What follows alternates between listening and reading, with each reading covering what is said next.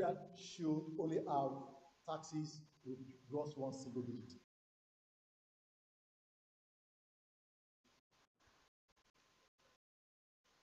And with this, Nigeria is counted. And Nigeria is blessed with this cancellation. So we are calling for tax laws, Nigerian Tax Act, Nigerian Tax Administration Act, Nigerian Revenue Service Act, and Revenue Joint House Board Establishment Act.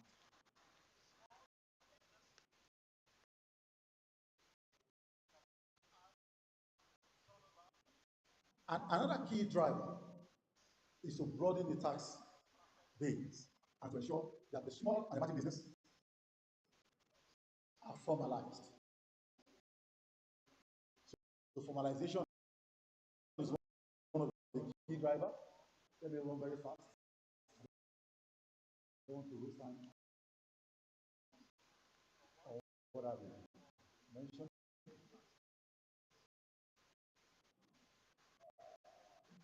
Okay. So another key driver of this policy is to exempt small business from essential goods and services, from complying, from obligation of VAT, like a card. So small business that to gashi nan dai mai gabatar da jawabi na ƙarin haske kan abin da ya shafi waɗannan dokoki da kuma ƙarin haske kan abin da ya shafi a wannan taro da aka yi wato cibiyar haraji domin fayyace abin da haraji ke dauke da shi a turanci tax planning for tax clarity ko kuma haraji ta ƙasa Federal Inland Revenue Service ita ce ta shirya wannan taro karo na biyu a irinsa wanda a jihar Lagos aka soma na farko a watan Yuni wannan shekara da muke ciki. But for small business, you are exempt from essential goods and services. Like we have items that are rated, 19 items that are rated, while we have 15 items that are exempt. All right, and some other businesses are also be exempt from paying taxes. So one of the business is agriculture. So if you are a small business here and you are into agriculture, you are exempt from paying taxes. All right, another thing that was done is modernize our tax system. Like Mr. Kennedy said, when we look at our tax laws and our tax administration, and we hold meetings with other friends and colleagues from other countries, sometimes we set back. But now we have taken a bold step by uniting our tax system with those tax laws.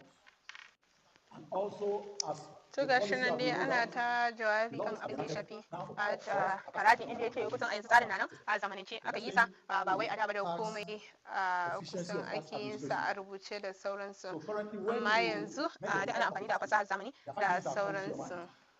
They are into 5 phases. The first one is emerging, a tax authority that is manually driven.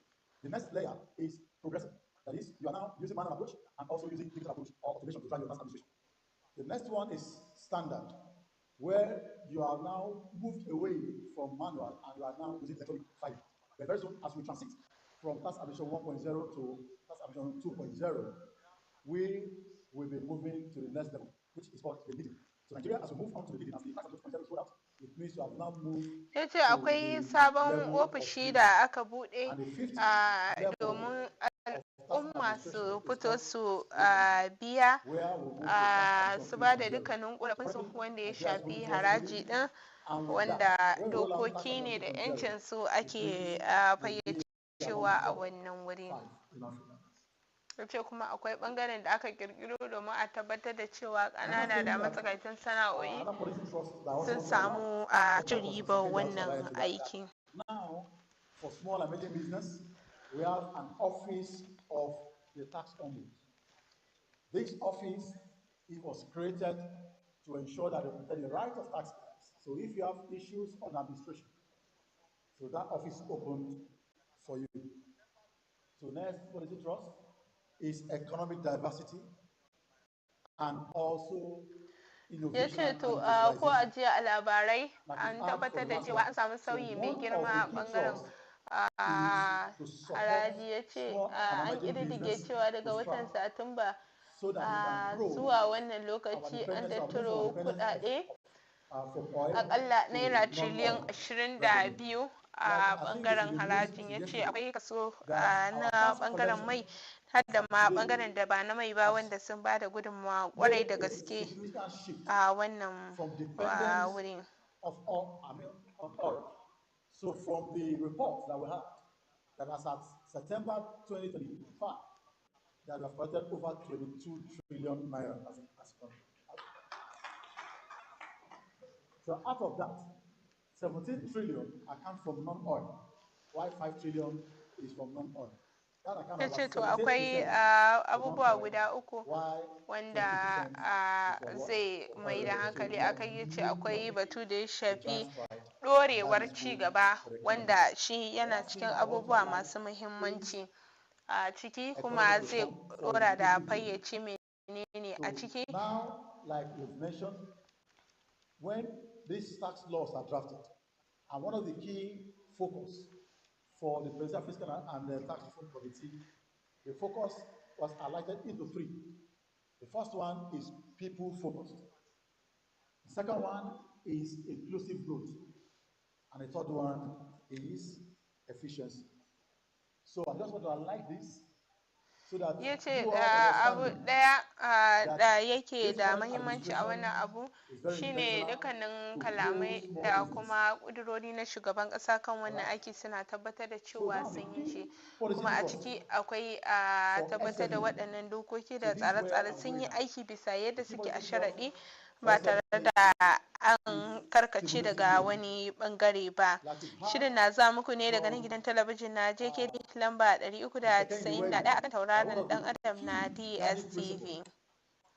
of the Presidential and Fiscal Tax and Tax Reform Committee was to ensure that they uphold the statement of Mr. President that do not tax the seed, but tax the fruit.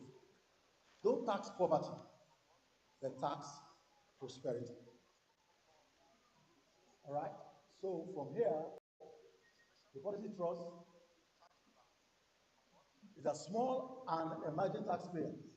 You've had the threshold. If you are below the threshold, right, 50 million, all right, and below.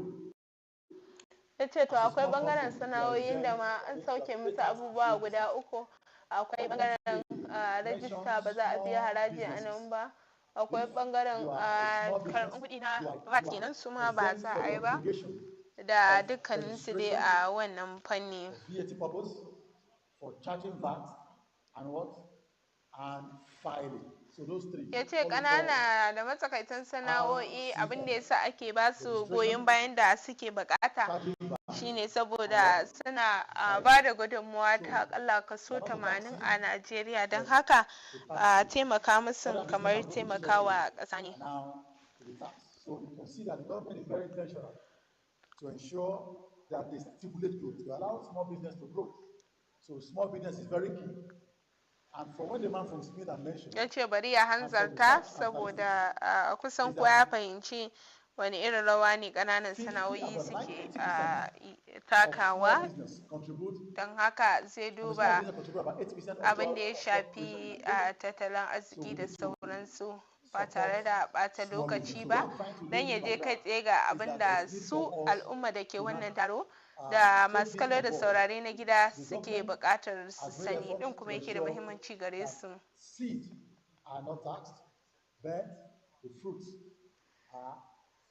Ya ce ku sani cewa ƙananan sana'o'i a cikin gida suna tattaro su suke ba da kaso 48 na kuɗaɗen shiga da ake samu a cikin gida ɗin. Ya ce don haka suna da mahimmanci wajen gina tattalin arziki mai ɗorewa ga tattalin arzikin. All right, so let me quickly go straight. So, like we've been told, that small business contribute Ya ce gwamnati over dukkanin burinta 48% shine ganin to cewa our gross waɗannan domestic product. ƙananan sana'o'i sun rayu, So sun GDP ɗore kuma sun ci gaba ba contribution tare da sun according to mutu ɗin countries, ba. you could see Amma kuma a that yanzu Nigeria menene ya will contribute about kamata ku sani 48% wanda yake to our da GDP. It muhimmanci? means small business are very key Ya in ce kamar yadda aka economic ce dai development yana da and muhimmanci growth. su a So it's very mutane imperative masu that sana'o'in ko kuma you know al'ummar that you are ƙasa very key su in stimulating amince su growth fahimci waɗannan for dokoki har the su da economy. kansu ba tare da So sai an after rika bin I've mentioned su all this now, daki-daki ba what sun do you yarda need to cewa do? za su biya wannan Understanding your haraji. obligation. So the government have rolled out all these incentives for Ya small ce business abu to na start, farko shine for small business to grow, for small business to be formalized. And the government ya ce abu is na farko interested shine karamar in your growth. sana'a tana da So bambanci da what do you karamin need kamfani, to know? don haka dole ne Like a the president of CITF fahimta. Ya mentioned, ce voluntary compliance is key. karamin kamfani ana economic maganan development. kamfanin da yake da It's very akalla key jari to ne drive na both naira microeconomic, miliyan socio-economic 50. development. So there's need for us to know your obligations as small business. So what do you need to do as small business? The first thing that I want to let you know that have been mentioned by Mr. Kennedy is that small business is different from small company. So the law in NTA defines small company as companies with turnover of 50 million or less and with total assets of 250 million. All right, so so if you have a turnover of 40 million and your total assets is 260 million, you are not a small business. You are not a small company. Right? You are not a small company. If you have a turnover of 90 million and you have a total assets of To ga shi nan dai 240 kusan ya million, bambance kuɗaɗe da nan ake fahimta a small a business. bambanci tsakanin I get ƙaramin it. So we have sana'a explained the difference da between a kuma small company ƙaramin and also kamfani, what? A small business. inda yake So batun cewa if a you nan have 50 million bambanci shine riba da mutum of yake samu turnover da kuma and you have total ainihin assets, right, hannun more jari than 250 da million, wannan you are kamfani not ko a small business. sana'a If take you have juyawa turnover that is less shine than bambancin. what? Than 50 million, and you have total asset that is less than 250 million, you are a small company. All right, so difference between Ya the ce small dai company, right, ƙaramin especially kamfani the dai 50 shine million, duk abin da small yake business da sama is da threshold is what? naira 100 miliyan million. So 50, I don't get amma it a mixed up. sana'a All kuma right. na So nan a ɓangare daban. Akwai jari na So if you have a akalla turnover of miliyan 40 million, for instance, 250, 40 shi ma a million, nan ɓangaren and you have a total asset of sana'a da 100 million, sauransu. all right, or a small company. So you want to get that. But if you have a turnover of 60 million, right, and you have a total asset less than 250 million, you are a small business. I get it. So you can see there are two different things. Above 50 million, small company. More than 50 million, small business. Up to 100 million, so that we can get that. All right, so let me just go straight. So what is your obligation? So for small business in this room, Ya ce to small abu and na medium farko business da in this ya room, kamata mutum ya yi you in yana need to get registered. wato wannan bangare shine Registration ya is very fara key samun tax with ID CAC. wanda shine Very kaman important, let me not go fast. shaida Also need to get na your tax kamfani da ID. sauransu. Very important, like you mentioned, tax ID in line with section 4 of the NTA. Ya ce har ma da lambar ɗan ƙasa NIN ana Required amfani to da shi. obtain the tax Na ID. farko shine dai a tabbatar da cewa From an yi the discussion rajista with the daga committee, wannan kamfani na kula da the intention is to rajista have na one sana'o'i da single sauransu ID. wato So currently what we have is that we have CAC. TIC of FRS, we have another one in the State Internal Revenue Service, you have another one in the place of residence. So we have several things. We want to consolidate all this into one tax ID, one tax unique ID, right? So for Ya ce businesses, to for duka companies, waɗannan what idan we need your registration number. mutum ya jera Why su to for daga nan ne individuals zai or san natural cewa person, abu na what you gaba use shine your ya NIN fahimta as your main ID. menene So zai yi that a is the ɓangaren intention. haraji And ɗin. also you need to get registered with the Corporate Affairs Commission so that it can be formalized. The next thing you need to do is to get into the relevant tax authority and obtain your tax ID. Next thing is to ensure that you file your tax returns, then pay your tax and comply with the provisions of the tax laws. So let me run very fast. So what are your obligations for corporate tax? Now, like we've been told, that small company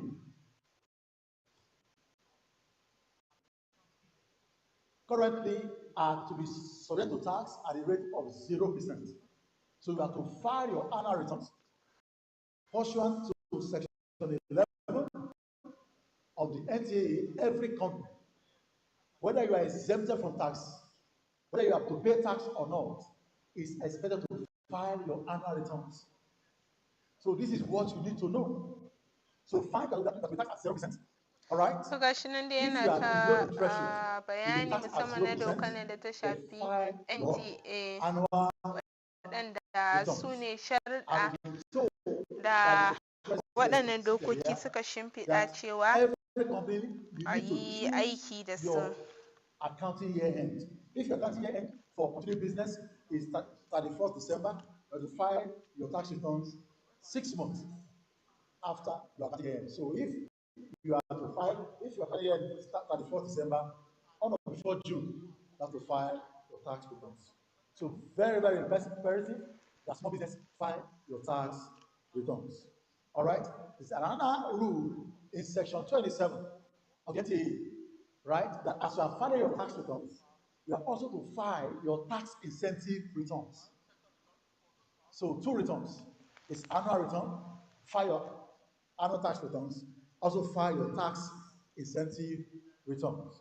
So in the prescribed form, that is what Ya ce that will be yana rolled da out very matuƙar soon muhimmanci by mutane the tax su authority. So FRS fahimci is working very hard to cewa define the form and the akwai rollout abin was da very ake soon. cewa a Also, turanci if you are a small priority business sector and return, you akwai have kuma wanda obtained ake cewa what they non call economic development incentive priority certificate, where sector return, you wanda are among the shi da 61 kanshi a priority nan sectors ɓangaren shi ma abin da za ka in line mayar with da the abin current da ba law. za ka iya mayarwa You ba file your a both your ɓangaren priority kuɗaɗe.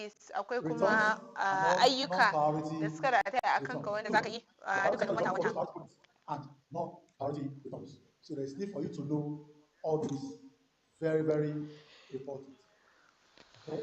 So the next one is to file Ya ce monthly. akwai abin da You ake have cewa some monthly kowane wata, obligation. If misali ga you are into masu mystery sana'a da and kamfanoni you are da suka producing shafi liquefied natural gas or haƙar you are a subsidiary ma'adinai of na liquefied natural gas, zinare, you azurfa have da to file your sauransu. To monthly kowane return wata akwai abin da 2 ake months cewa after the monthly commencement of royalty the accounting year. wanda dole ne su biya shi And a also, if you are a wannan small bangare. business, Duk dai waɗannan kusan you are into the abu ne da business of suke kunshe a mining, ƙarƙashin wannan doka ta all NTA right, solid minerals, da suke mining ƙarƙashin gold, dokokin haraji mining waɗanda aka coal, sauyawa a fasali. granite, Aka dunkule su daga bauxite, guda and all these 9 things are zuwa 4 listed, ake kuma you know, amfani da su in the daga 11th ranar schedule of the 1 ga watan NTA. Janairun All right, you 2026 have to file your waɗannan dokoki da monthly ake ta jero royalty su kusan za su returns. fara So you need aiki to know a kai all this tsaye also. a Then Najeriya. also, if you are a virtual asset service provider or you are an agent supporting virtual asset service provider, you have to file the monthly returns of transactions, the name of the business, the date of transaction, the value of transaction, all these to be filed every month. Ya ce akwai All right. The next takardu da ya obligation, kamata which is very imperative, kamfanonin is su to rubuta keep proper book of account. bayanai All right. Government has da made life easy for suka you. shafi You've been kamfanin a yaruka exempt, daban-daban, kuma ya all right, kamata a from ajiye some su certain a fiye obligations, da shekara and 2 also saboda for a duk small sanda aka business, je aka small and same family su business, the tax at 0%. si But abu ne da ya for shafi you kundu not na to run bayanai foul of the na law, shige da you fitan kuɗi, need wato to accounting keep records, proper book da of account kuma duk in English wasu language, takardu da suka and also shafi to wannan ensure kamfani ba that you are tare da sun consistent with the ɓace ba. format as given by the relevant tax authority. And you have to ensure that you keep those books by a minimum of 6 years. So don't just keep for 2 years and Ya display, ce dole because ne tax authority will a come rubuta after wannan you. a What you need to yare do na is for you Turanci, to prove ba a that you are wasu indeed yarukan ba, kamar small and emerging. yadda ya There's need faɗi for a you to what? ɗazu. To keep your what?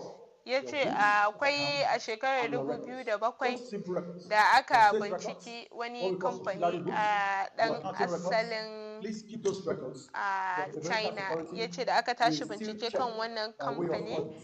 ya So being ce exempt to or being an taxed at rubuta 0% su a does cikin not preclude the yaruka Federal ne na Authority ƙasar from China checking har guda your 5. records because there's need for them to To a confirm lokacin your da actual competence. aka Very, very gayyaci important. shugaban And kamfanin, this must be kept in English language. sai ya zo yana musu yare na We have a China. case in Ya 2007. ce a lokacin da ba su fahimci We have a case in 2007. me yake faɗi ba, sai da aka A nemo Chinese mai fassara ya company zai was fassara, investigated sannan suka aika shi ya for them koma to ya je ya conceal rubuta duk records, wasu kuɗi na shige da fice for them to na conceal kamfanin information. da yare The account na was filed in turanci Chinese ba language. Chinanci kamar yadda suka rubuta ba.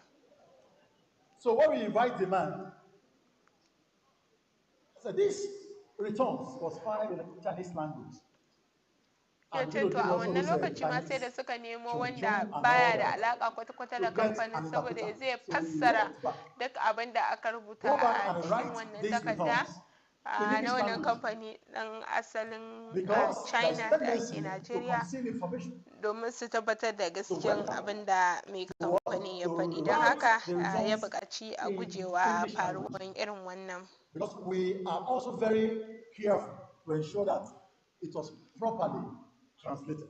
So we will do what is called validation. We have to get an expert, someone that is not related to that company, to help us confirm whether what was translated from Chinese language to English language is the truth. So, dear friends and colleagues, taxpayers, keep proper books to account because it does not preclude tax authority from carrying out audits or investigation. All right? Ya ce to idan Another aka information duba that daga Dr. ranar 1 ga watan for small business, Janairun da waɗannan friends, dokoki za su fara aiki, is muddin deduction aka samu at source, kamfanin what they da call withholding tax. ke hada-hada Now, kuɗi da the ta kai har law, naira the miliyan regulation 2 that a was duk also wata, signed to su ma akwai abin da this year za su that biya became a effective from ɓangaren 1st January haraji ɗin, 2025 kuma idan aka gaza has biyan exempt wannan kuɗi, to small companies, tabbas akwai hukunci small kan business wannan. from deduction at source of withholding tax, but with a provision that the transaction within a month is less than 2 million. If your transaction is more than 2 million, you have an obligation to deduct. Or where the cumulative transaction within that month amount to 2 million, you are what? You are to deduct. Failure to deduct, there are penalties. So there is need for us to know all this. Government Ya is ce set to to a support misali business. a wannan Government kuɗi is da set to ake support batun za small a and emerging janye taxpayers. ɗin, It is to for you to zai know zama that you ne have an obligation. a muddin kamfanin Where your naka na transaction is hada-hada more kuɗi than da 2 ta kai million naira in a miliyan month, 2 a wata ɗin, you have an obligation to a misali to in a deduct watan Janairu ne withholding ka tax. je And you have to ka remit. All right. kai On the wannan, to 21st a wata of the na following gaba month, Fabrairu ne za a transaction of janye this month wannan kuɗi should da be dai remitted misalai da dama in the next wanda month, ya the following bayar. month of transaction. For instance, transaction in January 2026 will be, 2026 should be what? Will be remitted and the return will be submitted in February 2026. Transaction in October this year will be submitted on or before 21st of November 2025. All right. Then also, when you are deducting, issue receipts to the beneficiary. It's an obligation for you to issue receipts to the beneficiary.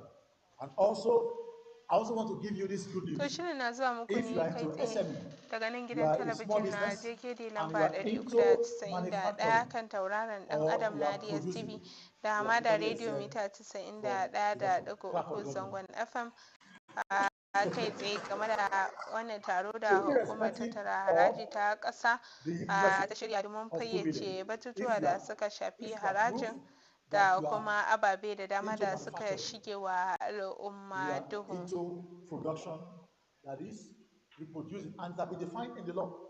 That is, it's not repackaging. It's for you to what? Not to repackage. It's for you to change the form, right? Change the form of a product, right? From raw material into what? Into a finished goods. To gashi nan dai ya ce bari a je gaba ga abin da ya kamata al'umma su sani game da wannan doka ta VAT kenan. Production, you are into manufacturing, you are totally exempt from the tax obligation. So just want to highlight that income taxes for small and medium business, you are the tax at 0%, and you are also exempt from 4% development levy of 4% of accessible profit. Small business below the threshold that we mentioned earlier, you are totally exempt from development levy. Now, let's move on to VAT obligation. What you need to know. Very imperative that you have clear understanding as government is supporting small business. Now, for VAT purposes, I mentioned something with an acronym, RCF, registration, charging of VAT, and filing of VAT returns. If you're a small business, in this way, for small business with turnover above 100 billion now for VAT purposes, you are exempt from the RCF I mentioned, you are exempt from registration.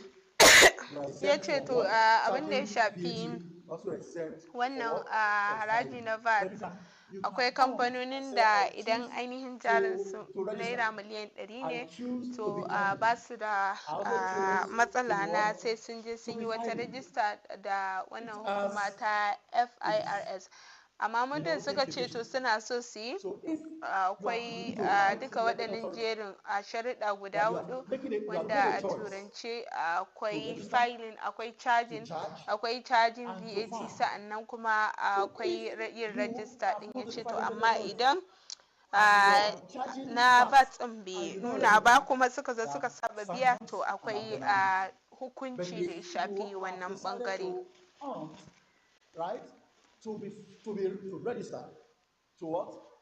Ya ce bari ya ƙara hanzari ga jawabin shi saboda ya yi ɗin ya kammala. You have building compliance culture, then 3, you have a growth mindset. All right. Another thing you need to know is VAT fiscalization system. So very soon, like Mr. Kennedy mentioned, that is very soon we're rolling out fiscal device. We have started rolling out e-invoicing for business, for large businesses, and very soon we're rolling out fiscalization device for small businesses. So use of account is also very good, all important for small business. Let me run very fast. All right. Personal income tax. I'm almost there. Now, you have personal income tax obligation. For small and medium business, you are to deduct personal pay as you earn from your staff. Ya ce to gashi nan za a nuna teburin da aka fayyace ƙarara yanayin yadda harajin yake. Ya ce to na farko abin da ya kamata mutane su sani shine akwai abin da ake cewa gross income. Because it's very, very imperative, and we told that ya ce duka wannan ya haɗa da duk kuɗaɗen da ake samu, kamfani ko mutum ke samu, wadda wala'ala na cikin gida ne kuma a ƙetare yake samun wannan kuɗin. Let me go straight to the tax table. Now look at the new tax table so that we can quickly close and conclude. You need to know this. The tax table is very, very easy and very easy to compute. Now, the first thing you need to know is that there's what they call gross annual income, right? Consolidated salaries, wages, allowances, and pension, bonuses, all income. Like we told that you are taxed at worldwide income. Income earned in Nigeria, income earned elsewhere. Consider all the income, that becomes your gross income. Then less what we call eligible deductions. All right? Ya ce akwai a cikin wannan haraji akwai abin da ya shafi banki wanda za su janye, sannan kuma akwai abin da ya shafi inshora, shi ma nan shi ma akwai wanda za a cire. NHIS, about 1.5% for individual contribution, then also at 2.75%, 3.75% by the company. So we have the NHIS contribution, the pension contribution, interest on loan of owner-occupier that you've been told. Ya ce idan aka cire duka ɗin waɗannan gutu-gutun haraji da ya gama lissafi, ya ce in dai kuɗin mutum ya rage ainihin 800 ne, to shi baya ma da haraji kwata-kwata wanda za a cire. Then 20% of annual rent, energy deduction, but maximum is 500,000. Then you now arrive at what? Taxable income. And we have the income tax table. Ya ce kawai abin da ya kamata jama'a su fahimta shine in dai kana da jari a ainihin kuɗi har ya kai naira miliyan 25, to shine za ka biya haraji da dama, amma duk abu da ya ƙasa da haka to za a biya harajin da bai wani taka kara ya karya ba, har ma da wanda ba ma sai an biya ɗin ba. The next 2.2 million at 15%, the next 9 million at 18%, next 13 million at 21%, the next 25 million at 23%, and the next 50 million as what?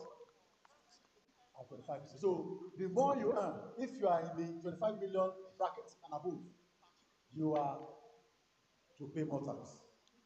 But the poor and vulnerable, you pay less. So there was this study that was done. Let me just give you the next slide as I close. This was coined from the Presidential and Fiscal Tax Policy Reform. Ya ce duk wanda yake samun akalla naira miliyan 30 da sama da haka, to lallai zai biya haraji, amma abin da ke ƙasa da haka ba lallai sai ya fahimta ba. Ya ƙara jaddada cewa lallai gwamnati babban burinta shine ta ga cewa ta sauƙaƙa wa al'umma musamman a ɓangaren harajin da ake biya. Any less than 80 million per annum, to pay less. When you compare the current rule and the new rule, so you have to pay less. But anybody above 30 million. Akwai da dama a cikin wannan da aka cire, aka kuma janye su domin kar mutane su dinga biya domin ya ci amfanin su. Shirin da yana zuwa muku ne kai tsaye daga nan gidan talabijin na JKD lamba 391 akan tauraron dan adam na DSTV da Hamada Radio mita 91.3 zangon FM. So this we shared, like we told, stamp duty obligation, transactions, what they call deductible instruments, is also subject to what? To stamp duties. There are some exemptions that they listed there. Please note them as I close. Okay, next slide. Now, let me quickly.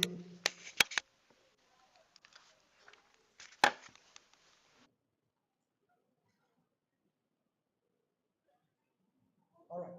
Now, because voluntary compliance is very important, so if you do not comply, there are penalties. So these penalties are in the law. They are enshrined in the law. Please know them.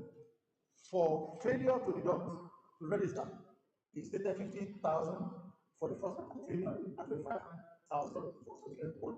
Failure to file account 9,000 and the first one failure and 50,000 for the second one. Failure to boost of account is also stated there. Then also failure to define the change of address. So you need to know all this. So let me move very fast. So for VAT,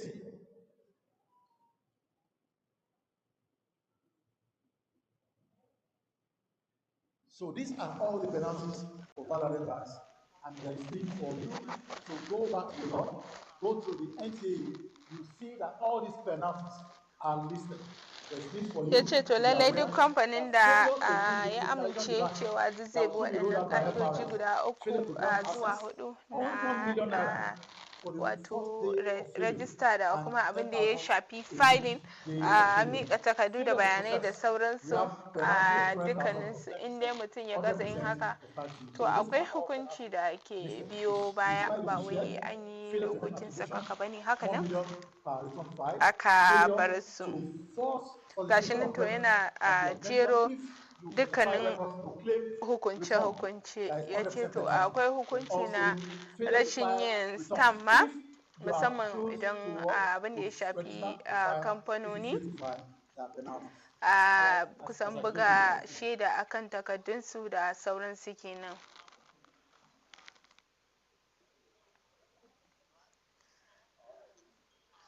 Ya ce to abu dai na gaba shine su al'umma su tabbatar da cewa suna bin dokokin nan kamar yadda aka shimfiɗa su, waɗanda za su fara aiki daga shekarar 2026 a watan Janairu kenan. So failure to withstand is also stated there, and failure to comply with the issues of the law. So why there's need for us? Ya ce kuma akwai tagomashi da dama waɗanda suke cikin waɗannan dokoki, don haka duk wasu ƙanana da matsakaitan sana'o'i da suka samu zuwa wannan taro su yi amfani da wannan dama domin su ci gajiyarsa.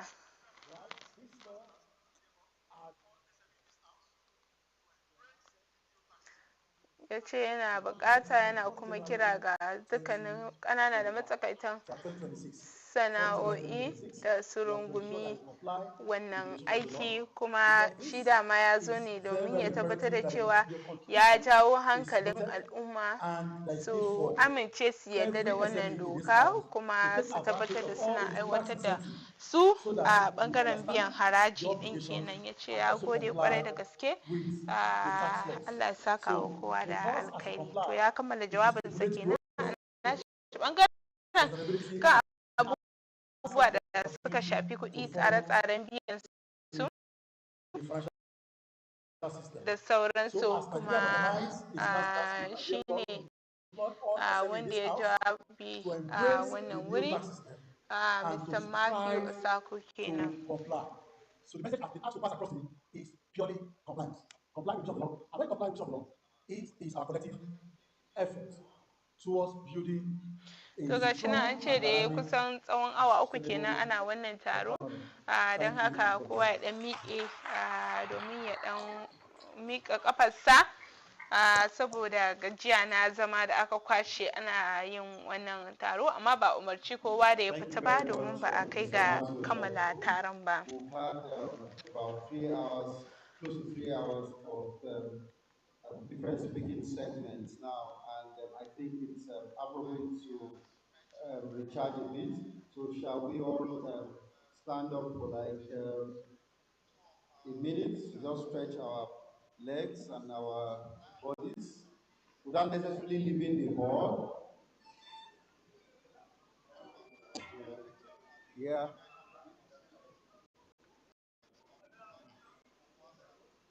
We know we have some seniors here, and the body is aging gradually.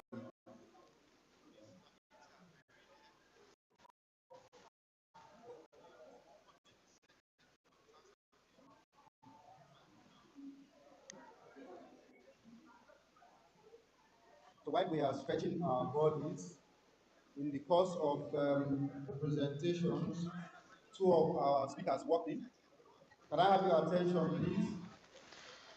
To mai gabatar da jawabi dai ya ce a lokacin da ake wannan taro akwai ƙarin manyan baƙi da suka samu shigowa, irin su Bolaji Osani da ita wadda ta kasance coordinator ce ta wannan ɓangare na kula da haraji mai taken Tax Appeal Tribunal.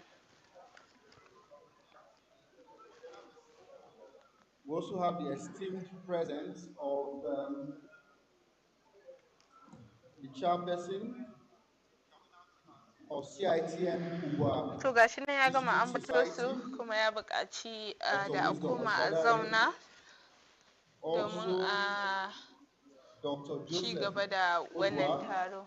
Who is representing the chairman of ICANN, Ugwe and Dispute Society. Also, Kafilat Adeni, who is the chairman of Nyanya ICANN and Dispute Society. And lastly, we also have Ijoma Ugunebo, representing or chairperson of Kubwa, ICANN Kubwa and Dispute Society. Shall we now take our seats?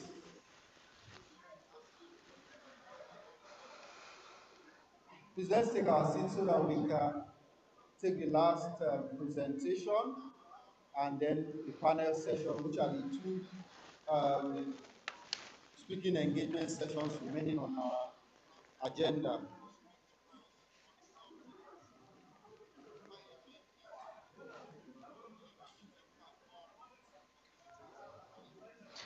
To gashi nan mai gabatar da jawabi Let's ya gayyato let's Mrs. get back to Alberta you. Obam domin ta It's, okay, zo so we ta have gabatar photographs of da data. bayanai masu mahimmanci a wannan Also taro. present here is Mr. Sule Asa, who is Director of LATAC Non-Oil at the Federal Inland Revenue Service.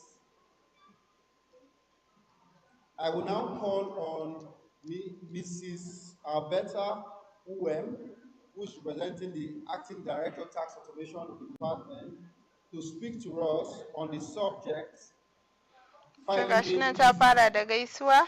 leveraging e-platform for easy tax compliance. Alberta Uwem.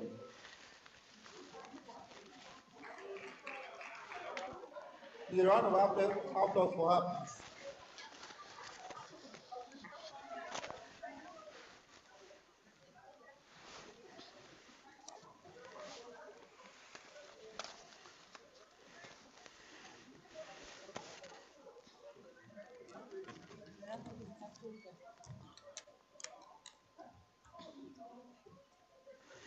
Good afternoon, everyone.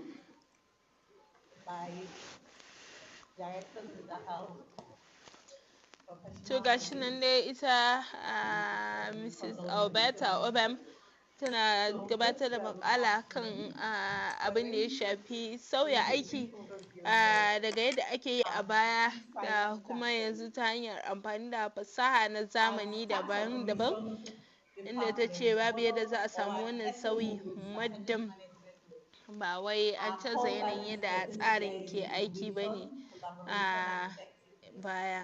And to drive this, we'll need to make sure that all our e-systems are working perfectly and they are doing what they are supposed to do. So the tax groups have explained to us all that has changed from CETA and then NCA now. And it's our job to make sure that in line with the changes, we also change what we have. As FRS, we know that we already have what was, like we had the pre 2015, that was purely manual, and then between 2015 and Ta ce to da 2021, wannan we aiki had da suka some sort of sanya a gaba ba tun yau ba, modernization and ta ce setting sun up samu commission. nasarori da Then dama from a bangaren karɓo 2021, we introduced haraji our a tax bangaren yin operations aiki a system, fayyace the tax ba format tare that da is nuku-nuku ba known da kuma for. yanayin tsadan And ma using the tax format yadda system, ake gudanar da we've been sana'o'i able to da go through sauransu su ma duk sun rage. a lot. We've achieved revenue collection, we've achieved transparency, we've achieved digitalization. We've reduced the cost of doing business. We've reduced queuing and bands. We've brought a lot of convenience into tax compliance and tax payments.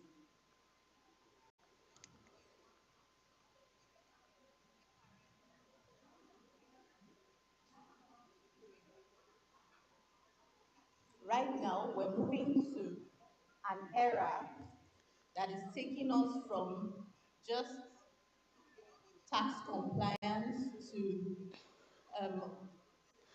Ta ce duk artificial abin da suke intelligence. shine ganin cewa duk wanda ya So zo what are wannan we going to hukuma do this? ta Because we don't want to be the tattaro last haraji, cat on the duk box. wanda ya shiga shafin A lot intanet of zai ga komai people, a tsare there's da kuma ChatGPT, there's this, yadda there's that. yake And then as we're coming wakana into din yadda FRS, we ake also so want to a evolve. We zamanance, want to be kuma tare where da we need to ganin be. cewa Now, tuni al'umma want to sun do yi a gaba one-stop a abin shop. da ya Imagine shafi logging into amfani da FRS.gov.ng. You ƙirƙirarriyar can basira ta integrate to other AI, don platforms haka su ma that suna so you su need shiga to cikin wannan integrate from tsari FRS, like the kwarai-kwarai da gaske. NITC. There's a lot you'll be able to do. So you don't need to start jumping, like my chairman would say, you knock on one door and several open. So we want to come to a point that you come to one place, which is FRS tax.gov.ng, and you get everything you need concerning tax solutions. Now, for the Tax Pro Max is not going to change. But guess what? We're giving you an improved version. We're giving you a version that you can chat with. We're giving you a version that all your tax needs will be met. We're giving you a version that you can request for things, you can communicate to the service without necessarily ta spending ce money. a All dukkanin of a this is harajin done ma da for ake you. biya To ana write to the ganin cewa a FRS, wannan send sabon us tsari to da suka get sun something. shirya yadda So duk we're in ka working biya on naira 500 ne za ka ga yadda getting yake a you rubuce ka biya ba tare da filing wani it ya gaya in maka black akasin haka ba, kai da kanka za ka iya zuwa ka 24/7, duba anytime, ba anywhere. The file saɓanin has haka ba. direct services. We're giving you validation, or we've already given you that, but then we're going to be improving on it. We're giving you transparency, so you're going to be seeing what is done for you. So nobody is hiding a physical file from you. You're seeing your ledger, you're seeing how much you paid. Nobody is telling you I paid 500 naira instead you paid 50 naira. You're getting instant tax clearance. One thing, it's already there, but then you're going to be seeing an improved version, a version that will blow your mind.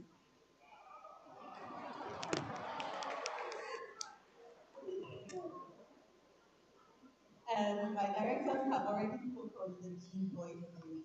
Now, e-invoicing is going to help us, especially for businesses that have volume of transactions. What you'll be doing with the e-invoicing is going to be pre-filling your fields, so it takes away the stress of having to type out this field yourself.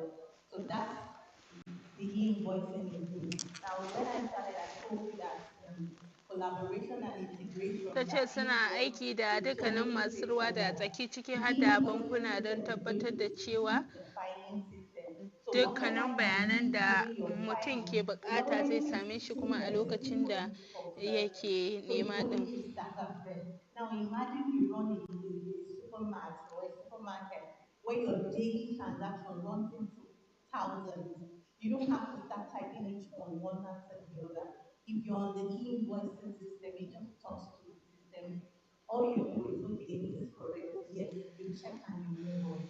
So those are the kind of things we're going to get done for you. Data integration and analytics, we're working with our banks, customs, and other stakeholders, other MDs, to ensure that the data you need, you'll get. If you need to work on something, you'll be able to work on it. And then the tax ID is going to be unified, one tax Ta ID ce a anywhere yanzu you go. abin State, da local suka yi na ci government, gaba one shine tax ganin ID. cewa And guess ba what? dole sai ka Doing fita things daga will nan wurin change. ka koma can So ka you koma don't have can to go somewhere batu da ya and shafi translate, oh, I fasahar need transaction. zamani The kenan da neman transition bayanai is a going wuri to ɗaya. Idan mutum what ya you shiga have zai currently, iya all duba you duk need to do abin is da to yake what you so have, and then it gives you what is ya expected. samu din So a it lokacin feels ba tare da wani transparent, ciwon no kai ko stress, kuma no ɓoye-ɓoye na paying for bayanai ba. passport, no Kusan ana making the ƙoƙarin customer cimma pay burin abin da consumer ake kira transaction effort, transparency, the collect, ayyuka a collect with fayyace the states, a fili.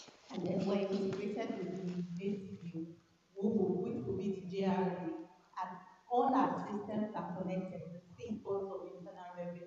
So wherever you are, you don't need to leave one site because you want to get tax ID. If you're in the state board of internal revenue site, you get your tax ID. If you're in Joint tax board site, you get your tax ID. If you're on FRS site, you get your tax ID. There's integration between all the platforms. We're talking of a unified experience where your tax ID is on all places.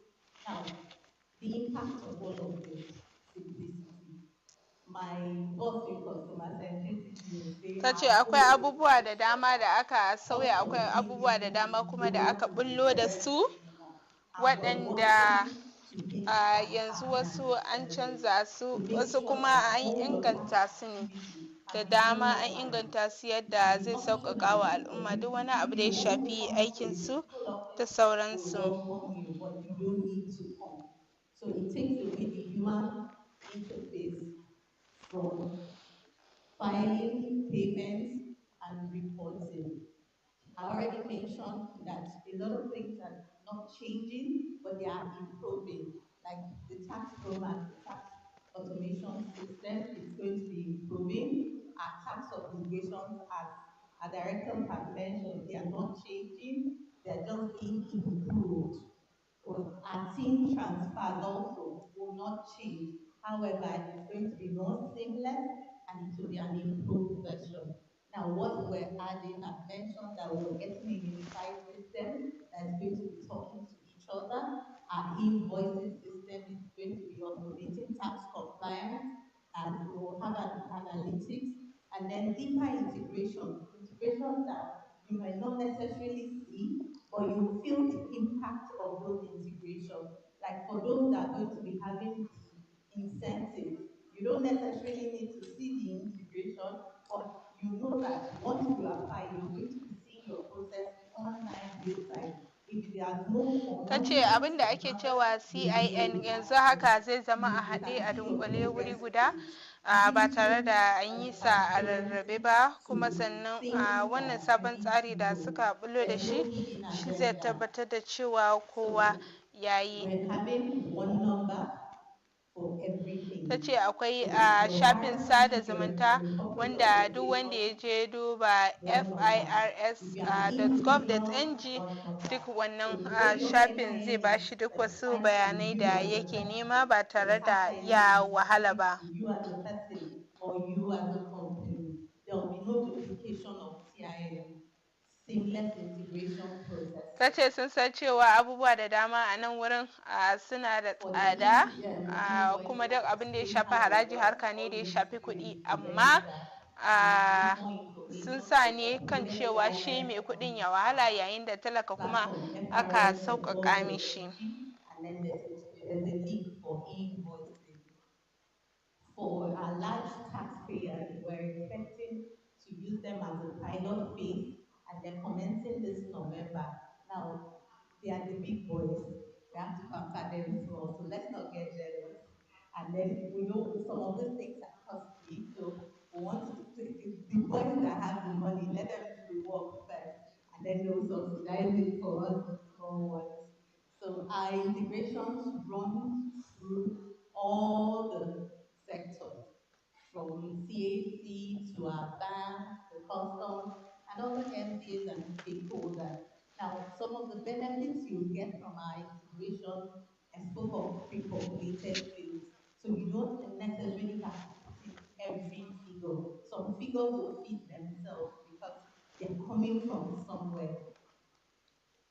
You have Shirin fewer na zuwa records, muku ne kai tsaye validations daga will nan be gidan talabijin seamless. na We JKD already lamba talked of how we 491 migrated akan from tauraron dan adam manual na systems DSTV. Za ku to iya kallon mu akan digital free to things, air and now we're going lamba into intelligent things. 1258, inda The muke kawo muku NRS wannan era, shiri we're kai not tsaye dragging leg anymore. na I'm tsawon taking awanni this daga thing hukumar to tattara another haraji level. ta ƙasa, Federal Inland Revenue Service, wato So FIRS, we have wanda yanzu resources mai gabatar da online, and jawabi you ta can gama access them fayyace on all our yadda wannan platforms. hukuma ta The shirya FRS.gov.ng, sauƙaƙa that's wa the FRS al'umma a website. That's tsare-tsare where da suka you can shafi look haraji, for wanda aka sauya wa however the fasali, sublinks wadda to za su fara aiki invoicing daga and ranar tax 1 ga payment. watan But Janairu you can shekarar also find updates 2026 on the da FRS zai yi website kama for our kenan. online resources or anything you need. The help desk is also available for questions or for complaints. To ita mai gabatar da jawabi ne ta ɗora a yanzu wannan taro, wanda ana nan dai ana jira nan gaba akwai ƙarin manyan baƙi waɗanda za su gabatar da nasu jawabai daban-daban daga kowane ɓangare, duba da cewa taken taron shine a fayyacewa al'umma menene ma waɗannan dokoki suka ƙunsa da kuma hanyoyin da za su taka rawa a ciki, dokokin da aka janye da dokokin da aka ƙara, haɗi da dokokin da aka dunƙule. Giving us a brief on how we can go about filing the taxes To ita dai mai gabatar da jawabi tana cewa akwai dama ga waɗanda suke wannan wuri domin su shige wani There's kusan group ne ta manhajar WhatsApp wanda za su iya tura tambayoyinsu domin neman ƙarin haske a wannan taro kafin a kai ga ƙarƙare ta. strategically located somewhere there, and the QR code we put on the screen, please. The QR code for questions. There are two QR codes. One is for questions, so you can engage live in the WhatsApp group. You drop your To questions gashi there. nan dai mai The gabatar da other jawabi is mace the ta feedback gama, and namijin ne ya ɗora. so the second code is for feedback, and you drop your email address, and all the papers presented here will be sent to your email. So you need not worry. Ensure you give us the feedback, and we will send you the materials for further discussion. Thank you very much. Yeah, thank you very much. Ya ce akwai jawabi na godiya da fatan alkhairi wanda daga wakilai daga hukumar NIMSI mai kula da katin ɗan ƙasa kenan za su zo su gabatar da nasu ɓangaren, sa'annan daga bisani akwai tattaunawa da za a jagoranta a wannan wuri da bayanai da za su biyo baya har da dama da za a bayar na yin tambayoyi da kuma samun amsan waɗannan tambayoyi a wannan wuri. For goodwill messages. So they are at the back there, but they would come forward, just give us a short goodwill message and tell us exactly what it is that they are going to help you with if you come to their stand. NIMC and representative of Corporate Affairs Commission. After which, we are going to have a panel session, which will be moderated by Mr. Collins Omokaro. So during the panel engagement, there will be questions around compliance, around the new tax laws, around enforcement, around a wide range of issues. And the panelists will be asked questions by the moderator, after which they would also take a few questions from the audience. So if you have questions that you would like to ask them, you can please write it down. You can please send it also to the WhatsApp group that has been created for this purpose as well by scanning the QR codes. You will find the QR codes around the hall, so you can ask any of the ushers to help you if you have a challenge with scanning it. So there are basically two QR codes. One is for question and answer. The other one is to obtain feedback as well. Is the representative of CAC here now? Okay, to the roundabout. To ga dai jawabi nan daga wakili na hukumar kula da kamfanoni da abin da ya shafi kamfanoni wato CAC. Jawabi ne yake yi na maraba da kuma fatan alkhairi da tsokaci da za su yi daga suna su bangaren. From the Corporate Affairs Commission, we bring warm salutations and good tidings. We are happy to be here, and we are glad to identify with the reform in the tax sector. We believe that in no distant time, it will impact positively on the economy. From the Corporate Affairs Commission, the Commission has initiated a couple of reforms. Recently, the Commission deployed the use of artificial intelligence in the registration of corporate entities. We have established a new platform called the ICRP. It is intended to enhance seamless registration of businesses and corporate entities. To ga shi nan We are happy to be here once again, wakilin wannan hukuma very ta glad that CAC this forum ya gama affords nasa jawabin, us an ana kuma opportunity jiran wasu to provoke discussions that will bangaren further deepen kungiyar issues lauyoyi related to our regulatory wato Nigerian environment. Bar Association Our desk is at the da back there su zo su ma for nasu inquiries, complaints, wakilan and su zo any su information gabatar, duk you wanda may ke nan dai require ya zo ya gabatar da concerning our nasa services jawabin. at the Corporate Affairs Commission. Thank you.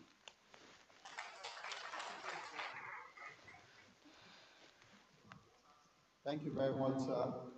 Representative of the NIMC, representative of the Joint Tax Board,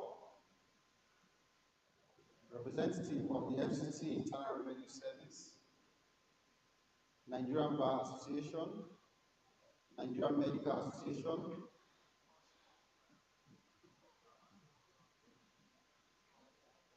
is in no particular order, whichever is ready can come forward.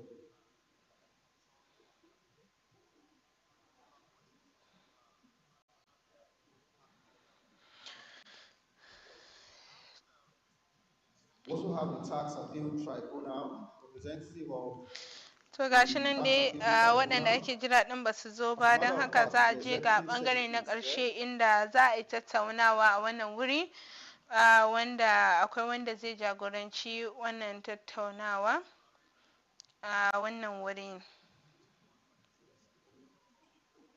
Okay, so I think in the course of the program, as it goes on, they would show up here. But however it may be, they all have a desk at the back where you can, consult them for whatever questions that you have, and I'm sure they will be happy to help. So, to the last speaking session that we have here is the panel discussion. To a jawabi kenan wanda shi mai jagoranta wannan tattaunawar zai fara da shi kafin a zazzauna a inda aka tanada da mu haka. To moderate this session, he will introduce the panel members.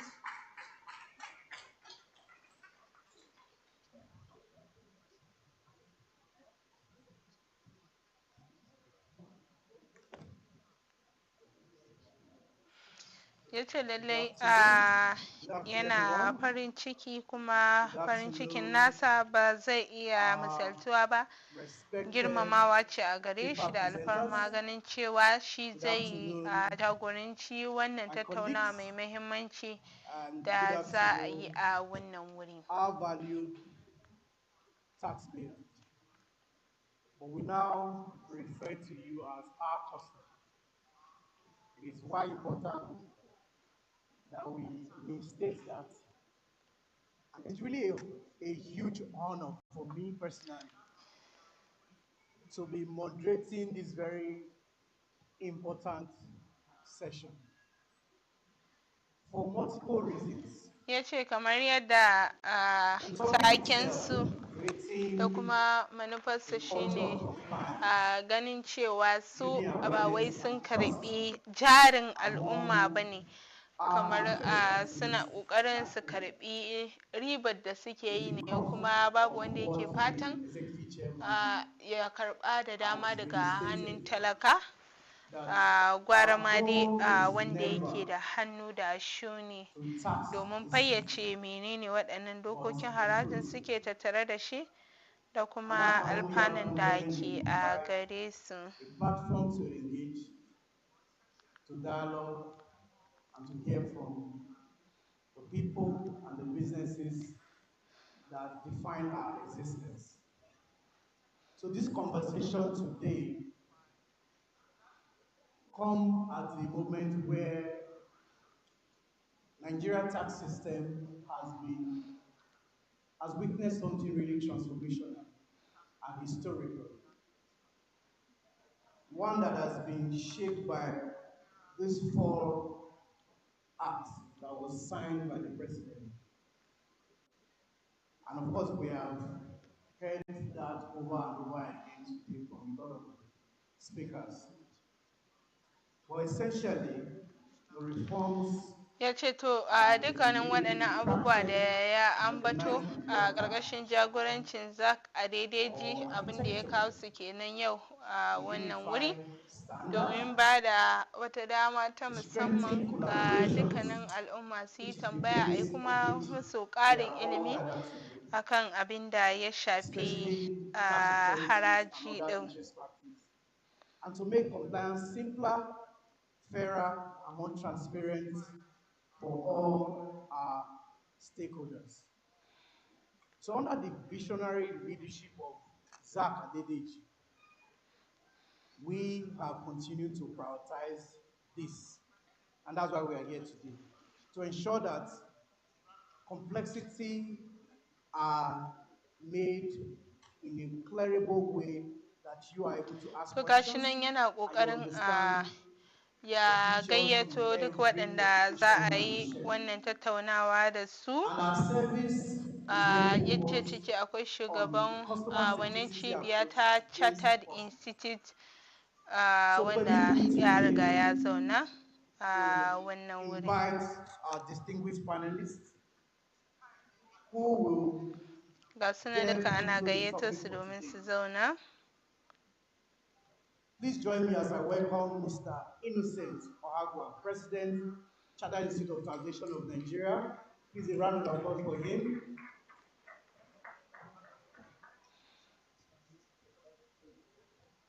Yes, please. Professor Bolaji Owasonoye, SAN. Yanzu dai ana nan ana gayyatowa gashi nan ana ta tafi.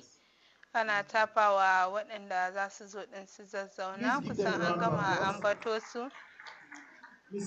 Kuma za a koma ga mazauni domin a tattauna ga sunan dai kusan maza hudu ne a jere a zaune, sannan akwai mace guda da ta zauna tare da su kamar yadda ake iya gani. The Acting Director of Special Duties, Sweden. Mrs. Anita Irene, Coordinating Secretary, Tax Appeal Tribunal. To gashi nan dai ana jiran a soma wannan tattaunawa ne a daidai wannan lokaci.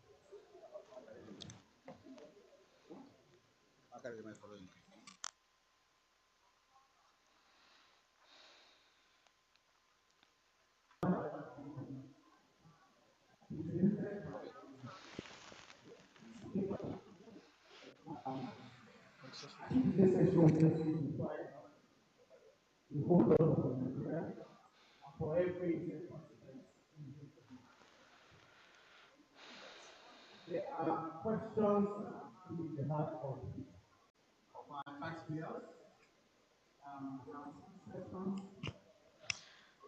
To gashi nan dai an soma da tambayan farko da cewa shin menene ya kamata a sani game da waɗannan dokoki na haraji. To ana ƙoƙarin dai a canza abin magana domin ba a ji ƙwarai da gaske abin da shi mai jagorantar wannan tattaunawa. How can professional bodies like yourself educate taxpayers on what has changed and how it essentially impacts them?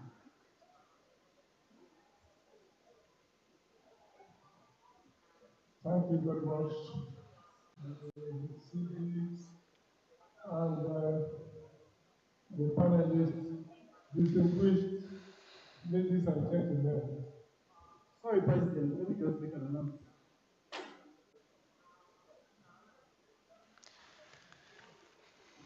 To me amsa tambaya na farko dai gashi nan ya fara da bayani game da cewa tun safiya ake wannan aiki har zuwa wannan lokaci. So those are the 7 decks. Let's return back to our seat. So President, please, you can continue. Thank you. The CD and members here, distinguished ladies and gentlemen, thank you very much for this opportunity. This morning we have been listening to various presenters And one issue cuts across that a massive reform are taking place as recognized by the various tax laws. And at the center of it is the issue of compliance, which mirrors through four of them. As a tax professional institute, an institute its primary aim is advocacy. Yes, we have noticed that a lot of new things have changed. Some little old things are there.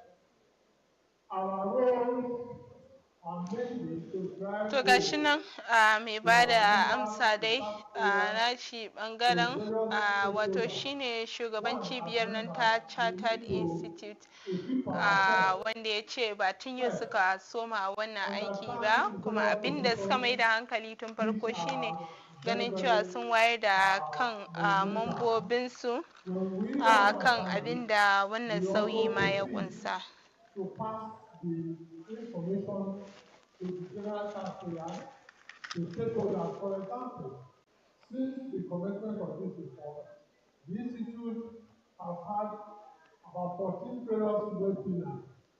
This excludes other training programs that will enable members and practitioners, professionals, taxpayers to understand these changes. And one major area there is the area of technology.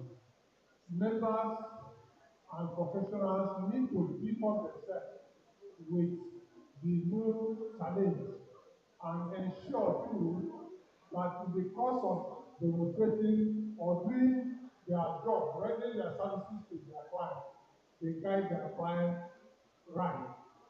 NTA, for example, elevated the roles of professionals under the section 23, where a taxpayer will either represent himself or through a tax secretary.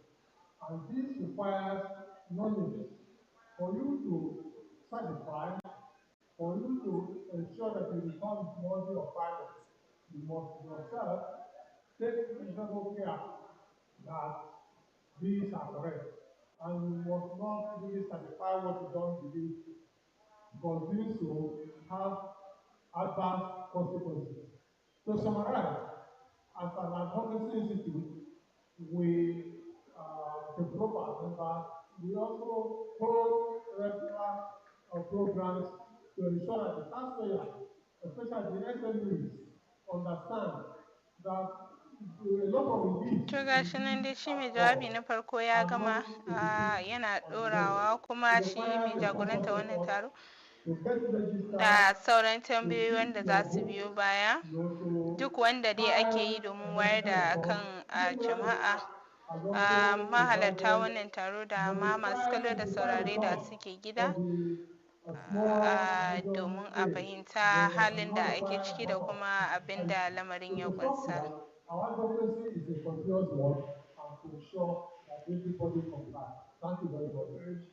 Thank you so much. Thank you very much for that. Thank you so much. So I will invite Mr. Kai, just a writer to his response. The Nigeria Tax Act introduces clear definition of taxable income Ya ce and to threshold for dukkanin different waɗannan dokoki zones dai of an yi taxpayers. su ne domin su However, this taimaka provision wa supports wato MSMEs sana'o'i and the informal domin su business, ci gaba su kuma girma fiye da transitioning abin da ake into tsammani. formal tax rules. We talk about that too. Thank you. One of the things is that everybody has something in this tax law, and most importantly, in business. In fact, from my presentation, we see that this law was made to at least support businesses, to help businesses to grow. For instance, if we go back to the income tax, for small businesses, it exempt them entirely from business. I mean, from it exempts them entirely from tax. by providing zero agent tax. But of course, you can only get zero agent tax if you are a company, because if you look at the definition of company, it means you have to register. And if you are not registered, you can't claim that exemption. Because don't forget, if you are not registered, it doesn't mean you are not going to pay tax. Because now, through our e-invoicing process, those that have failed to come to the tax net will actually be caught. If you yourself, you are not, you are not. To gashi nan mai jawabi dai na ta fayyace abin da ke kunshe da abin da ya shafi yin rajista da sauran abin da ya shafi wannan haraji ta VAT. So everybody is now through the invoice process is captured. However, some people will take benefit of zero rate of income. Ya ce to a misali akwai sana'o'in da hannun jarin su kamar naira miliyan 10 ne, afuwan ba hannun jarin su ba, naira miliyan 10 shine abin da suke samu a shekara da sauransu. To su ma akwai a yarjejeniya da aka rubuta kuma akan shar'anta, kuma idan aka yi su din kuma aka saba, to lallai akwai hukunce-hukunce da za su biyo baya. Your agreement, what means that when you sign an agreement, automatically those agreements are liable to family. In this case now, your agreement will not be subject to family of them. Then if you look at the VAT for small business, under the VAT, you don't have obligation to collect VAT, to charge VAT, collect VAT. You don't have obligation to also file return, and you don't say, you don't remit VAT. However, let's say you are not exempt from the payment of VAT, because when you buy from large company, that large company is not exempt, so that large company will have to charge VAT. Ya ce yanzu abin da ya kamata mutane su sani shine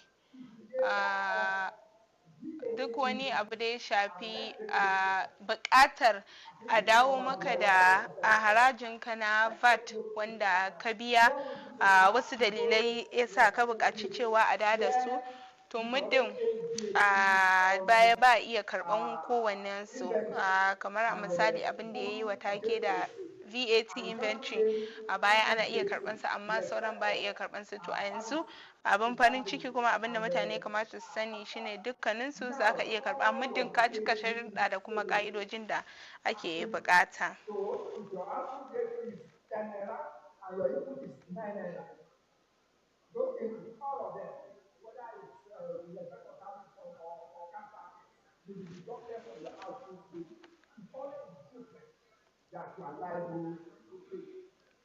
And also, in that aspect, there's an existing obligation on self-charge.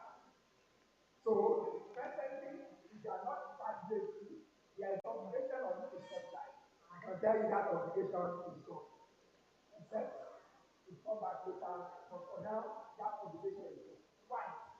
Because now, since all inputs is deductible, we don't need another. So if you ask, you have to self-charge. To gashi nan an jefa tambaya dai ta gaba. So that is what happened. Thank you very much for that. Oh, Bolaji,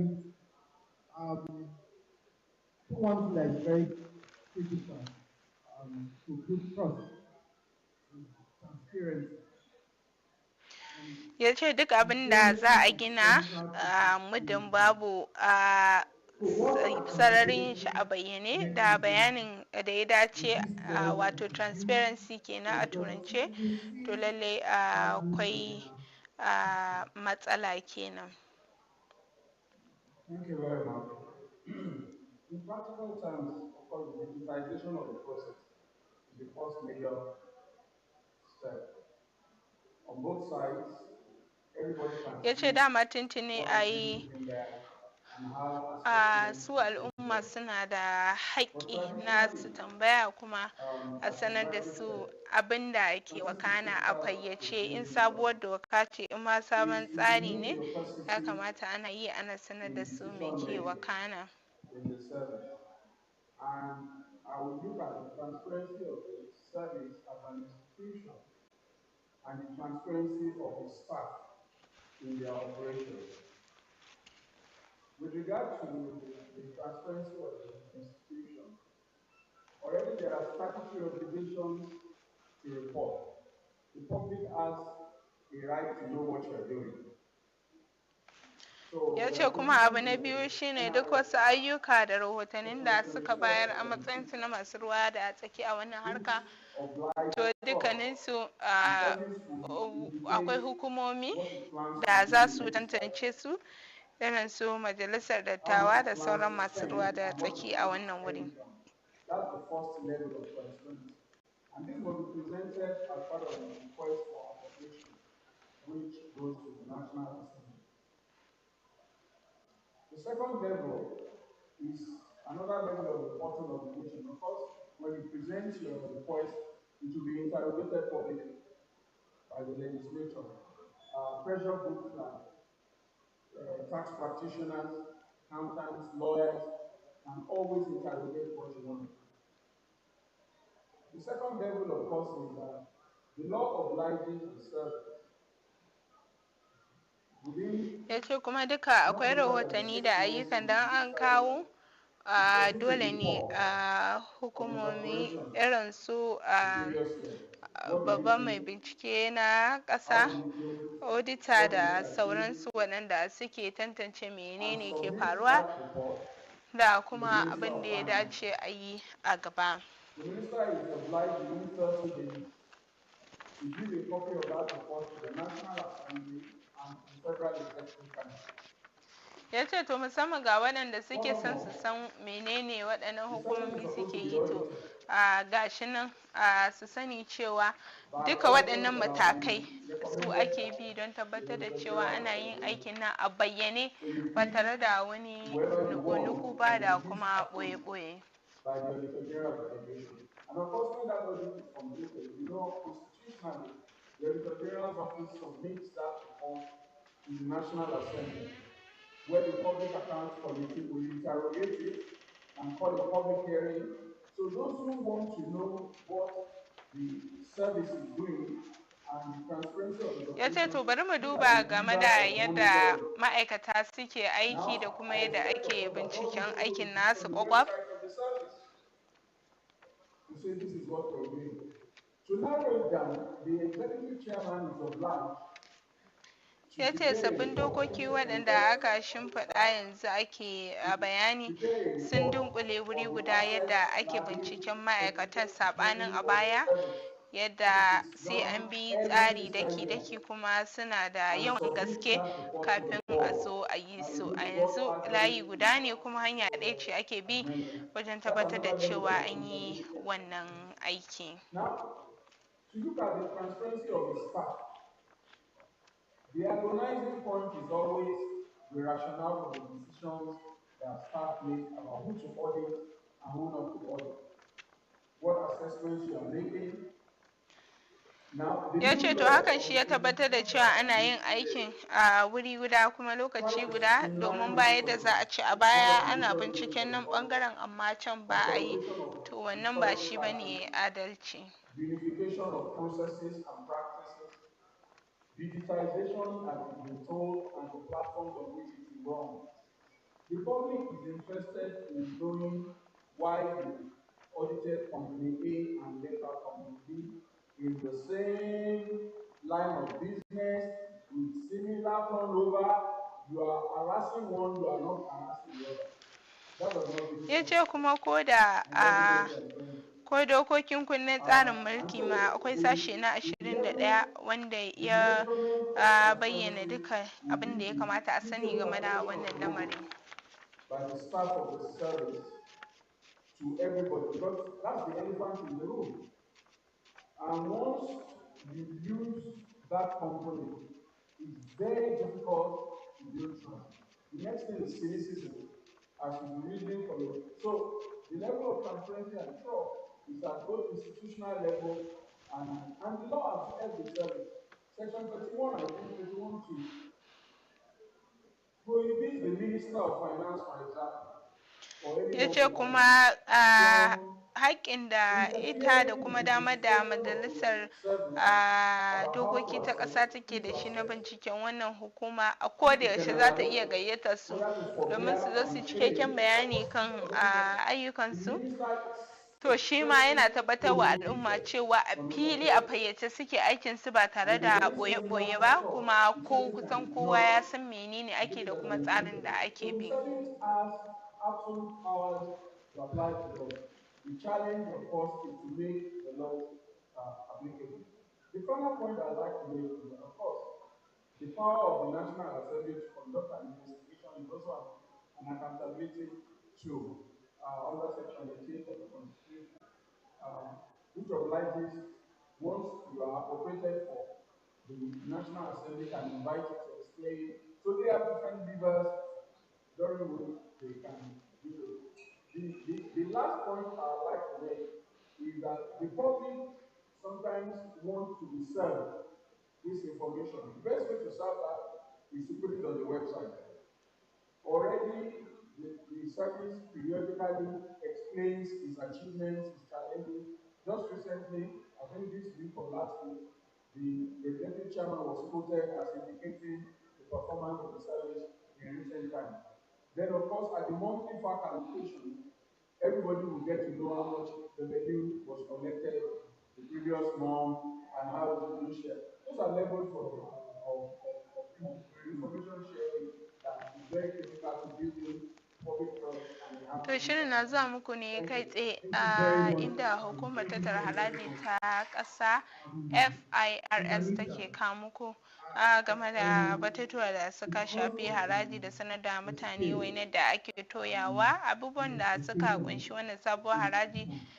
da za ta We, fara aiki a watan Janairun we shekarar speaking to the 2026. Nigeria Revenue A yanzu Service dai tun safiya ake wannan taro introduces ta misalin karfe fairer 9:30 na taxpayers' safiya, voice kuma a daidai and wannan gaba kusan verification tattaunawa ta document. ƙarshe ce inda su masu How gabatar is da CAC jawabi ake preparing yin to handle tattaunawa expected tare da increases su in materials domin while amsa ensuring tambayoyi masu fairness muhimmanci and domin timeliness? mahalarta wannan taron masu kallo da saurare al'umma 'yan Najeriya su fahimci halin da Thank you ake very ciki, much. ganin cewa ana ƙoƙarin a wayar da kan al'umma. Waɗannan sabbin dokoki na haraji ba an yi su bane domin a takura wa ɗan ƙasa, sai da yi domin ganin cewa an inganta sana'o'i da kuma sauƙaƙa wa musamman ƙananan kamfanoni. Masu ruwa da tsaki dai daban-daban su ne suke tare a wannan wuri kuma suke ta yin ƙarin haske. And that gives reviews our system. So, firstly, TT has simplified the, the adjudication system.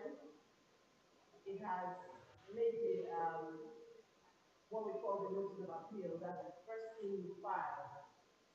It's made it and the reply very simple and digitized. It's there on the website. So you have the option of going to the registry, General Registry, or filing online. It has also brought out the tax appeal procedure rule. It is a physical copy and it's also online. So this has, made it simple and made the system available to a lot of people. But moving on, we have an expert tax adjudication panel. These are made up of commissioners, then various rooms, 10 panels, 8 rooms, and they have expertise in law, accounting, SRD, finance, accounts, economy. So this expert panel are ready to dispense with cases efficiently and timely. We also have digitized our system, we deliberate on technology. We have e-solutions. You can file online. Ta ce to ayyukan nasu dai an sauƙaƙe sambulo da sabbi an kuma inganta tsaffin tsarika yadda komai zai tafi yadda ya kamata. Misali idan mutum ya kawo ƙara da sauransu a daki-dakin da ake bi a da yanayin tsarin yadda ake bi domin a saurara kuma a warware matsaloli ga baki ɗaya yanzu ma sun canza. So that you don't have to spend, adjudication, judicial time. We have the settlement option. You have a free trial conference on filing your case. When they are narrowing down issues, there is settlement is facilitated. And even thereafter, the Joint Revenue Board establishment, as I think paragraph 6, second section, has also given the option of settlement out of the tribunal. Now, all these things are there to be able to handle this expected upsurge. So at TNT, we have procedural measures, we have operational mandate, and then it's there in our mission statement to deal with taxes fairly, efficiently, speedily, and affordably. Yes, and the mechanisms and the fees are very, very low. So all of these things are positioned to be able to handle this expected option. And not just handle it, but handle it justly and efficiently so that taxpayers, whether tax authorities, because they're neutral, or taxpayers, are reassured that we have had their cases justly deliberated. Thank you very much. Thank you so much. Let's do round of applause for that. Now to the representative of the Sudan. Sudan is that organ of government that essentially require and hold and support small businesses. What is that outreach structure that Sudan has today to help MSMEs and SMEs To gashi nan ana ci gaba da bayani dai kan ayyukan da wannan hukumar take ci gaba da yi musamman waɗanda suka shafi waɗannan haraji a wannan taro irinsa na biyu wanda aka shirya an ke kuma gabatarwa kai tsaye a birnin tarayya Abuja da ita hukumar tattaro haraji ta ƙasa FIRS wadda yanzu ta zama NIR domin ganin cewa an samu sauyi a ƙasa da kuma a ci gaban da ake nema. About a month ago, in the light of partnership and not working in silos, because we understand the danger of informality. We signed an MOU with Corporate Affairs Commission to give SMEs that have not been formalized to about 250,000 free to be able to do that. That comes at a cost, but that has been put to Nigerians who are either nano, who are micro, who are small, and who are medium. Because without being formalized, there's much more danger, which was heard even from Mr. Kennedy. Going further, realize that the bulk of the entry road sits with Megan. Because 98% of the labor or the productive listing are in the MSMEs. And that is why with the 39.7% of MSMEs in Nigeria, it is huge. Be as it may, Sweden office is in 36 states and FCT. And what that means is that we are going to act like your go-between, your last man mile at various states. It that means that in our forum or in our various activities, we are going to be happy that while SMEs need to, one, comply. Compliance here means getting formalized. Compliance means filing. Because even if you are an SME and you do not file, you are at risk. So you need to fight. Okay? So most of our sensitizations will also be To gashi given nan dai mai to jawabi ya gabatar da abin da ya shafi ƙanana da matsakaitan sana'o'i wato SMEs, inda ya ce za su ba da gudunmawa da goyon baya a duk ɓangarorin da ya kamata kuma ake bukata. Gashi can ɗaya daga cikin masu jawabin shi ma yana ƙarin haske a daidai wani lokaci wanda ke jagorantar miƙa waɗannan tambayoyi kuma ake ansawa kenan. Very, very loud and clear for us that we will also provide them for workforce support to be able to do what they tend to do within the SME ecosystem. Thank you very much. Thank you very much, Mr. I'll pass it on to the president of the CIT. I think in the same vein, taxpayers community of various people mostly view tax from that position of an advisory process. Right? So how can CITN support professionals and other stakeholders within the group to not only understand but through building confidence? How can we support the them to innovate in this flexibly and of course take all those feedback and also help support us as the revenue agency of government? How can we come in from that perspective? Ya ce akwai inda ake taɓo batun cewa shin menene ma gwamnati take yi. Ya ce to sun faɗi cewa akwai abubuwa da dama waɗanda gwamnatin ke yi.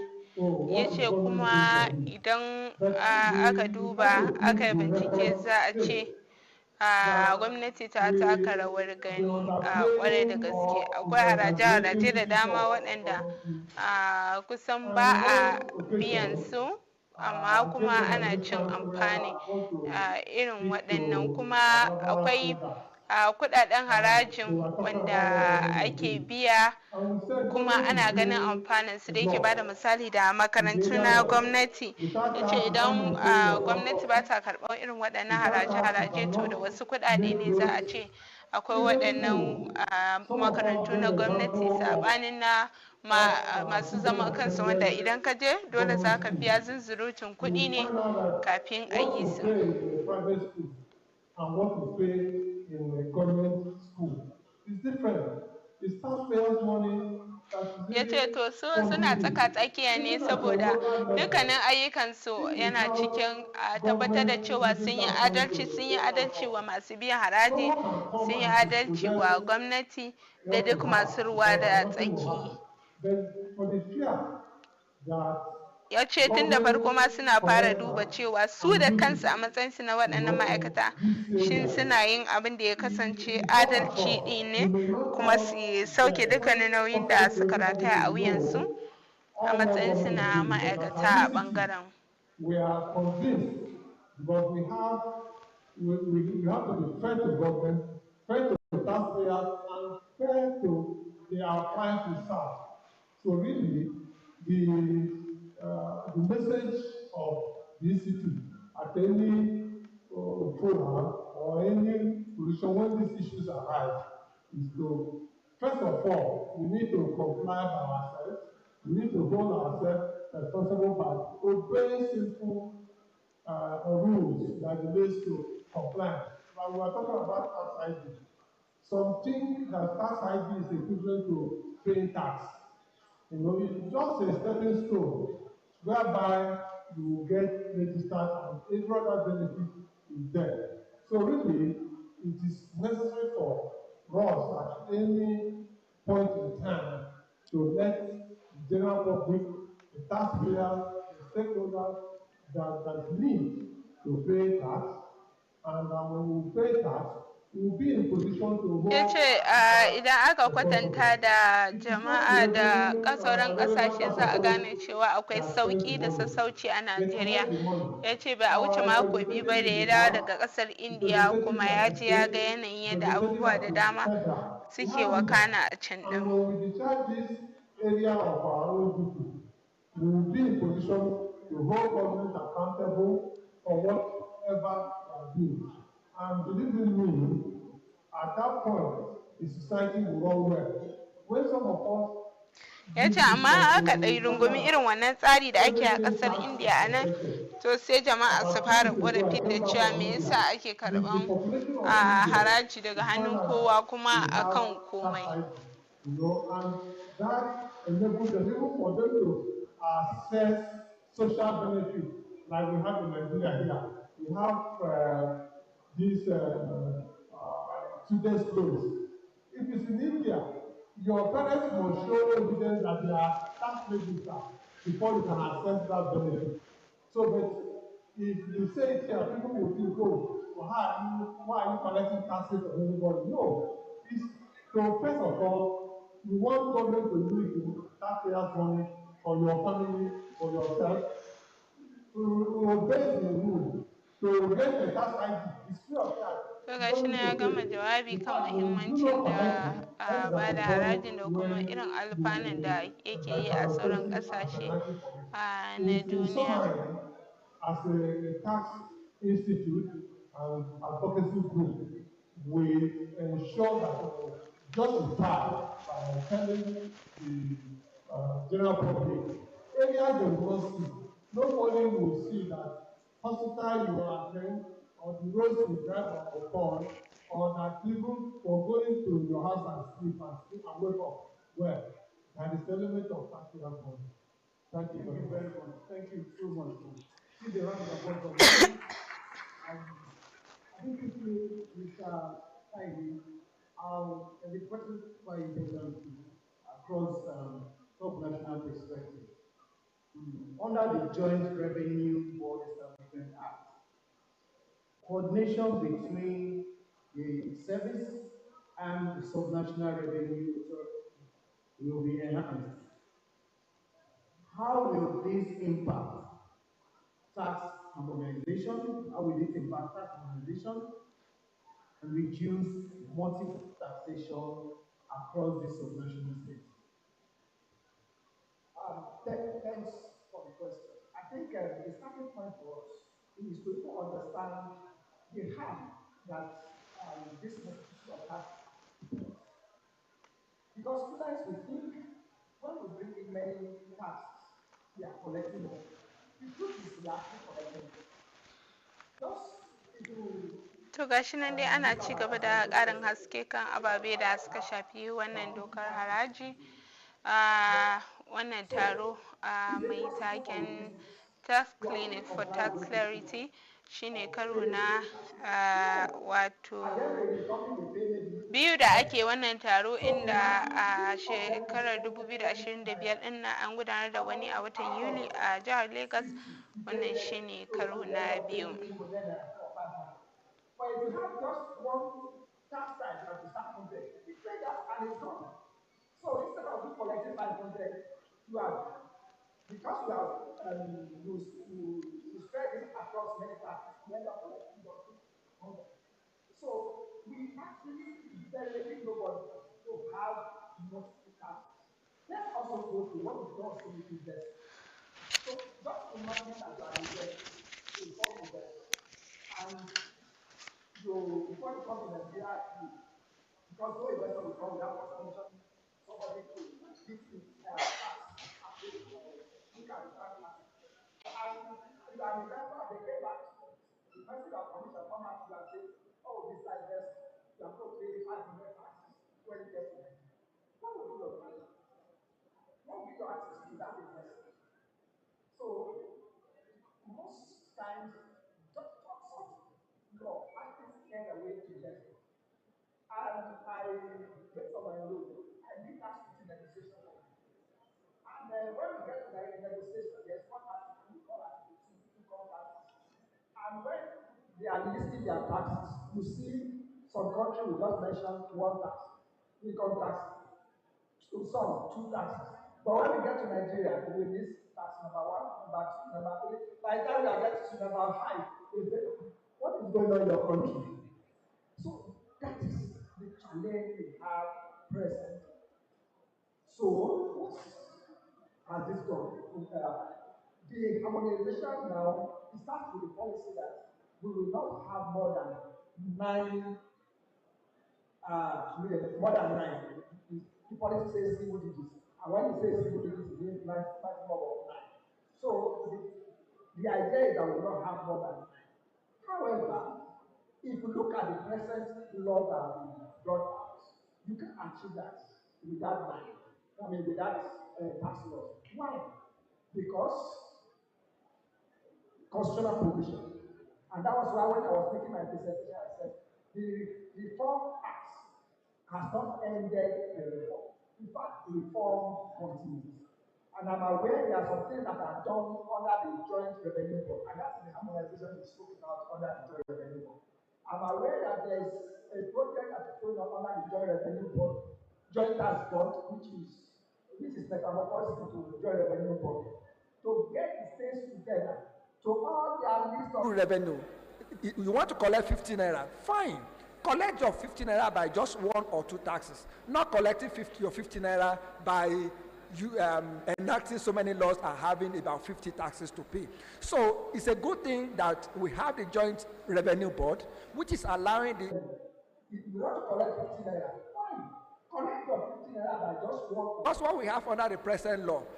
If I'm from Ondo State, I may choose to collect so and so tax, and the other state may choose to implement another law to collect other taxes. But now, based on this harmonization, we are able to speak together and discuss. So which taxes should we collect? And we agree. How do we collect it? We agree, and we come with a law that specifies those simply those taxes to collect. Thank you. Thank you very much, Kakai Chomo.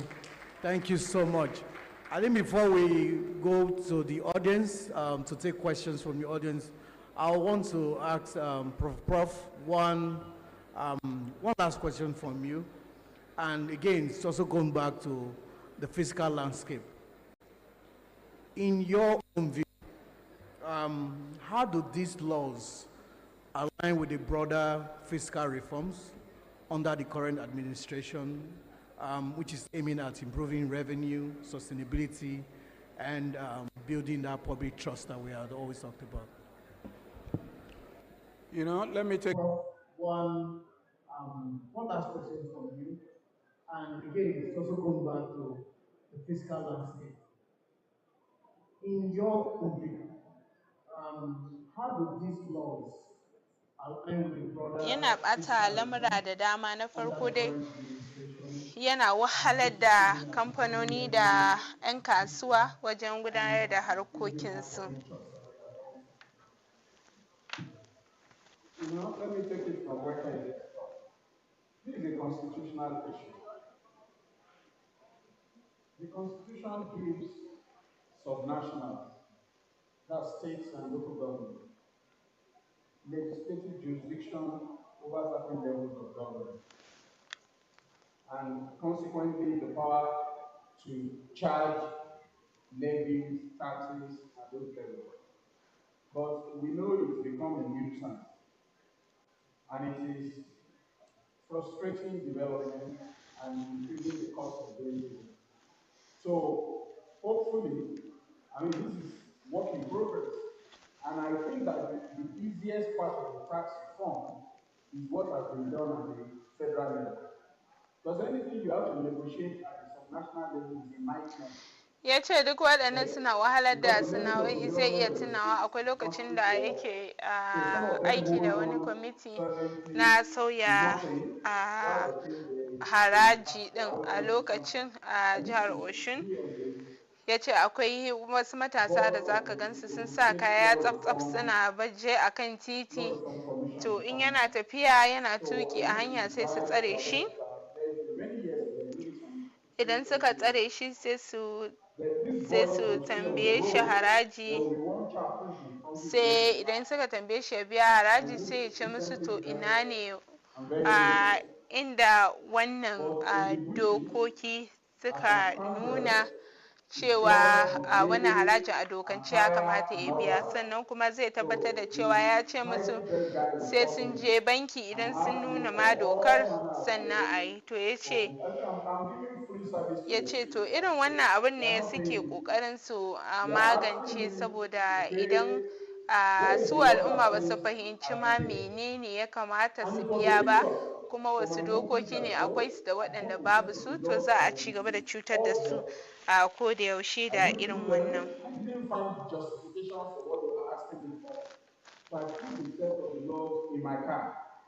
Anytime I'm going for my meeting, they stop me and stop. I say, you don't have the law.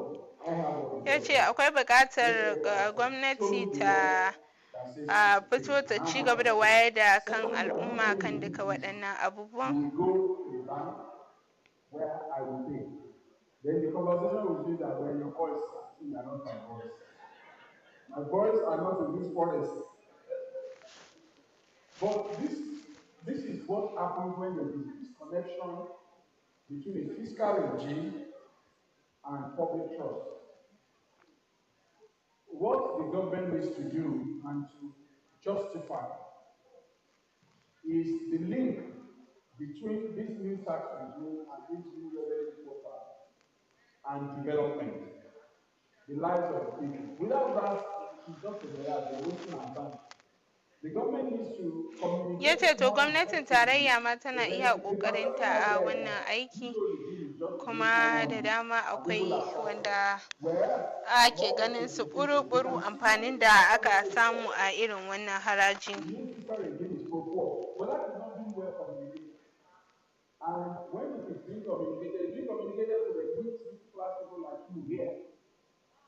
Not the real guys who need to get this information. That's number one.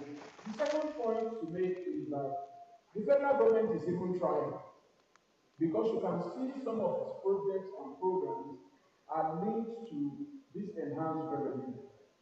You know, the frustrating one and the most responsible outcome is at the subnational level, where, okay, they are happy to share 2 trillion at 5, but you don't see 2 trillion translating to anything on the ground. The federal government can point at student loan funds. Okay? You can point at conditional cash transfer. Okay?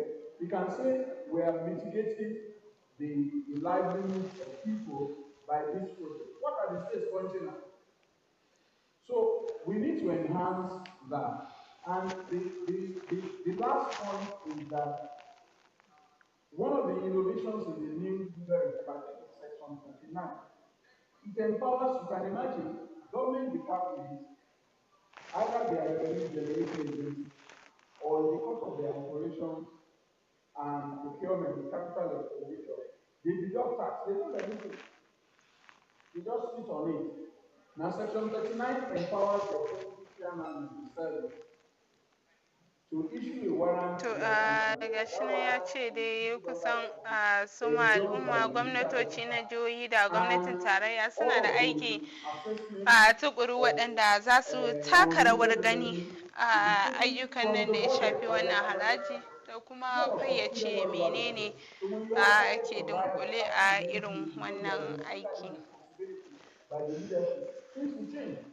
Gashi nan yanzu dai an kai inda za a ba da dama ga masu mahalarta wannan taro su yi tambayoyi. Take their governors, their local government, their senators, and all those staff, they need to hold them to account. If without holding them to account, more revenue will just be more opportunity for some few narrow class of people to pocket more money, but to not get to the people. Thank you. To dai ana ƙoƙarin ɗauko tambayoyi ne,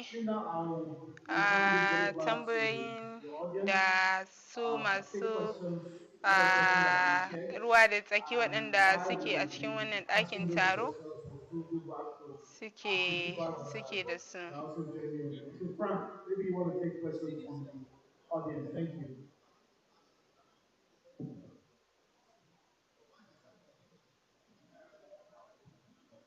Okay, thank you very much, Mr. Omokaro. While this was going on, the coordinating director, Emerging Taxpayers Group, Dr. Kabir Abba walked in. Dr. Abba, you're welcome, sir. So there are a number of questions that we have here directed at some of the earlier speakers, and then some of them will go to the panel as well. But this is specifically directed at Mr. Kane Adishomo. And this question is from Mr. Charles. Section 202 of the NTA defines a small company as a company that earns gross turnover of 50 million or less per annum, with total fixed assets not exceeding 250 million, provided that any business providing professional services shall not be classified as a small company. On the other hand, Section 147 of the NTAA defines a small business as a business that earns gross turnover of 50 million or less per annum with a total fixed asset of 250 million, provided that any business providing professional services shall not be classified as a small business. From these two coded sections, the turnover for small company and small business is 50 million. But I consistently have been hearing the figure of 100 million being mentioned in most of the online reports, particularly from the Fiscal and Tax Reform Committee and the Treasury. Please clarify, is it 50 million or 100 million threshold? To gashi nan dai an ansa tambaya na farko ake kan ansawa daga mahalarta wannan taro waɗanda suke zaune a cikin wannan taro. And for small businesses under the NP 100 million. So I know where the confusion is coming from. I think before the release, the official release of the budget, there were some release of budgets. To gashi nan ana batu ne kan wannan doka ta NTA da kuma NTAA wanda ake dan samun sabani na rashin fahimta akai, inda shi mai bada ansa kan wannan tambaya ya kara jaddada cewa kafin a karɓa waɗannan jerin haraje-haraje a kan sana'o'i to sai jarin mutum ya kai har naira miliyan 250 ga ƙananan kamfanoni kenan, sannan kuma za su rika samun riba da ya kai akalla miliyan 100 da sauransu kafin a ce an lafta irin waɗannan haraje-haraje. Ga waɗanda ba su kai haka ba a ɓangaren kamfanoni to su ba za ma a cire musu wasu haraje-harajen ba kamar yadda aka ambato su. To ga tambayoyi na gaba nan ana yi. Maybe the exact we are looking at is not the one that was released officially about I think last month or 2 months ago. Thank you. Thank you very much for the clarification. So the second question, there are two questions, and this question from Mr. Akinlade. To an yi tambaya na gaba, kusan tambayoyi biyu ne aka dunkulo su, kuma ana batun cewa nan da minti 15 ana tsammanin a karkare wannan taro, saboda kusan abin da aka zo yi din an tattare an kammala. The bank usually requests for team validation. Now they are also being asked to open a tax Promax account. Can you explain why this is now required and what the process means for small business owners?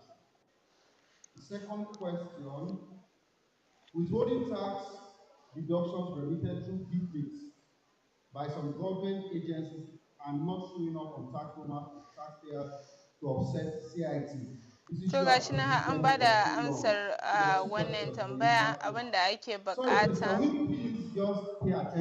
kuma amma an ce wannan ansar da aka bayar ba a lamunce yanayin bayanin da ita mai ba da ansar ta yi ba, don haka an sake gayyato ta sake karin haske. Team validation, if you're not registered on tax Promax, you can't even have the tool. So you need to be registered for your team to be able to validate. That's why it's asking you to come to tax Promax to register. To different withholding. They've been uploaded, but they're being uploaded in batches, and then we've had a backlog. They will get to you by Thursday. Thank you.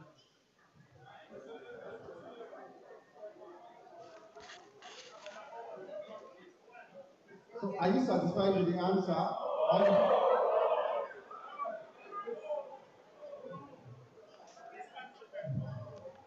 Okay, Alberta, you need to clarify your answer.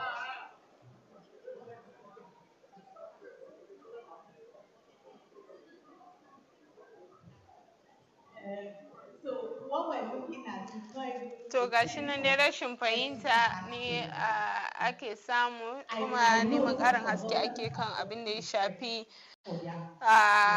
wasu haraje-haraje wanda a turanci ake cewa outstanding tax, sannan ta bayanin cewa abin da ya shafi liability da sauransu ga kamfanoni kenan, shi ma akwai buƙatar su je ga ofishin babban mai bincike da kuma inda ake duk bayanai da ya shafi kuɗi kenan domin warware wannan matsala. Company income tax only. By the time your credit notes come, because the credit note dates are before the liability, the penalty would clear automatically. If it doesn't clear, please see the tax controller or the head of audit in the office that your team is domiciled for them to do a reconciliation for you. If you have credit with To mai jagorantar wannan tattaunawa dai ya ce akwai a cikin masu gabatar da jawabai guda ɗaya da zai ba shi dama domin ya ƙarin haske kan wasu rashin fahimta da ake da su kan waɗannan batutuwa. Thank you. It looks like it's answered. In fact, the invitation is no longer there. Let's have your attention, please. Thank you very much, Frank. I think there's one very important part that I wanted us to also touch on today. There are clear misconceptions that we have heard in the last couple of months as regards reform. So I want to give Mr. Kageshono a few moments to speak to you. Effective from January, it will happen. So please just, we'll read them out the way they are, and then you can give response to them. I think they are very important, particularly for those joining us virtually that we now have the opportunity to engage us physically. Thank you. Thank you. You know, there's some myths about, there are some things the law will not do. Ya ce akwai abubuwan da a dokance kundin tsarin mulki ba a zayyana su ba, amma a sharuɗin waɗannan dokoki akwai su. A misali, akwai doka da ƙa'ida da ta ce daga watan Janairun 2026 a rufe dukkanin asusun ajiya waɗanda ba a haɗe su da lambar ɗan ƙasa wato NIN ba. To amma hakan baya nufin cewa da an kai watan za a rufe waɗannan asusun ajiya.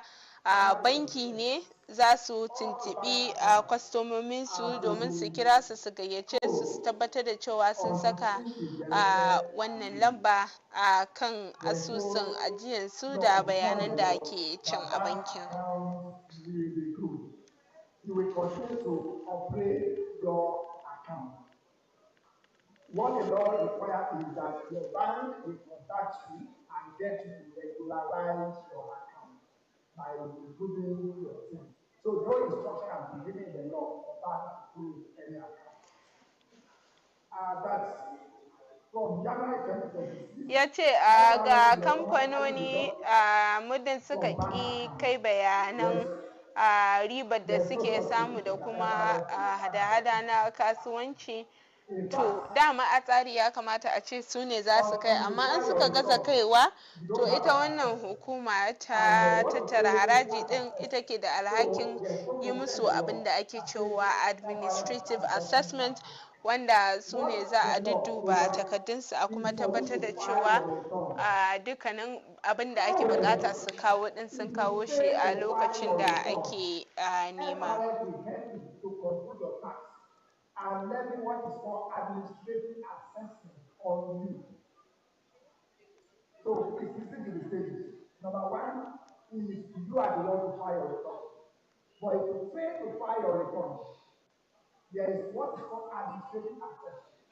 That is FRS, and not just FRS, the relevant tax authority will take steps to identify what should be your tax, and they will levy that assessment on you. It is only when you fail to file the tax assessment that the FRS will go into another stage, which is called enforcement. And it's when we get to enforcement, the FRS can start with enforcement strategy, which can include what we call power of substitution. And what does power of substitution say? Power of substitution says the tax authority can ask anybody that is holding your money. So it doesn't mean only bank. It can be bank, it can be small broker, it can be your wife, it can be your mom. Anybody that is holding your money. Ya ce to wannan sabuwar doka na siyan man fetur wanda aka bullo da ita, to ba a ce za ta fara aiki daga watan Janairun 2026 ba. An samar da dokan ne, amma har sai ƙasar nan ta kai a matsayi da mataki da girman da za a ce ana iya karɓan har waɗannan ƙananan haraje-harajen, to shine za a fara. Don haka al'umma su kwantar da hankalinsu kan wannan.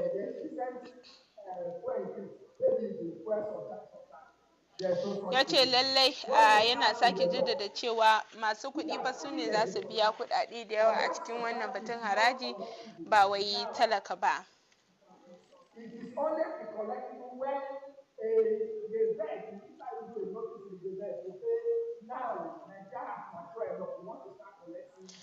Ya ce lallai babu wanda zai biya haraji da yawa, sai dai in mutum ya shi a hamshaki ne kuma yana da hannu da shuni.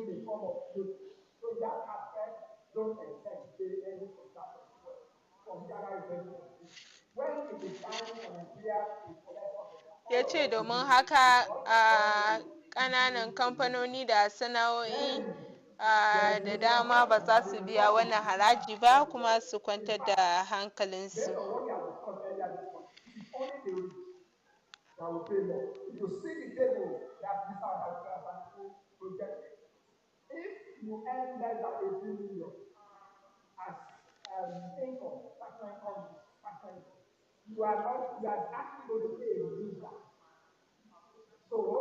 To ga shi nan za a ɗauki jawabi na shugaban CIT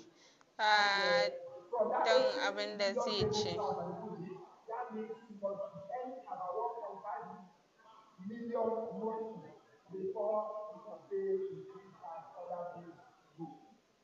So the poor or even the medium income are not paying more tax. Thank you, Mr. Kaito. I think we'll just leave it there. And then we'll take comment from the president of CITN as well. And there are a lot more on that discussion, but I think we'll have time to respond to that when, for those that have interest, can visit our desk to hear all of those sort of corrections that we are hoping. So I'll hear from the Ya ce abin da a kwanakin baya sai da ya ƙara sanar da wannan cewa ga dukkanin kamfanoni ko ɗan adam wanda yake sama akalla naira miliyan 25 shekara, kuma ƙananan kamfanoni masu tattaro naira miliyan 50 a duk shekara, ya kamata su je su yi rajista kuma su samu bayanai ID da sauransu, kuma su ba da dukkanin bayanan da ake nema na hada-hadar su na kuɗi tun kafin bankuna su fara cirewa kai tsaye daga asusun ajiyarsu. And the relevant tax authority gets this return from bank, they will go after you. So it's better that on yourself you go and register, get your TIN, ID, and then file your returns. Those returns from banks are supposed to take care of those who refuse. But if one has been filing his returns normally, those information are just kept by the side. So nobody goes into your bank account to take money. But if you make yourself not accessible and the bank sends details of your transactions to the relevant tax authority, then that becomes the basis for coming after you. Thank you very much. To dama tambayar da aka yi shine shin za a riƙa biyan waɗanda ake cewa consultant ne, to shine yake ba da ansa da abubuwan da suka shafi wannan cibiya tasu ta Chartered Institute. Yes. Yes. You know, the issue of accreditation is rested on the relevant tax authority. It's not on the institute, but the institute is collaborating with relevant tax authorities because what is in the law is very clear. And our institute, Chartered Institute of Taxation, is a multidisciplinary profession that has accountants are the largest group, followed by administrators and lawyers. So the institute has ICANN members, ANA members, MBA, To ga tambaya nan na gaba inda aka sanar da cewa sauran za a ansa su ta manhajar WhatsApp ne daga bisani. Relevant tax authority. The decision is relevant tax authority. But I know that the relevant tax authority will seek some collaboration to get it done because it is only the CITM Act that has tax distinctively, covered by law. There's no other law in Nigeria today that has tax as its primary constituency. I want to stop here. Very much, sir. Just one more question, and the rest of the questions will be answered. So gashi nan ana tambaya game da wani haraji da ya shafi birnin tarayya Abuja, kuma wanda ke da alhakin wannan aiki shi aka mika wannan tambaya a gare shi. Ya ce na farko dai majalisar dokoki ta tarayya ita ce take shimfiɗa waɗannan dokoki, sannan a bi dukkanin ƙa'idojin da ya kamata wajen ganin cewa an aiwatar da su. Thank you very much, the coordinating director, Honorable Vice President. Thanks for inviting me. I think this is a setup because I don't know. All right, but yes, I appreciate the question. Ya ce akwai wato dokoki da dama da ba a riga ma an fara aiwatar da su ba, amma a shekarar da ta gabata da ya kama aiki sun fara aiki a tukuru ganin cewa an aiwatar da haka ɗin. Ya ce domin da wannan ne za a samu daman cewa an gina ƙasa kuma an samu ci gaba da ake buƙata, musamman a wannan birni a ɓangaren samar da ababen more rayuwa da inganta birnin gabaki ɗaya. Which clarified the scope of the entertainment tax. Interestingly, the tax had not been implemented or enforced by the FCTRS. To gashi na yana bayanin cewa a misali idan ka siya abu na naira 100 a ɗakin hotel da sauransu, to akwai ƙarin da za ka samu na kaso 5 a cikin wannan kuɗi baya ga na VAT kenan da ake biya. A restaurant or an event and entertainment center. It is imposed on the fee that you pay. Ya ce abin da yake so ya sanar da su shine a farkon mako na farko a watan Nuwamba da zai kama za su shirya wani taron masu ruwa da tsaki domin ƙara haskakawa al'umma kan waɗannan abubuwa da suka shafe su. My apologies.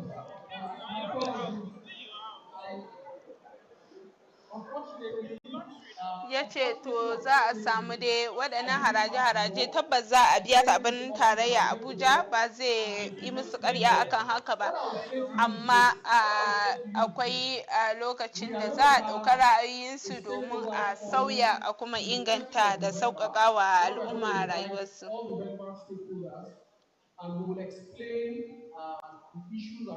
Ya ce waɗannan dokoki ba shi ya shimfiɗa su ba, kuma sannan shi baya da iko da zai canza waɗannan dokoki, shi dai ma'aikacin gwamnati ne, kuma abin da kenan shi zai sanar da al'umma.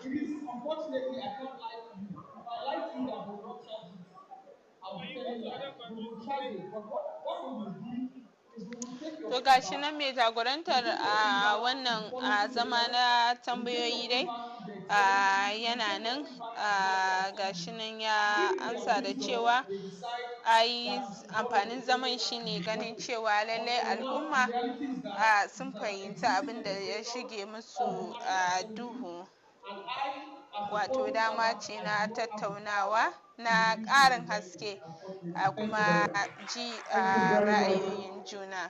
Thank you very much to the chairman, SCTRS. We are really grateful for that. To gashi nan yana godiya ga masu jawabai da suka taya shi wannan zama, kuma zai ba da dama na ƙarshe domin ɗaya daga cikin masu tattaunawan ita ma ta ba da nata tsokaci na ƙarshe kafin a kammala wannan zama a wannan gaba.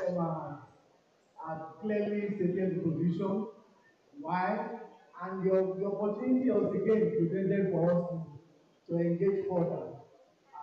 So I think it's important that we hear directly like this, and it also change some of this narrative that ta ce tana so ta jaddada wa al'umma cewa wannan hukuma ta CAT haƙƙinta shine ta ji ra'ayoyi da ƙorafe-ƙorafen mutane, kuma idan haka bai musu ba, a misali wannan doka da shi shugaban wannan hukuma ta tattara haraji ta birnin tarayya Abuja ya zo ya bayani akai, to akwai buƙatar su je ita wannan hukuma ta CAT su gabatar da ƙorafe-ƙorafensu, kuma sannan za a tabbatar da cewa an warware masu matsalolin da suke da shi. Appeal by someone for interpretation of tax law. For clarity, like what just went on, if you're not okay with that, ta ce akwai buƙatar da dama daga cikin waɗannan dokoki a yi musu gwaji kafin a ce an aiwatar da su. For laws made by the National Assembly and also for laws made by the State House of Assembly. So whichever way, TAT is there. And there is timeliness, 180 days from commencement of trial for you to get the judgment or ruling. So I actually think that some of these laws should be tested. And the TAT is there for jurisprudential. Ta ce tana tunanin kowa da kowa yana da gudunmawar da zai taka daga canza fasalin yadda ake ɗaukar haraje-haraje a matsayin doka ya koma kamar haƙƙi ne a kan wuyan kowa, wanda kowa zai ba da tashi gudunmawar daga kowane ɓangare da ke akwai. It's not just enough to collect to gashi nan shi ma ɗaya mai jawabin farfesa kenan an ba shi dama shi ma ya yi nashi tsokaci na ƙarshe kafin a kammala. The tax system in Nigeria from command and control, rights and responsibilities. You have your right, you have your responsibility. And all of that will give room for a tax system that will enhance voluntary compliance, a tax system that will give for sustainable revenue generation. Thank you. Thank you very much. Prof, for final words, thank you so much. I think there's a need to build a Ya ce to abinda mutane ba sa fahimta kwarai shine ganin cewa su waɗannan dokoki da ababen da suka shafe su kusan illan na dawowa kan talaka ne a kullum, kuma su ne suka fi yawa a cikin wannan lamarin.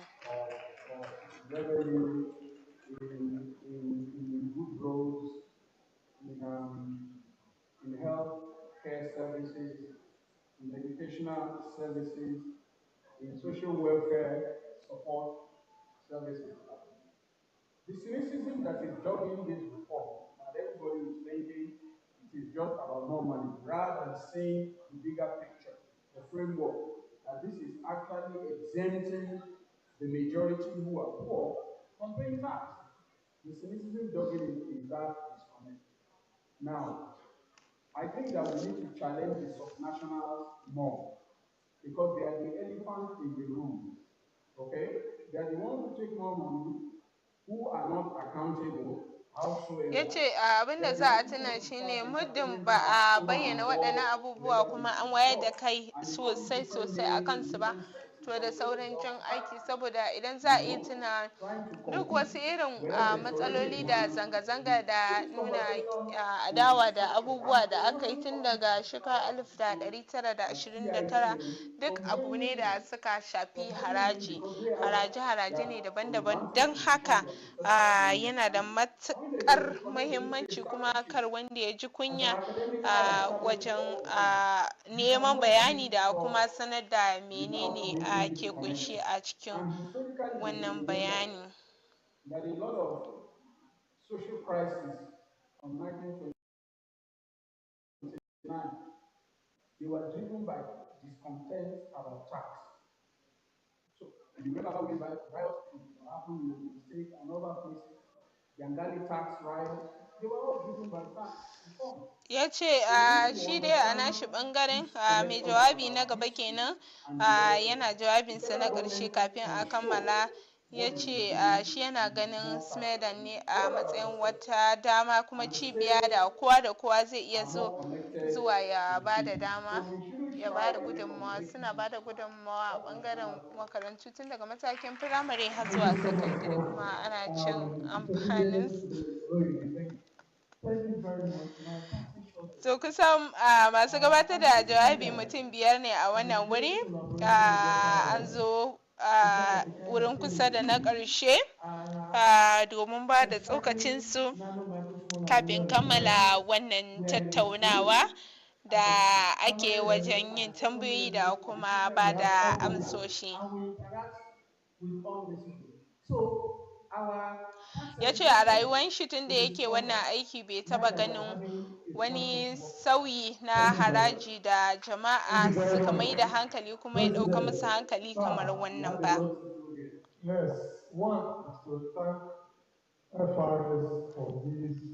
Ya ce kuma waɗannan canje-canje sun zama wajibi ne saboda idan aka yi la'akari da kullum ana faɗansu ne ana waƙensu to ba za a samu canjin da ake nema ɗin ba.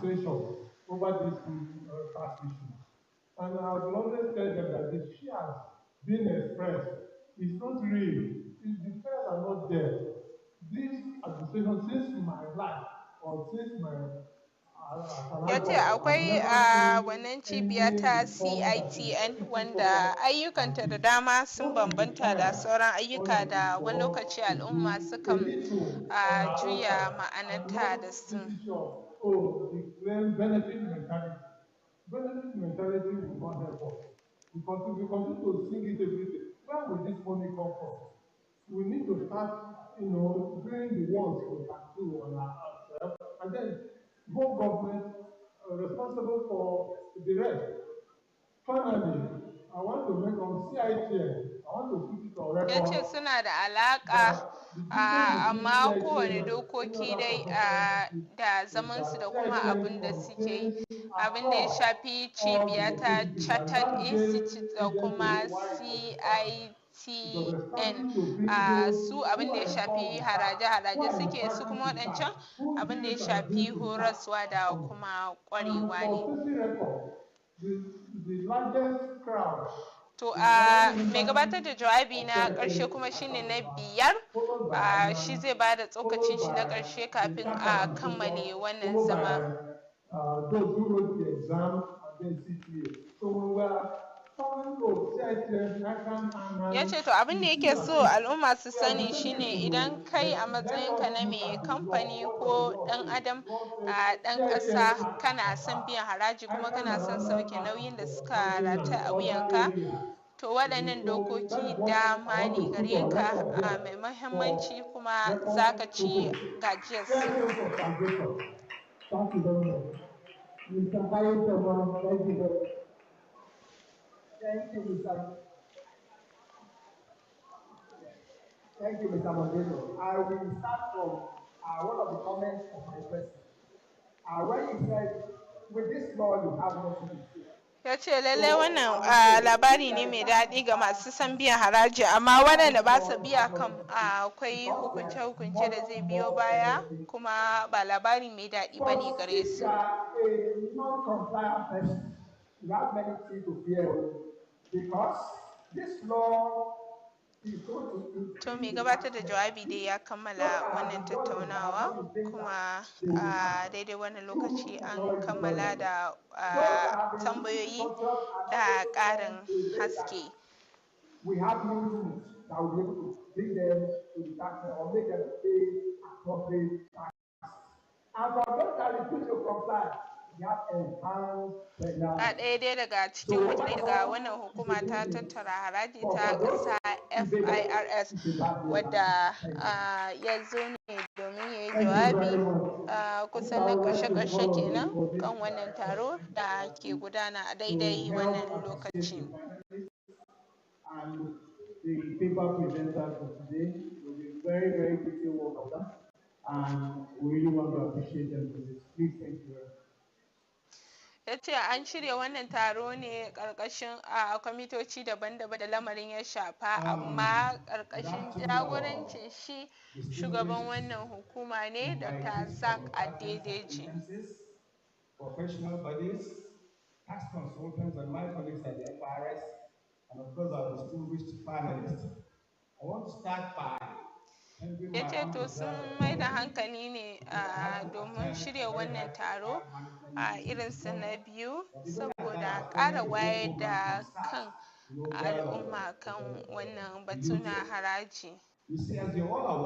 Ya ce kuma da batun ganin yadda za a zamanantar da aikin duk wasu haraje-haraje da da sai an niki gari an tafi an je an biya su ko an warware su, to a yanzu ta hanyar amfani da shafuka na intanet da hanyoyi na zamani duk za a yi su ba tare da wani ciwon kai ba. Ya ce kuma babu wani abu na tsoro da firgici wanda ya kamata a ce mutane sun ji kan wannan haraji.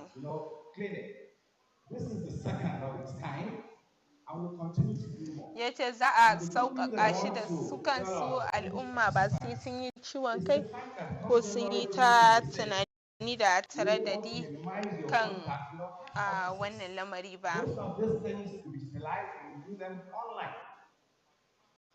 I came in when the questions were being answered, and I want to tell you they are not all exhaustive. Shi ne yana gode mu duk wanda suka taimaka ganin da wannan taro ya kammala cikin nasara, yana ambato su ɗaya bayan ɗaya. This tax reform is something that har da shi kan shi shugaban wani cibiya ta CIT wanda shi ma kan shi yana cikin waɗanda suka gabatar da jawabi na amsa tambayoyi da ƙarin haske a wannan wuri. The coordinating secretary herself, Madam Anita, thank you for the support. My brother, Professor Wanosoy, SAN, has also been very supportive. Thank you, sir. The SMIDA representative, thank you very much. And like you said, we have a lot to partner.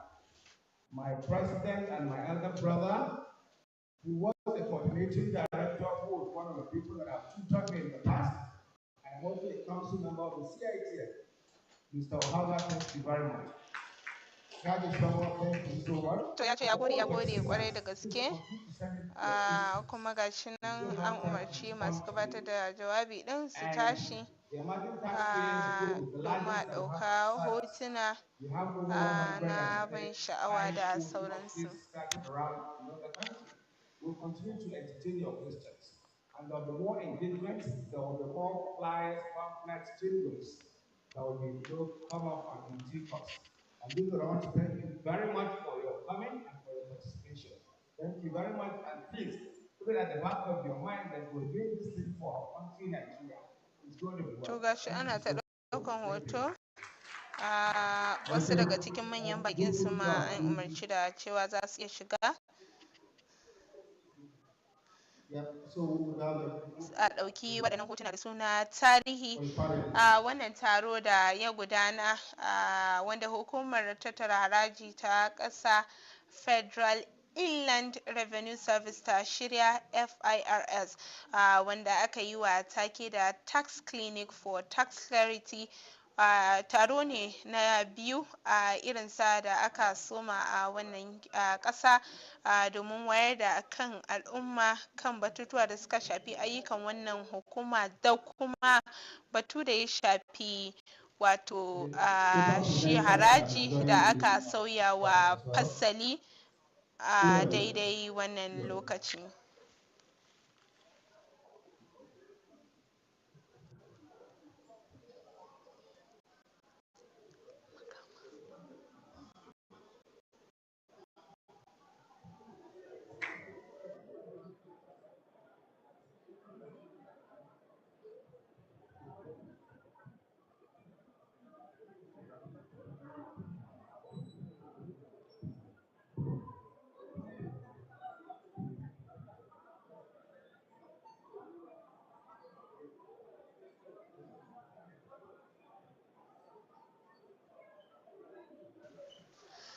To a daidai wannan lokaci duka abin da ya sawaka kenan da za mu iya kawo muku a wannan taro da hukumar tattaro haraji ta ƙasa FIRS ta kawo. Taro ne da aka yi wa take na taron haraji da kuma fayyace abin da harajin ya kunsa wato Tax Clinic for Tax Clarity. A madadin wannan hukuma da kowa da suka ba da gudunmawa, sunana Fatima Alkasim Sufiya nake cewa a kasance cikin ƙoshin lafiya.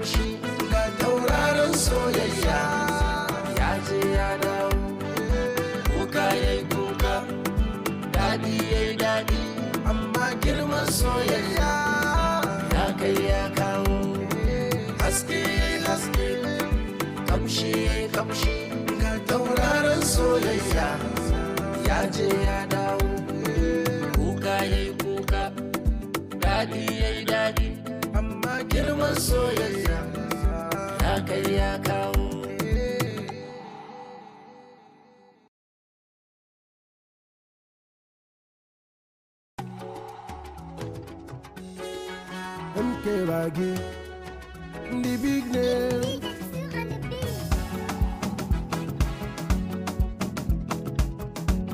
Aga you get ginu peshi de viper. Imagalo bandondo iye fokopa. Enyo taka yu kolo globa. Eni baji mia wacho no voeriwa. Ogaga waga bando ilatwa. Itonde badon saningi gaeto. Eginu beda yutano shina. Nigeria me poni to Ghana. Aba. Alloba to shi bona yitel lokaci wakacha yatel lokaci wayaga votan loba to sha. Ebo chingini sekubo. Sana kuba nana mega chingini takungi. Atagi yesoko mega chingini. Nkwa tigi ya zara mega chingini. Ude cheka. You no feel am. Fikaria. Baba toka.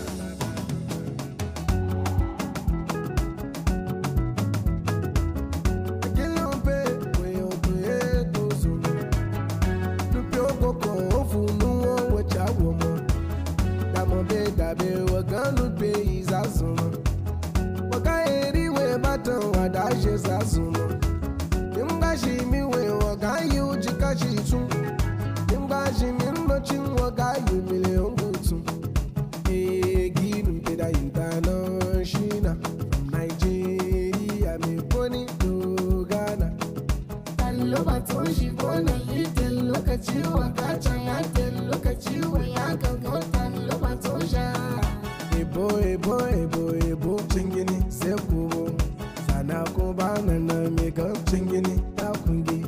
Atagi yesoko mega chingini. Nkwa tigi ya zara mega chingini. Ude cheka. You no feel am. Fikaria. Baba toka.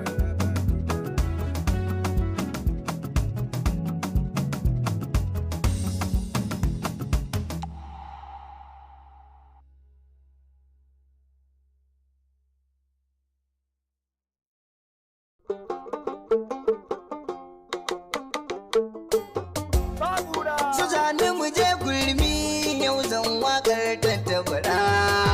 Wayo tattabara, wayo Allah tattabara ta. Bata barna tattabara, bata mugunta tattabara, bata cuta tattabara. Wayo tattabara ta.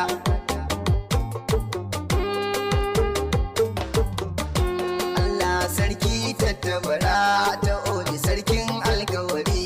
Sabon hodi na tattabara zanen rage maka alkawari.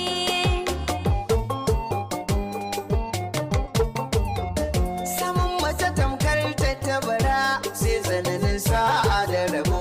Mai kyauce ga kyan fasali halin ta kowa na da yabo. Mutane da za ku yi nazari komai na faɗa mata ku yi uzuri. Guda ɗaya tamkar 100,000 Allah sarki tattabara ta. An ba ta abinci ta ƙi ta ci, an ba ta kifi ta ƙi ta ci, an ba ta nama ta ƙi ta ci, an ba ta kwai ma ta ƙi ta ci, an ba ta ruwa ma ta ƙi ta sha, ruwan shayi ma ta ƙi ta sha, an ba ta zuma ma ta ƙi ta sha, ta ce wai ni ta kabida, wai ni ta kabida, Allah sarki tattabara ta. Masoyi nawa ina ka shiga, muryar ka raina na ta buga, ko ta ina na wawaiga, babu abin da nake hanga, kana ta min gizo tattabara. Ni ce tattabara ta oji na rage alkawari.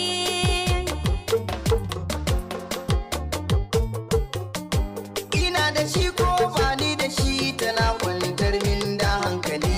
Mu zauna ta yi mun wa'azi ta ce ka zamo mai tawakkali. Ta nusashe ni cikin nutsuwa ba girman kai ba fi'ili. Ta kai ni gidansu ta nuna ni ta ce ita ta funta ni gwani. Ta funta ni gwani.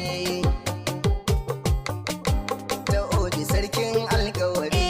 Kai ka kasa an maza na siya, ka ban daɗin da na manta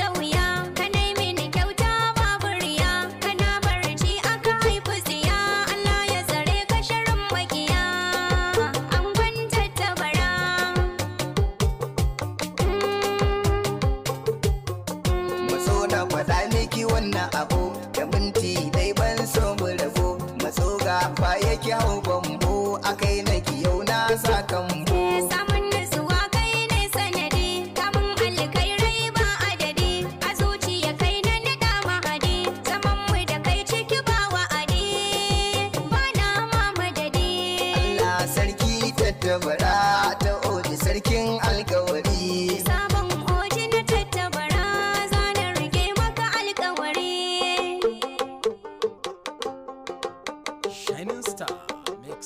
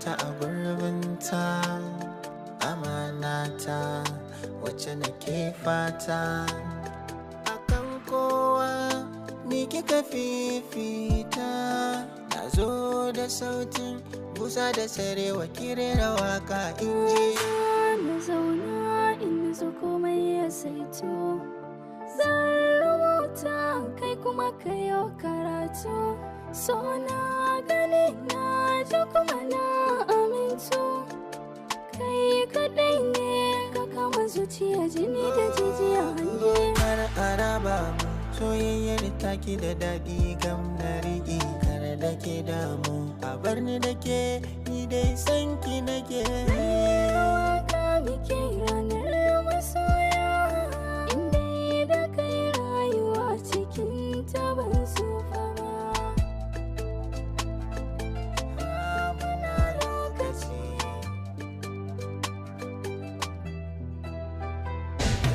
na so na san ka na so sarai na karki min barki saboda kauna cikin idona kai na gani mijina ina ta sai da raina ka sangarta ni da kauna na tabbata babu ranar fita soyayya ta kaga ga irinta babu batun zan rasa ki dai gane gaki ki tausa zuciyar ki dan ba ranar gudun ki ha mana lokaci alkawari cika ne da ke na yarda samun kamar ki kwai wuya da tsada kome na faɗa ai uzuri sanyi ruwa a randa kin mamaye nisan kina ta huda na saki jiki kai ne mahaɗin ina ta gaggawa zan alfahari ran ayyuriri da wanda na kawo kin shiga jiki ke zama biki rashin ki sai gawa kina ta fari kin cinye gari kina da kyan tsayuwa ai da kai na saba masoyi min ya araba tunda na ɗauka na ce ba zan aje ba ruwan zuma ne na sha ta ba guba ba ranar masoya da ke ba rabe ba lokaci muna lokaci zo kusana ki zauna mai zaman sona amana kin cire raina kuna kai ce da na nuna na ji soya gama dukana ke nake so na gana aura.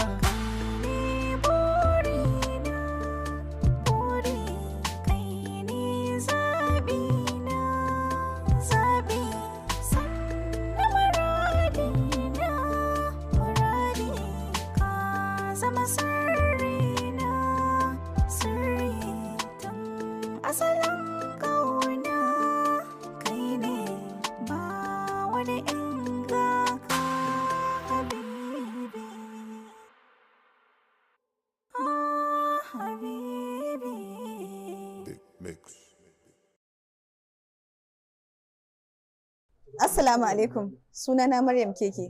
Ku kasance tare da mu a JKD TV. JKD TV, namu, naku ne.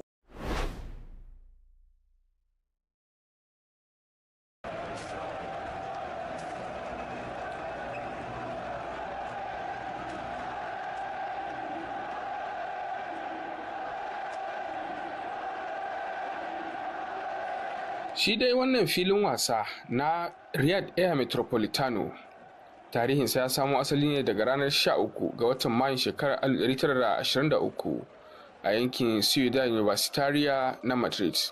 An sanya masa suna ne saboda masu kafa jirgin ƙasa na Metro de Madrid, 'yan uwan Otamendi. Tsarinsa daga sama yana kama da tambarin Atletico Madrid. A lokacin yakin basasa na Spaniya na 1936, filin wasan ya lalace matuƙa, an kuma gyara shi ne aka sake budewa a shekarar 1943. A shekarar 1994 gwamnatin yankin Madrid ta bude sabon fili a unguwar Rosas, wanda aka fi sani da La Pineta, da niyyar gudanar da gasar wasan motsa jiki ta duniya ta 1997, amma aka soke gasar. Atletico Madrid suka saye filin daga birnin a shekarar 2013 akan kuɗi euro miliyan 30.4.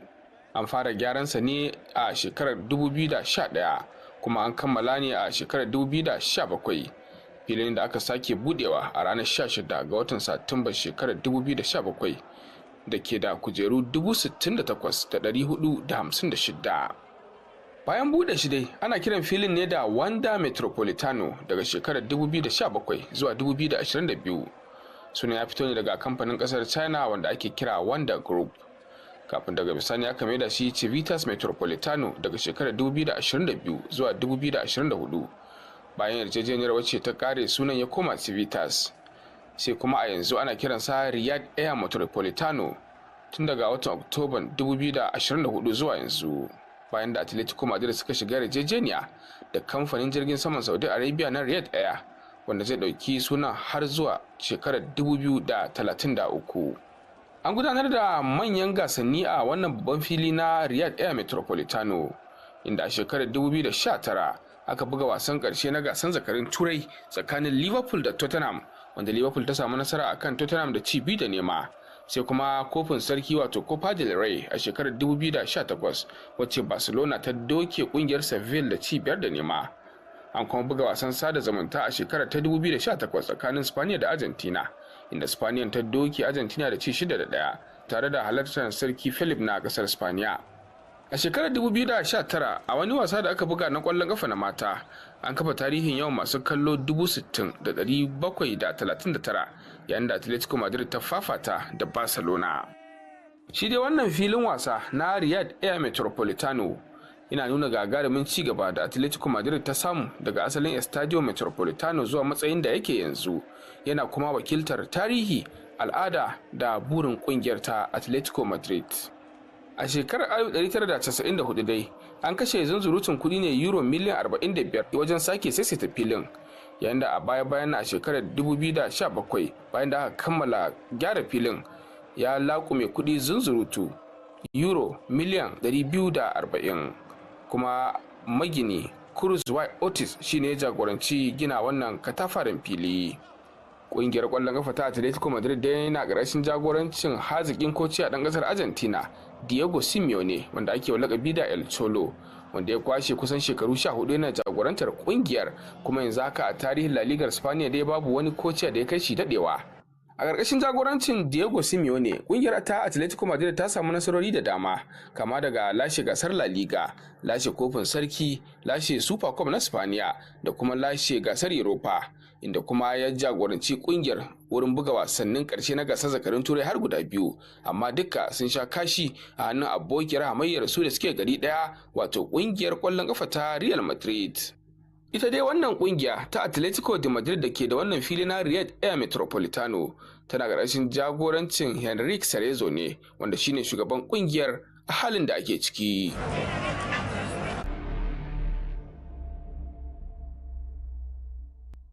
Masu kallon mu barkanmu da warhaka. Ni ke mai suna Beatrice Autawa da aka fi sani da Stella Arewa 24.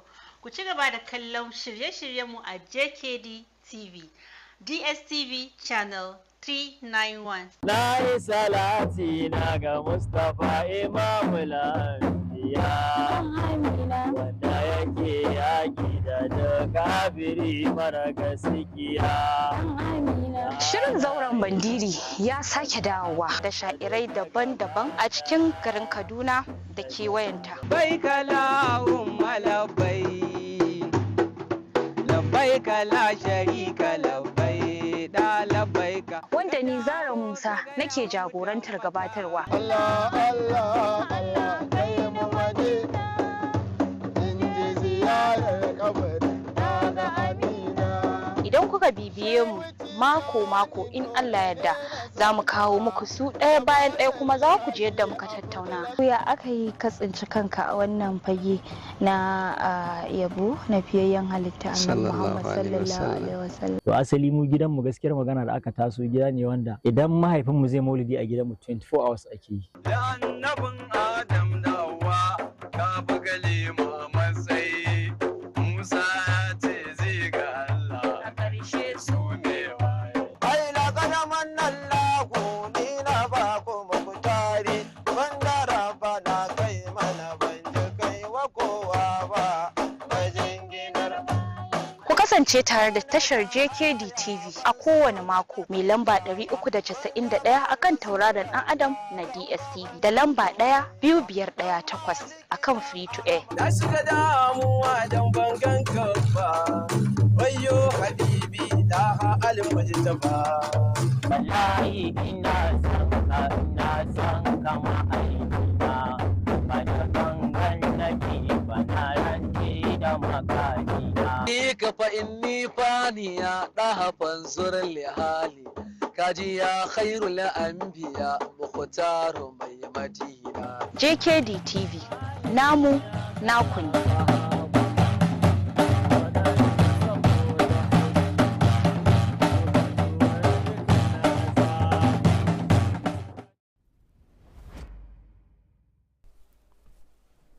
Ina ɗalibai masu buƙatar karatu a fannin likitanci ko kuma fannin injiniyar, to gafa dama ta samu, domin JKD TV ta shirya muku wasu ajujuwa wanda za su koyar da ku lissafin kimiyya wato mathematics cikin hikima da dabara kuma a yaren Hausa. Za ta ɓarje muku chemistry cikin hikima da dabara kuma a yaren Hausa. Za ta ɓarje muku physics cikin hikima da dabara kuma a yaren Hausa, ta yadda ɗalibai za su samu damar karatu a fannin likitanci da kuma fannin kirkire-kirkire wato injiniyarin a jami'o'in Najeriya da ma na waje. Wannan zai bayu ga gina iliminka don samun damar buɗe laboratories don yin binciken kimiyya don samar da biotech manufacturing company.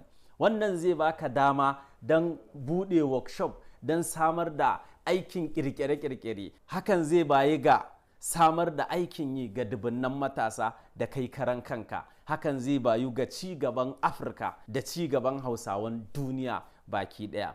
Wannan shirin zai bikin barje maka fagage da dama na kimiyya kamar electromagnetism, thermodynamics, organic chemistry, physical chemistry, inorganic chemistry, geometry, trigonometry, calculus da sauran fagage daban-daban na kimiyya. Wannan shiri zai zo tare da ni naku Jamilu Abubakar Ciroma. Mu ci gaba da kasancewa da JKD TV. Na gode.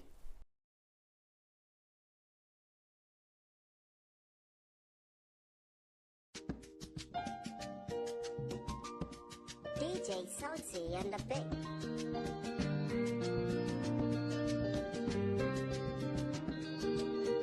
Hello? Baby, ina ka shiga ne? Kewa. Na kewa. Ina kewa. Ina zana ganka. Sako zana baka. Hoton na da naka. Ko ina zana bika. Kowa sane gani na sane shi sanya a ranka. Zuciyata na baka don masu kinka su daina shaka. Rayuwata na baka. Ita ya zan guje ka. Ka dawo gare ni don Allah. Zuciya ta bar kewa. Kewa. Na kewa. Kwanciyar hankalinki zana zo don na ganki har gida zan ishe ki kyauta zana baki ki san yaranki dan ma abin da zai sa na kiki zana zo don na ganki ke ma ki ganni ki daina raki na shiri na domin ki zana zo don na ganki ki sha koran ki dan gane gaki asayi ba ki barke ki barke ki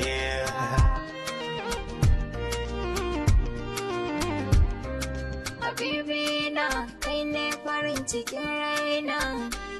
Mangaroti na wai marmarin idanuna. Sweetie na me zan kira habibti na da na zauna muryar ki ce abin jina Mallaki na ne kai zan kira da shirina. Ko iyaye na sun ce na bi ka mai suna. Kai jini na ne mahaɗi na ne kaddara ta ne wayyahuna ne. Ashe kai ne, ashe kai ne, ashe kai ne. Abin so ne, abin so ne, abin so ne. Don Allah ka dawo gare ni mai so na ina kewa. Kewa, kewa.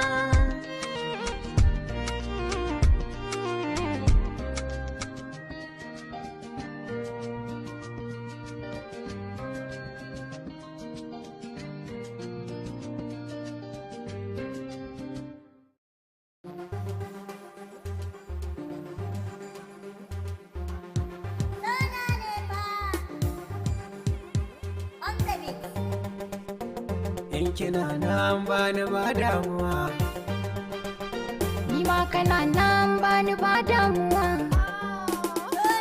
daga yau ke kin zamo yar uwa Rumfa zo ka min innuwa. haya ki mun kalmar da zan gamsuwa Farasha san kake hauhawa. daga yau ke kin zamo min kawa Idan bani akwai damuwa rashina ne. akwai damuwa Kar ka manta ni. ba damuwa Kar ka canza ni. ba damuwa Rufa ka saya ni. ba damuwa Baby goya ni. ba damuwa Sai ka nuna ni. ba damuwa In kana so na ina son ka baby oho bani ba damuwa. Ba damuwa. amanar zuciyar ki bani Ka karɓa tun da dai za ka so ni. ki mun alkawari za ki bi ni Idan na yi harafi za ka ji ni. amma in zauna Baby ba na damuwa. baki kauna Baby ba damuwa. farin ciki na Baby ba damuwa. jinin jikina Baby ba damuwa. zaman gidana Baby ba damuwa. wadiyana Baby ba ya ce damuwa. matsala na Baby ba damuwa. ki dan tashi mu dan taka da kauna tunda ba damuwa ba damuwa Sai da sa tabbacin ake shakuwa. mun haɗe ni da ke ku ba rabuwa Sai da kai za na samu yin nasuwa. zana kware baby ki ɗeban ruwa. Baby karɓa, ba damuwa, ka duba, ba ban rufe ido ba, ban kiran gwada ba, ba damuwa, na tuba, san ka ban kirai nawa, ba damuwa, ko da so naka ne zai kashe ni oho, walla ban damuwa, tunda na yi gamsuwa, ba damuwa. cikon gorbin mafarkana. Habibina, habibtina ina kwana. Ki ban damar ki amsa min bukatuna. Sweetie na kai ne marmarin idanuna. Ke nake kallo, ba damuwa, karki ban gwalo, kai kama da yar filo, karki sani hakilo, yar fara mai kyan kallo, zo mu haushe lo, miyo lilo har maran gaji da wasa tunda ba damuwa, ba damuwa, tunda mun gamsuwa. Baby ba damuwa, baby ba damuwa.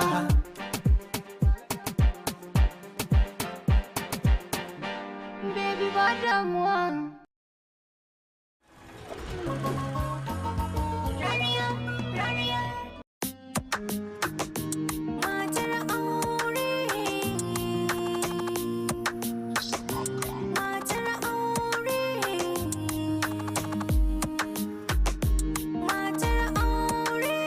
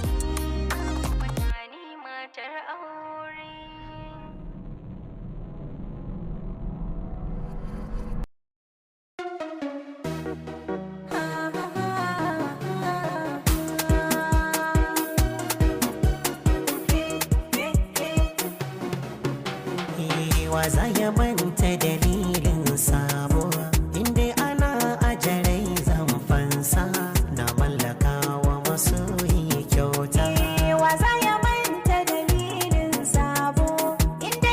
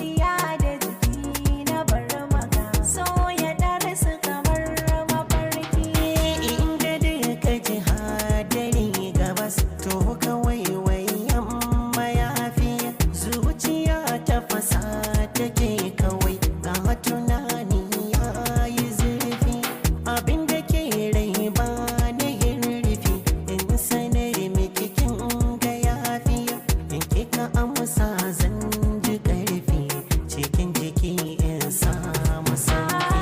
Kira nake ka ji me na ce maka, za ka ga musu gaban masauki. Zuciya da jiki na bari mi so ya ɗaru so kamar mafarki. Idan na ce maka na ji kai mini ba zan guje maka ba, to alƙawar dai ne ka yo mini da zan sanar a gaba, domin a raina ka ga mai mini ba zan rufe maka ba. Taho na saka gaba na bi ka ina ta tattaki. Kira nake ke ji mai na ce miki za ki ga musu ki ban masauki. Zuciya da jiki na bari mi so ya ɗaru so kamar mafarki.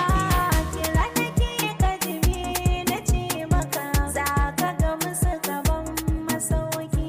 Zuciya da jiki na bar maka, so ya ɗarsu kamar mafarki.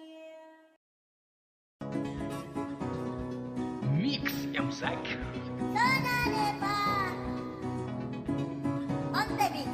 Kalar dawi su ce ke. Kalar ɗawi su ne kaiwa. Kun ga kalar dawi su.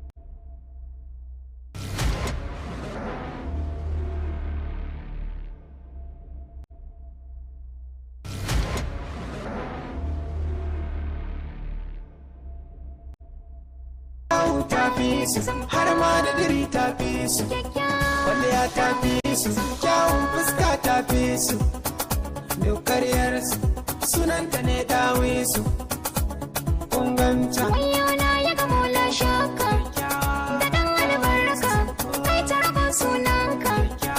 Na zaɓe ka, ni ɗan zan aure ka, tun na ƙaunar ka, yan shawar kallon ka, kyau ka sani sunanka sunana ne, na bi ka kyakkyawan ɗawe su, fara'a ka fi su, angon ɗawe su.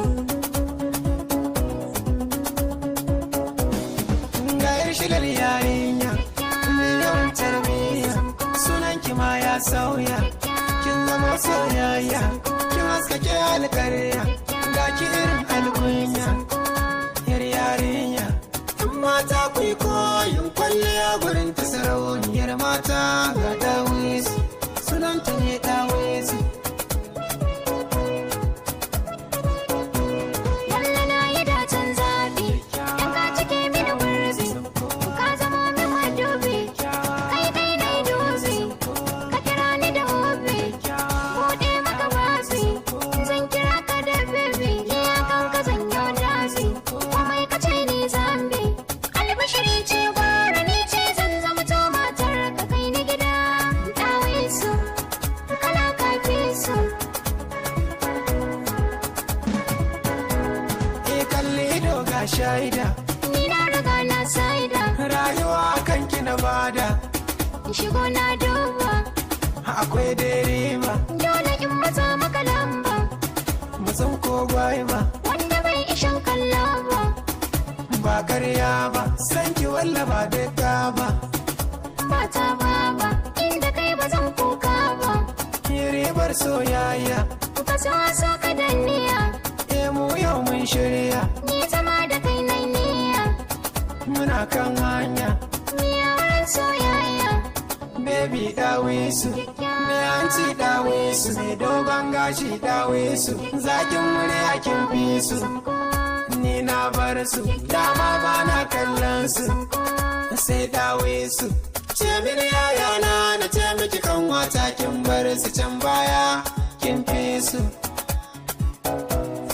sunan ki ne dawisu. Farin ciki na nuna zan aure angon dawisu.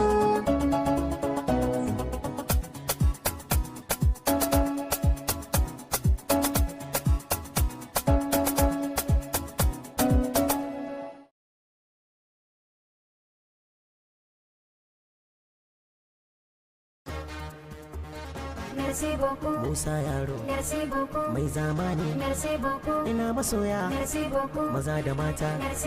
Musa yaro mai zamani.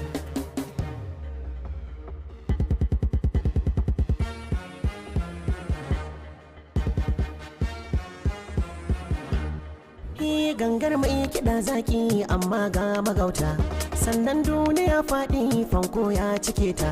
Mai tsara kana kauɗi to sai ka tsagaita, na san ba ka jin daɗin hangen ɗaukaka ta. Yau sai na rubuta sannan in karanta baiwa ƙaddarata. Allah ya hukunta su kasara ba sai bin komai. Ba ƙarya bane Musa ya rabu dan zuma, kowa ya sani kai kan mallaki al'umma. Mai ja zai saki dan mun san tuna an gama, in kuma zai musa dan kai ne raba gardama. Ga Musa kada yaro je karwan kwari kai wanka, kai wanka. Na zamo shafa ma rugumci da ina mai nema, sai gani sai kallo a shakari abun ba dama. Masu suka ne masu kada mu suna yin gulma, baka da hujja in ka fasa. Musa yaro masu adawar masun kasa. Musa yaro ga su a ɗaki mun kai nesa. Musa yaro ba su da murya sai in gausa. Musa yaro mun yi bayani har an amsa. Musa yaro gaskiya yau ta bullo a kalaman zance na, in ya kira sai an juyo. Ku ji wannan sako na, ni na faɗa tafin hannu kuma bai kare rana. Wanda ya ce ba ka kwana maga in shi zai kwana. Musa yaro ni ne, Musa yaro ni ne nan Musa yaro Wazija. Musa yaro, Musa yaro, Musa yaro, Musa yaro.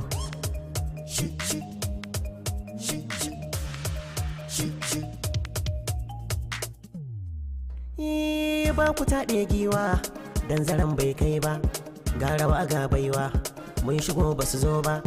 Ba ni zagin kowa ni ba zan gaba ba, inda rai ne ka zo ni ba zan karɓa ba. kalli Musa yaro bai kamar wasa ba, duk kudai na dawa shi ya je ba ku je ba. Tunda Allah ya yi mai kar ku ce bai kai ba, na faɗa mai laya bai kai mai yayi ba. To ku kyale Musa yaro ba bare ba.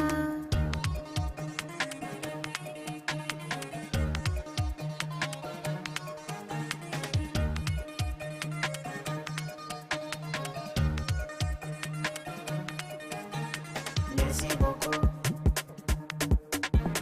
Merci beaucoup. Merci beaucoup.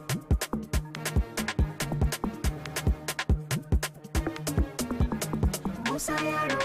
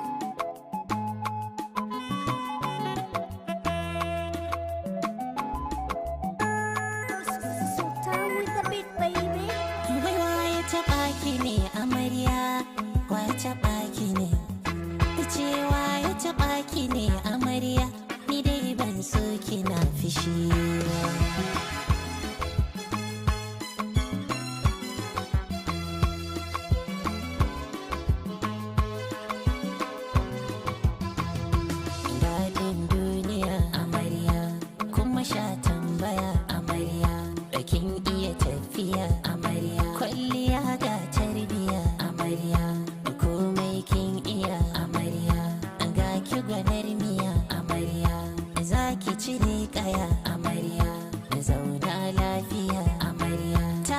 ki da lafiya amarya, bacinki da lafiya amarya, a shalilan miji amarya, ta gaban goshin miji amarya, a safara'ar miji amarya, a me kwace miji amarya, hajiya sai alhaji amarya, kuma ke ce mai aji amarya, ruwa ya taɓa ki ne amarya, uga bai so kina fishi ba.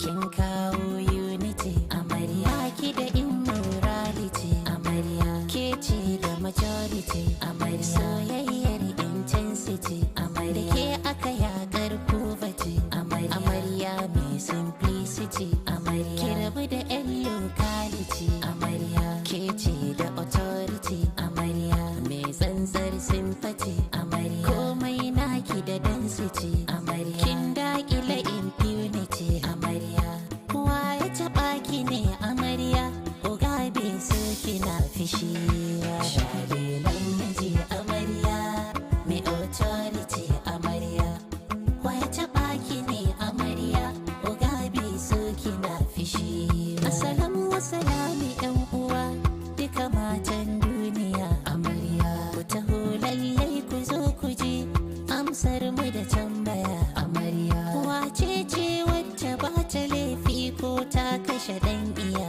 amarya, girma nan zai tsaya, Allahu ya karo lafiya amarya, shalilan miji amarya, mai authority amarya, waya taɓa ki ne amarya, oga bai so kina fishi ba. Gida kuma bincika gida, sai kin zo an sani amarya, ba masu musu akan haka, ko babba da kankani amarya, a faɗa ko ai shiru haka, ke ce da yawan zani amarya, ko su ma sun sani, ai ba abin ki capacity amarya, shalilan miji amarya, mai authority amarya, waya taɓa ki ne amarya, oga bai so kina fishi ba. Ki shagali ki zagaya, ke ce a saman sama amarya, ko gurin dangin mijinki ma, ke ce raba gardama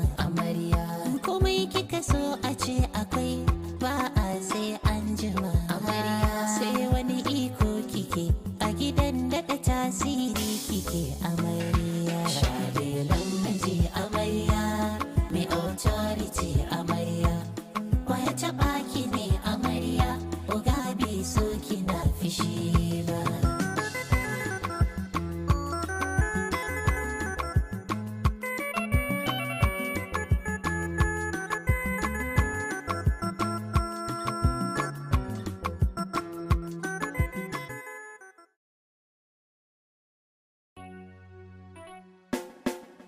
Yar gida, yar gida, yar gida, so ni in soke. Yar gida, ba ni yarda mu bar gida, banin gida, daura aure mu bar gida. Hiriri hiriri ya fi kauna ce zamna aure, amin yi kere, ba lallabare, amin ki tsere. Yar gida na ake kike ba ni safara na bihin na kan auna, ta shige ni in huta.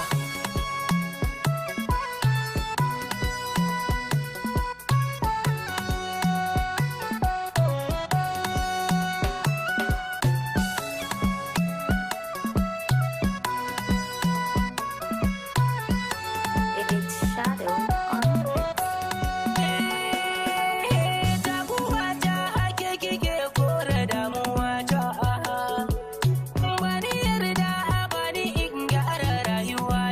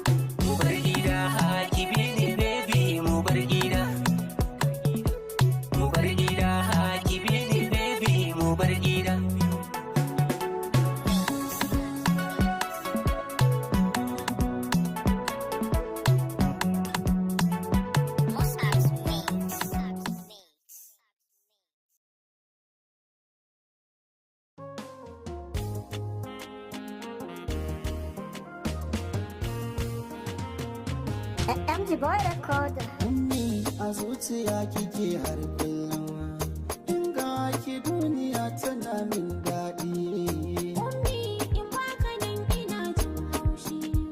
In ga ka duniya tana min daɗi. Yan bana Tana min daɗi. Ye ummi da sanki ne nake numfashi. Duka da na yi ke kike rarrashi. In ba ki nan ina yawan jin haushi.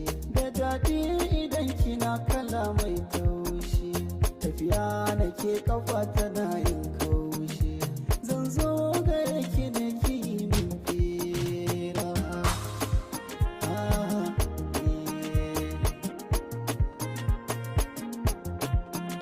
a ƙaunar ka na nutse mai nisa. A taɓa ka dole ɗaukar fansa. Barci na sani sai kasa. Masara da an bige ta to sai casa. Na ba da rayuwa ta fansa. In dai a kanka ne ina yin komai. Ina yin Yasiri na rufa mini yan gulma. tarboki Bini na yi ma. komai na kina Sani bin can ma. da kauna da dami Bini kwai fama. ina so in rayu daga ni sai ke Burin ka zan cika duk rantsi.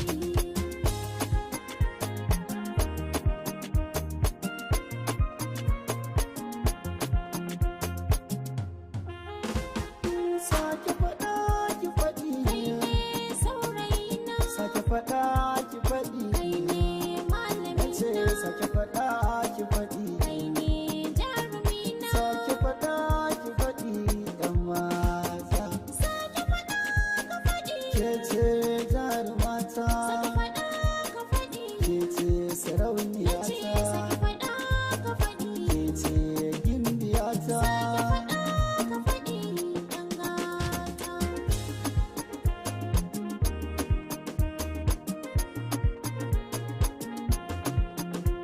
ummi Da kai kira na sai na zo. ummi Farin ciki na ya a ƙaru. gaida ummi Farin masoyi na ɗan sannan ki ummi sarauniyar yan mata soyayya. so kin bani Soyayya. so kin bani Na shirya. ni ma na Kai shirya ne zaɓi na har kullum.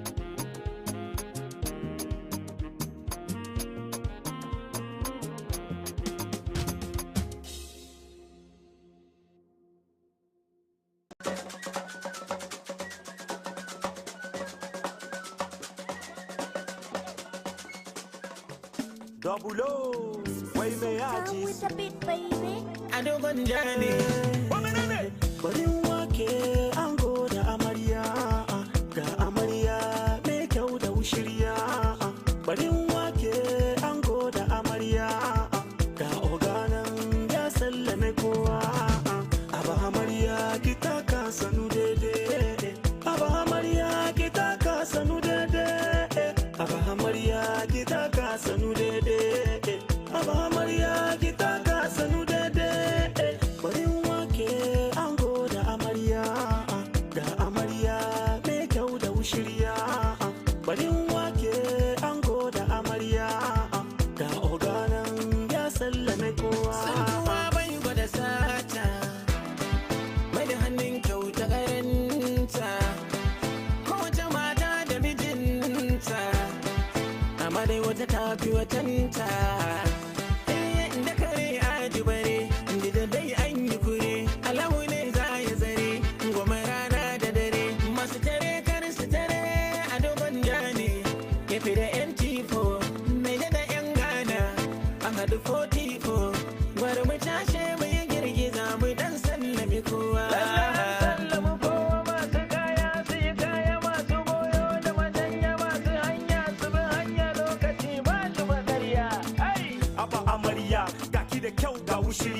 ango za ku kafa zuriya alaba da zaman lafiya an ji lalle ji amarya ai daren yau naku ne mijinki da biyayya ko me zai yi yau ki shirya ya jariri ya inyanya ya yi yanyanya inya mini yanyanya har ya ce wayo kaina alhamdulillahi auren suna aka kulla wai ya zibillahi Allah ya raba ku da ya fitina ji dadi gidan ku babu rigima amarya kirgisa ki bar su firgita kaga ango ya shigo kaki fita ku yi zaman ku ki mishi fifita so ya nama bayyaci cincinga zai fita kaki bayya fita kene mai gida kene mai gida ni mata ku ci girma mata a ci girma kuma ku bar san ku ji gulma a bar san a ji gulma a dan ne mu makama a dan ne mu makama ko da mu more wa makoma kuma makama ta ci girma na ji girma a mazauna na ga mazauna da majumma da mutan gida ake mai da na koma ai barin wake ango da amarya ga amarya mai kyau da shirya barin wake ango da amarya ga oganan ya sallame kowa aba amarya ki taka sanu daidai aba amarya ki taka sanu daidai aba amarya ki taka sanu daidai aba amarya ki taka sanu daidai barin wake ango da amarya ga amarya mai kyau da shirya barin wake ango da amarya ga oganan ya sallame kowa daga ango da amarya daga ango da amarya daga ango da amarya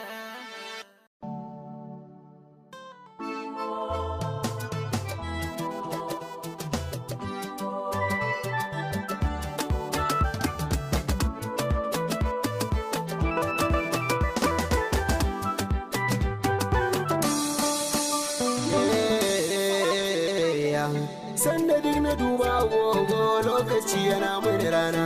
San ki hadari ne in kin zo ni na zaton zan sha ruwa. Sanda duk na duba agogo lokaci yana mini rana. San ka hadari ne in ka zo ni na zaton zan sha ruwa. Zan sha ruwa.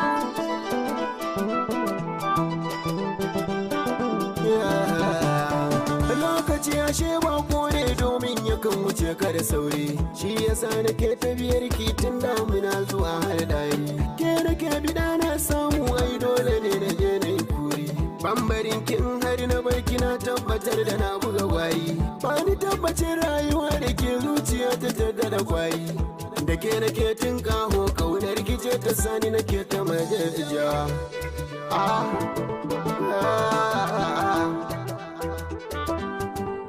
Wanda ya shirin yan yaƙi baya gudar a ce yayi daga. Ni ka dinga jin tausai na shi so kamar haɓo yake kaga. Kai kake saka ni nishaɗi kaunar ka ce ta yi min danga. Kai kaɗai na baiwa dama bana da ɗar kasa na raga. So nake karayi da ni domin zuciya da kai ta tunga. Sanda duk kai mini nisa sai ijiya ta dinga yawan zubar ruwa.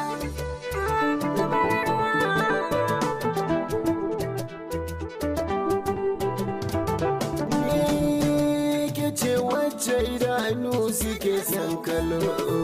Idan ka ga wata zaratu ta kullu. Akan kaunar kin ga ina ta kilo. Ina tare da kai ya magauta gwalo. Akan kaunar ki ake kira na kulo. A so ni na soka soyayya mi sabuwa.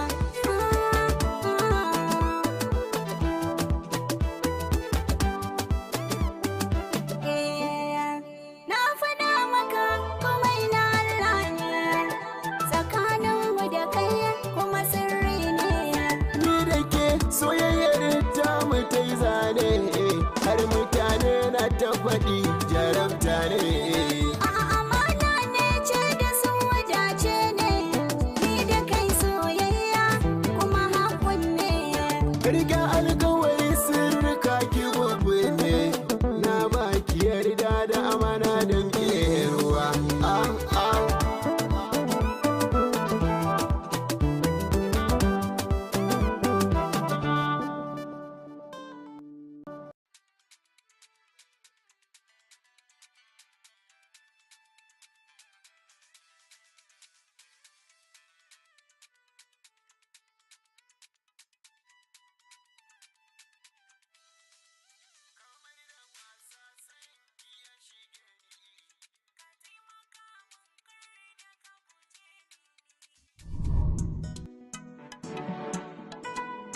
kamar da wasa, kamar da wasa, kamar da wasa, kamar da wasa, kamar da wasa so ya shige ni kamar da wasa so ya shige ni.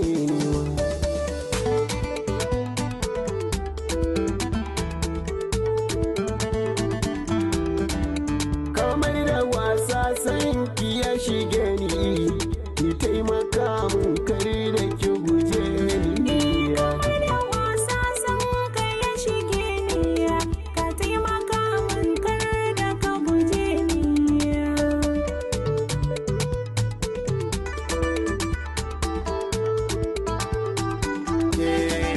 Farin ciki dole in yi da murna, na samu wacce nake so na nuna, na bata so zamiyo zaman amana, ga wacce komai na bata raina.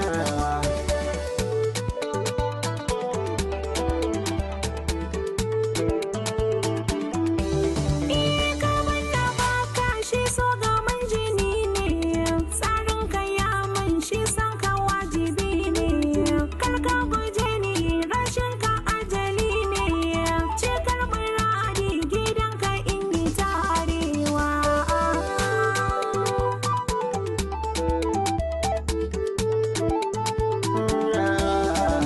Na samu mai sona, Farin cikin ni ma raina, na samu mai sona, cikar muradi na, na samu mai sona. cikar makamina, Muna ta soyayya, muna ta soyayya, soyayya. Ƙaunar ka ta shiga can ciki idan muna tare banda bakin ciki. idan na barki zan ɗauki alhaki, ke ce kike sanya da farin ciki. Na baka soyayya, Ina da tarbiyya, so amshi soyayya, mai kyau da tarbiyya, sai warka soyayya. mai kyau da halayya. So ni dan Allah, Na so ki dan Allah, bani dan Allah. na baki dan Allah.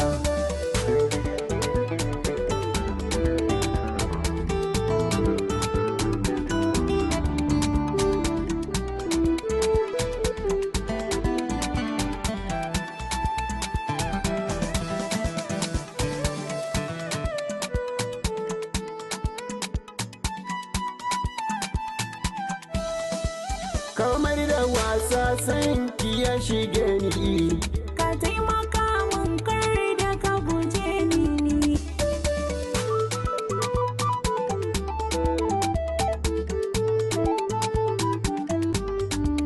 masoyiya da ke na saba.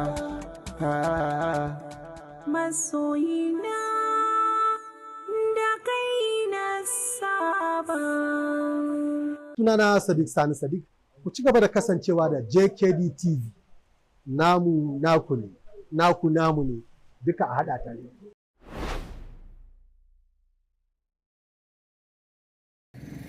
My name is, I'm usually called Sunny.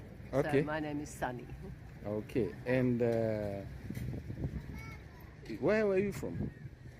Well, it's a bit of a long story. I was born in Windhoek in Namibia, grew up in South Africa, and since then I've lived in many countries, Switzerland, France, Greece, America, and a lot of time in England, many years. And I come to Fez. I've been coming here since 2002. How did I you fell in come? love with it. Yeah, how did you convert to Islam? Well, coming to Fez a lot and making friends here, and I would say I'm making family as well. I eventually bought a house here, and I converted with my neighbor. It was after many years of coming here and experiencing Islam firsthand. I think that's the best way I can describe it. It's my experience of Islam has been first-hand in Fez, and of first class as well. Absolutely fantastic. And just meeting people and experiencing like a kindness and generosity. Right. Okay. You Fine. said you Where speak, were we? how many languages? So, English, German, Afrikaans, but not as an African language. Afrikaans that they speak in South Africa, spoke. Dutch, Italian. Did I say French? No. Okay, French.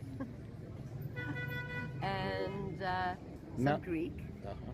And now I'm learning Arabic. Wow. So I don't know what that is. I didn't count. But Finally, you have been living here for how long? I come and go, and I've been coming to Fez, as I said, since 2002. I came here for the first time for a music festival, the Sacred Music Festival that they normally have here every year, but it's kind of, I don't know. Are you an artist? That's one of my lives. I have many lives. One of my lives is as a painter as well. Okay, but do you do anything with music? Yes, I used to play djembe and had a drumming business doing school workshops and corporate team building. But I wouldn't describe myself as musical. I chose the drum because actually I would describe myself as non-musical, but my children are very musical, and I thought there must be something that I can do, and I thought, yeah, all right, okay, drumming, because it's a very inclusive thing. People can do it. They do drum circles and stuff, and so I actually bought 2 djembes here in Morocco. Took them over to England, back home with me, and then got a drumming teacher, and then really got into it, and then started up a drumming business. What is your full name now? My full name is Sonhild Gray. It's nice to meet you. It's lovely to meet you too, Yusuf. Yeah, thank you very much. Thank you so much. Thank Have a you. great afternoon.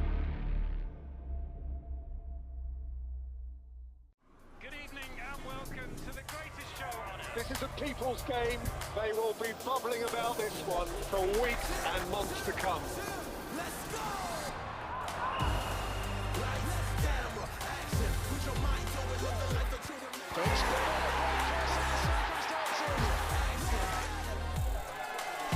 Stay connected. Stay with us, starting from Yanga and Jolly.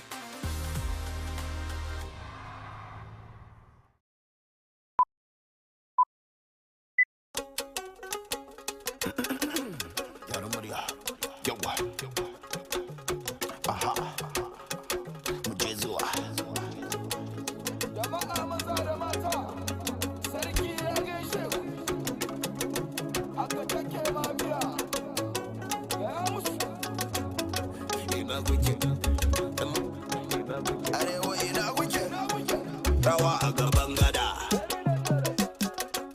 kakalangu da 'yan mata an hada,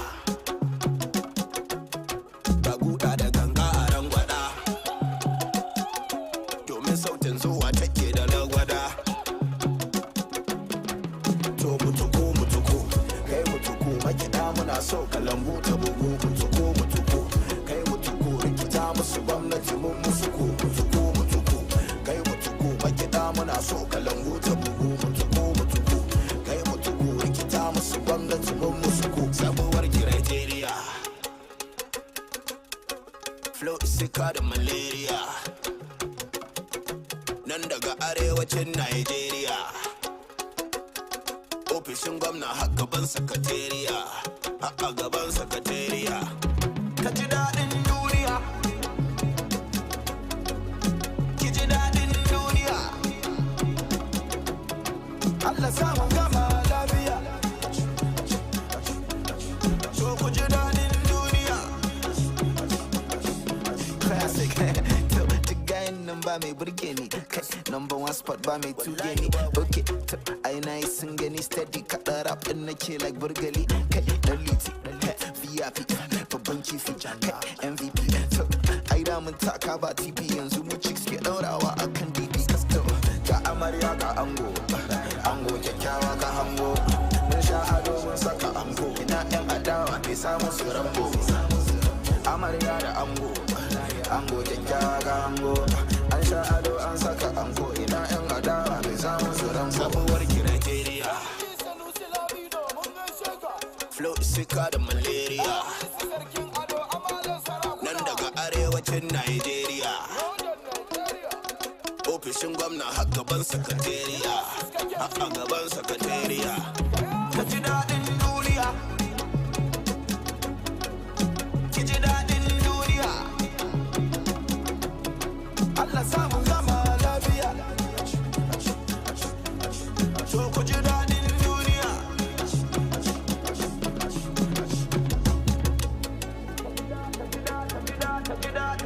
ka ji daɗin duniya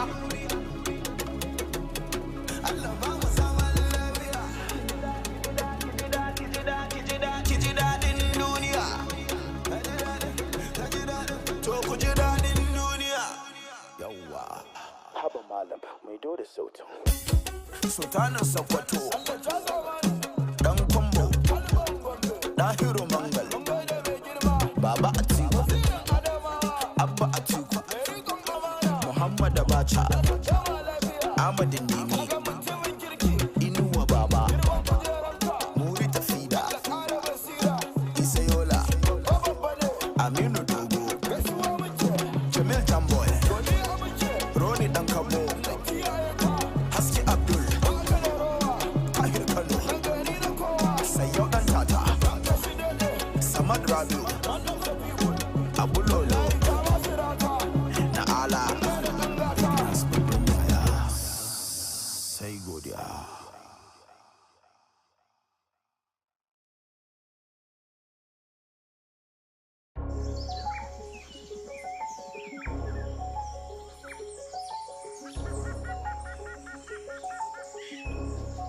It sound delicious, baby.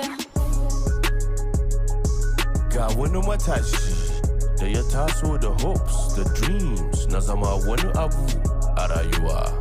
Kash, amma sai dai rayuwa ta zo da ƙalubale.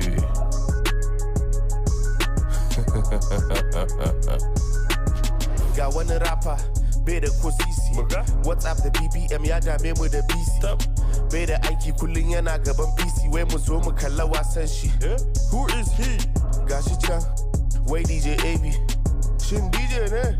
Eto maybe ya kasa shiga uni dan yana ta failing jam. Ya fake ya karkace yana ta making jams. In kudi yake nema da maulaye a hada mushi dan harkar rapa arewa babu inda za ta kai shi. Salamu alaikum, barka mu da warhaka. Wa alaikum salam, maza kai ne haka? Dan Allah dube shi, yunwa duk ta bi ta ci shi, duba yanda yake faman zufa sai ka ce an bi shi.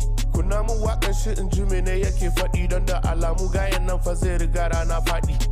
Waba, to ai this is nonsense. Babu wanda zai saurari dumbness. Ni din nan fa a gani na ba inda zashi in bai flop ba. Ko me kake so da ni zan mashi? To shekaru sun ja, amma AB ya iya ja da baya. Ya saki waƙoƙi da dama, ya haɗu da manyan mawaƙa da duniya ta sani, da kuma manya-manyan mutane. Ya shahara a fagen rapid a Afirka, kuma ya tara miliyoyin mabiya da masoya. Ok, yanzu dai ya yi blow ba laifi ya dan samu kuɗi, amma dai za su kare in bai tunani da wuri. Abin na ɗaure mun kai yanda kanwata ke son shi, za ta iya kome ne dan dai kawai ta gan shi. Haka ranar muka je kallon sa aiko mun sha gudu, da ba enough security da ko sai mun sha bugu. An ce ya siya wata mota an shiga uku, menene zai yi da motoci har guda uku? Asara ce kuma mamai ya yi tsada, yo irin wannan motoci ai suna da arha. Duba ka ga irin life inda guy nan ke affording. Wai shine cikin brother? A'a shine afford din. Da ma ya rage ci dan duk ya zama chubby, ya mai da yawo ya zama mai kamar hobby. Allah sa dai yana taimaka masu mommy. Ko duba mana baya yi ake ka bari, but it's okay, it's totally cool. Sai wani girman kai yake yi dan ya gama school. In ma yayi in ma bai yi ba duka yayi ma kansa. Ko menene zai yi ni din nan ban taba sansa.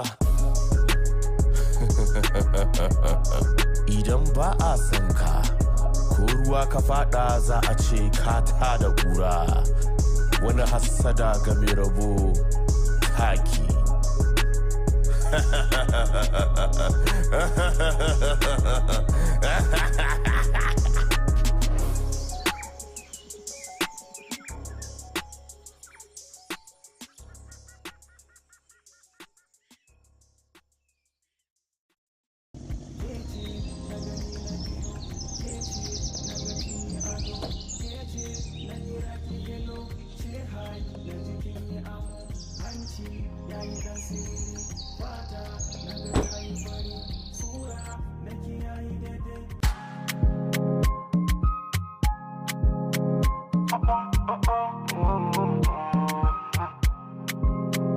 El Brandy Kece yarinya kece yarinya da zan kai gidana ba muke babu ni love forever in kwanta la zuciyata ami now you're my one for life ba muke babu ni wallahi sanki ne ke ya dey talk my mind ba zan so kowa ba ke ba you be my baby sarauniyata kece na one for life I no go ever leave you out lie yarinya kin gama da ni yau ya zan yi bana da watan ba ke ba all I see is you yarinya kin gama da ni yau ya zan yi bana da watan ba ke ba all I see is you kece yarinya kece yarinya da zan kai gidana baby ke babu ni love forever kece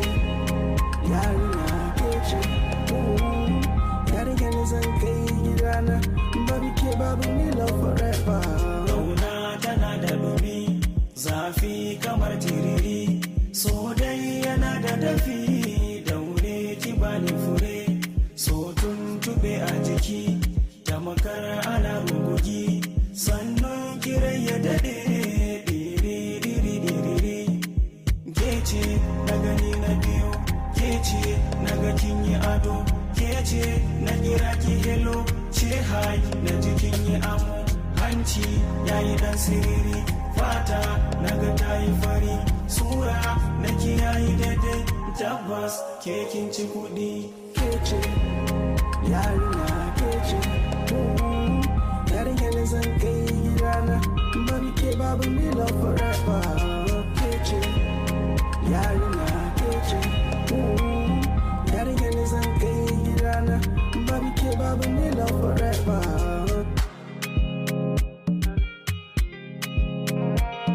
yarinya da zan kai gidana baby ke babu ni love forever kece yarinya kece yarinya da zan kai gidana baby ke babu ni love forever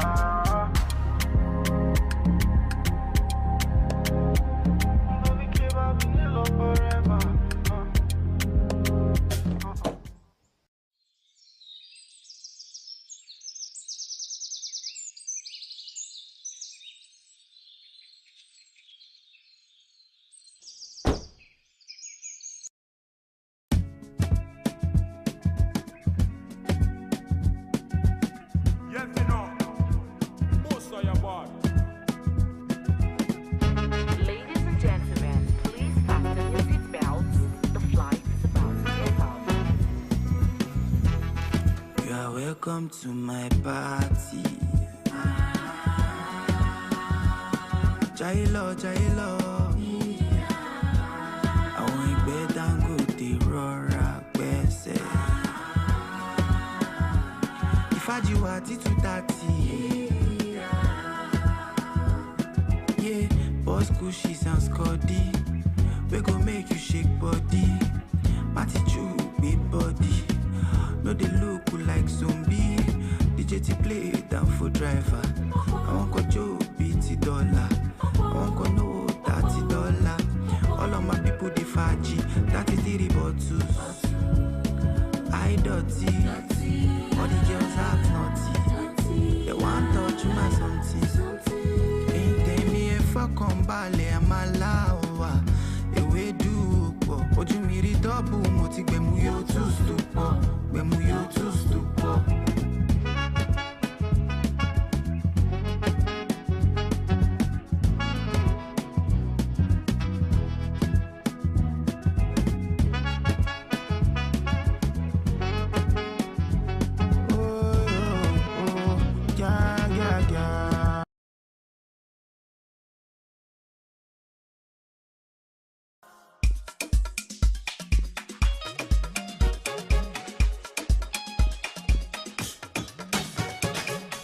Allah gyara gyara gyara ka gyara ran mamana. Allah wanke wanke wanke ka wanke ran mamana. Allah kawo kawo kawo in je in ba mamana. Shawarar ki na san aka ɗauka sanda aka sami ni suna. Ni fa gaskiya mama, ni fa gaskiya mama. Wani wallahi kin ga mai mini komai. Tun ina karmi na kika nuna kyan gyaɗa ta yi mai. Kika dora na hanyar nasara na ta samun maimai. A yanzu na gane soyayyar kice take mini komai. Abin da kika ce mini zan yi sai in ganna cin mai. In yi juriya mama, dole ne shaida ma kowa ni na fasa. In ka ji na yo murmushi ko na yi dariya mama na. In ka ji na yo kunci ko na yi kuka ba ta na. In kwata na kusa kume ni na biɗa kaushi na. Soyayyar ki na tashi da shi kuma zan har ƙarshen raina. Wadda take birge ni. So ka to kai ma so mamana. Ba wala dukkanin nasara ta ni tana daga mama. Ba wani mai safi da nake jin zai saka na koma. Na zama fili kara gudun doki su darkewa ma. Ba kuma tsandaurin da hakan wasu har yau bai cimma ba. In na tsaya a gaban su suna ji a ransu dama dama. Dama ba su kimu ba dan haka bai samun jimin sare ba. Ni ne shagon mama, dan umma mai kan wake. Haja na riko ta gari sai nasarar mu ta zaga gari duka. Ya mai sauyin lamari ya Allah karo ɗaukaka. Suna na Hamisu ne, Hamisu ɗagun Sa'idu ne. Ni jikan Yusufa ne, ni kuma yayan Yusufa ne. Ya mama, mama wata gari. Buga kirji ki ƙara buga kirji kin naifo ɗa na gari. Maman dare nana, lafiya nana, ake babu shiga garari. Kuma yana da mama, kuma yana da baba nai. Soyayya ta gaske, tana gun iyaye ne. Koda iyayen ka ba sanan, koda sun bace kenan. Ka sa a raina ka so nana, tun da kai nana. Kai wai ta yi kina da kai gaskiyar kenan. Ya addu'a tun da dai mun san rabbana nanan. Biyo biyayya ga dukkan yaye su ma ai iyayen ne. Hanifa gaskiya fa na san mama na kin gwada mini kauna ba za na manta ba. Mama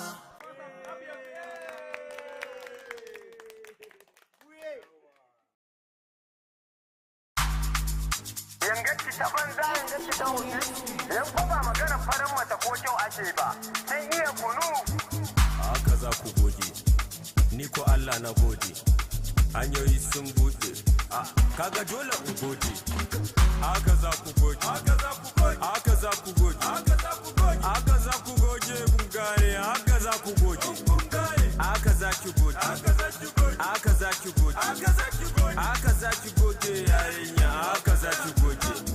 Chocolate girls, koko kalan madara, black beauty ce, koko fara karara. Akwai ta da kyau, ku zo ku ga kyau, zallar kyau, madarar kyau. Amma duk kyan da ke da baki iya kunu bakin kwaba, baby kin kwafsa, baki iya kunu bakin kwafsa. Kwasa kayan kin kwafsa, kin kwaba, kin kwaba, baby kin kwafsa, baki iya kunu bakin kwafsa. Kunu alkalin zamiya, kunu ya gani ya zabura ya gaje sukari zan sa masa. Kunu alkalin zamiya, kunu ya gani ya zabura ya gaje sukari zan sa masa. Na iya jollof din taliya. In iya kunu? Na iya fried rice. In iya kunu? Na fuskanci kai ka zama abokin son tuwo ne, na iya tuwo. In iya kunu? Zan rinka gaishe ta da safe. In iya kunu? Zan rinka yi baka duk abin da kake so. Zan iya kunu? Haka za ki gode, haka za ki gode, haka za ki gode yarinya, haka za ki gode. Chocolate girls, koko kalan madara, black beauty ce, koko fara karara. Akwai ta da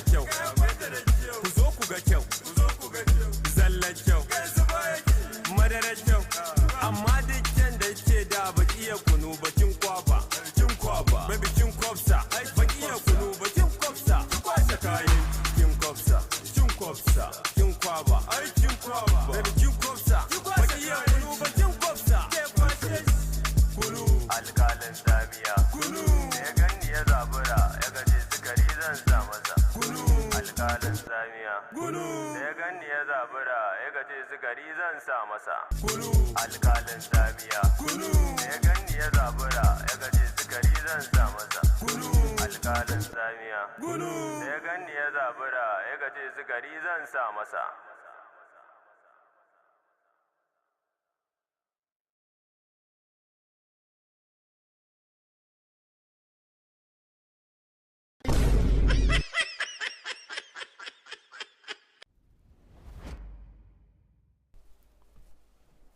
Ina ɗalibai masu buƙatar karatu a fannin likitanci ko kuma fannin injiniyar, to ga fa dama ta samu, domin JKD TV ta shirya muku wasu ajujuwa wanda za su koyar da ku lissafin kimiyya wato mathematics cikin hikima da dabara kuma a yaren Hausa. Za ta ɓarje muku chemistry cikin hikima da dabara kuma a yaren Hausa. Za ta ɓarje muku physics cikin hikima da dabara kuma a yaren Hausa, ta yadda ɗalibai za su samu damar karatu a fannin likitanci da kuma fannin kirkire-kirkire wato injiniyarin a jami'o'in Najeriya da ma na waje. Wannan zai bayu ga gina iliminka don samun damar buɗe laboratories don yin binciken kimiyya don samar da biotech manufacturing company.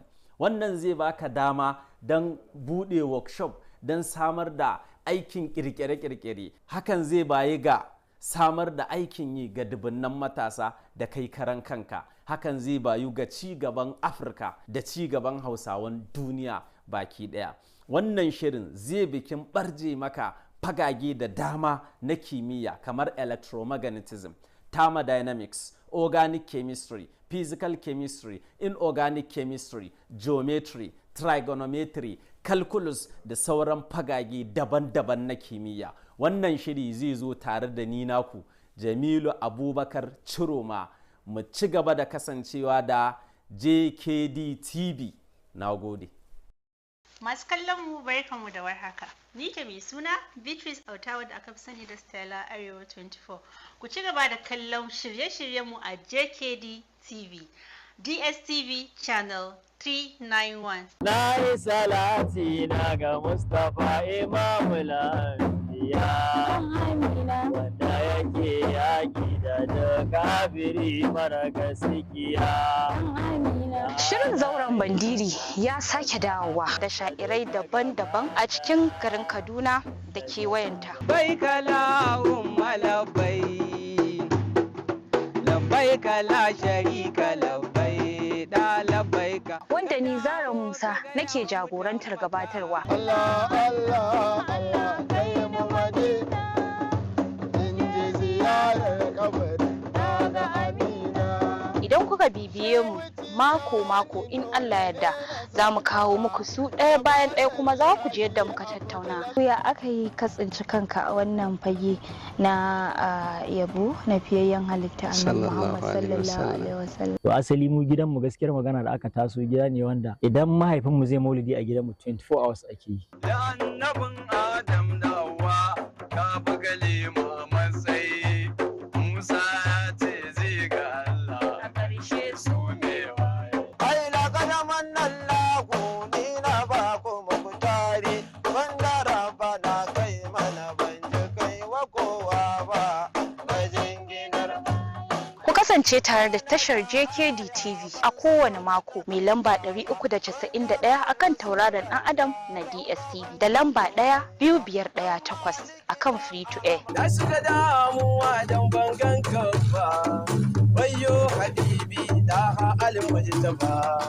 Wallahi ina san kama ainihin ba da gangan nake ba na rance da makajina. Ni ka fa inni faniya ɗaha fansur lihali, kaji ya khairul anbiya mukhtaru mai madina. JKD TV namu naku ne.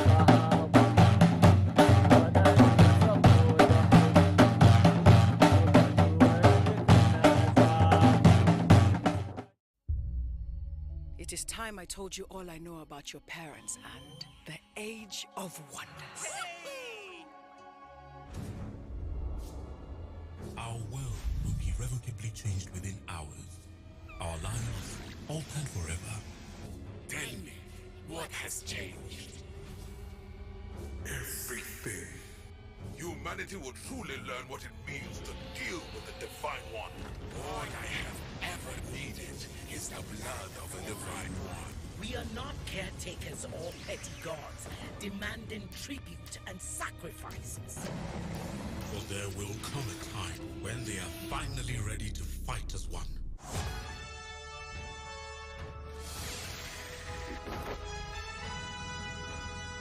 I love you, Ianolua.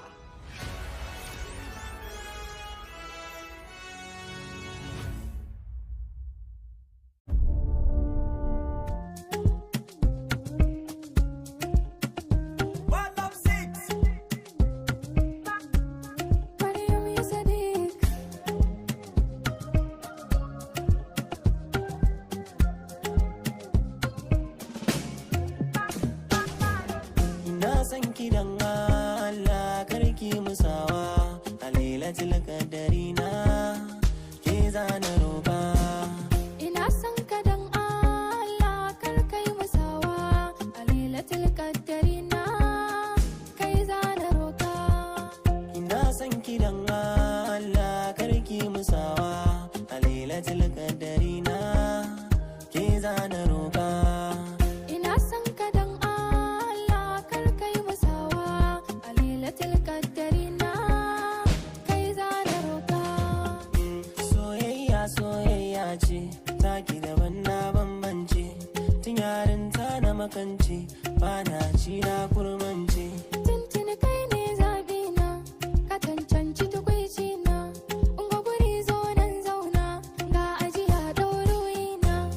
Kalma ta ratsa ni harfan so sun huda ni ko zargi zai daure ni kyan hali sai ya kwance ni.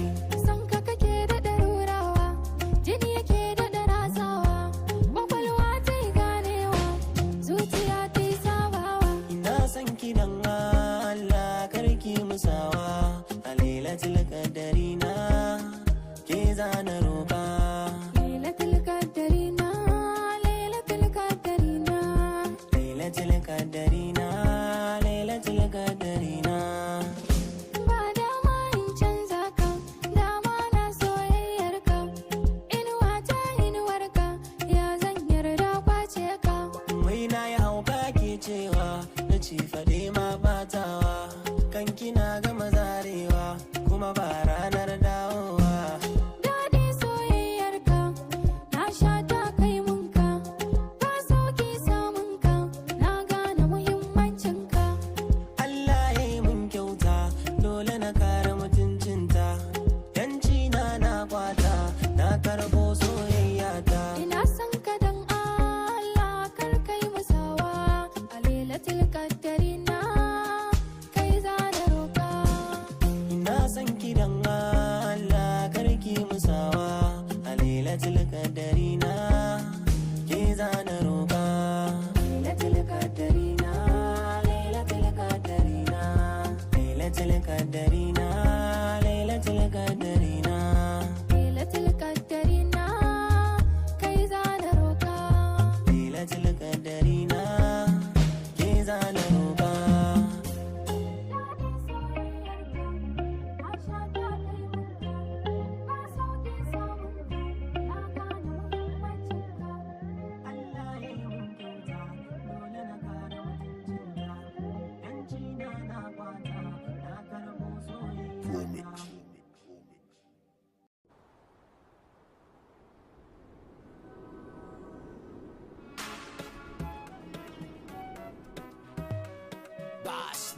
Bash nifa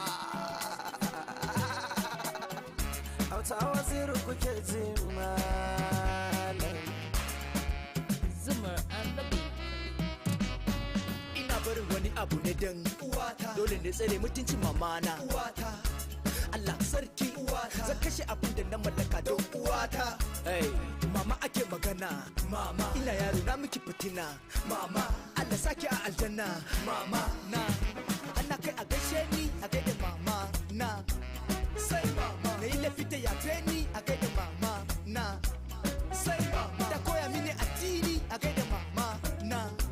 Sai mama gaishe da mama na.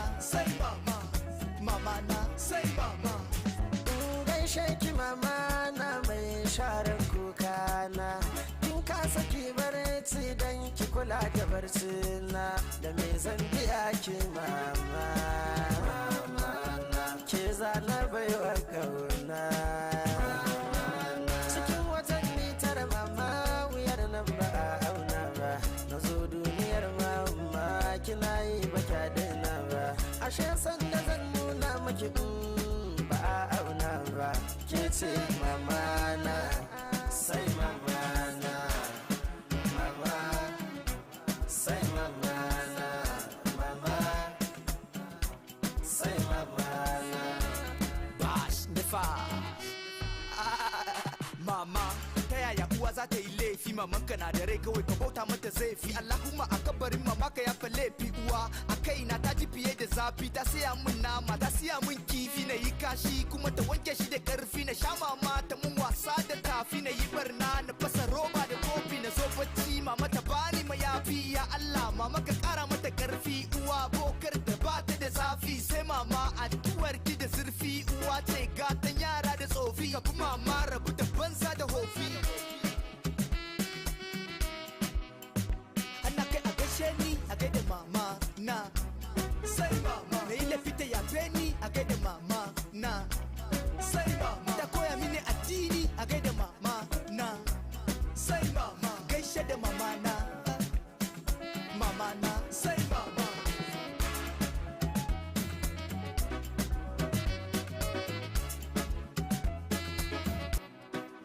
Zoomer and the Beat.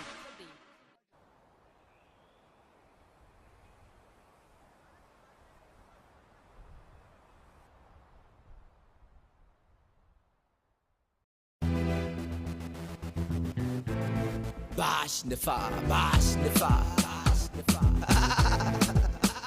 DJ AB. Zoomer and the Beat. wata ranka taba ni ka ji hadisi wata ranka taba ni kuma ka gaskiya ina da mabiya dama mutum baya rasa makiya ku ji da ni dan ya rasulu ayi da ni tun ina raye ayi da ni kafin na mutu ayi da ni a taimake ni ayi da ni a ji da ni I don't talk too much, I'm just smooth. فليقل خيرا أو ليصمت.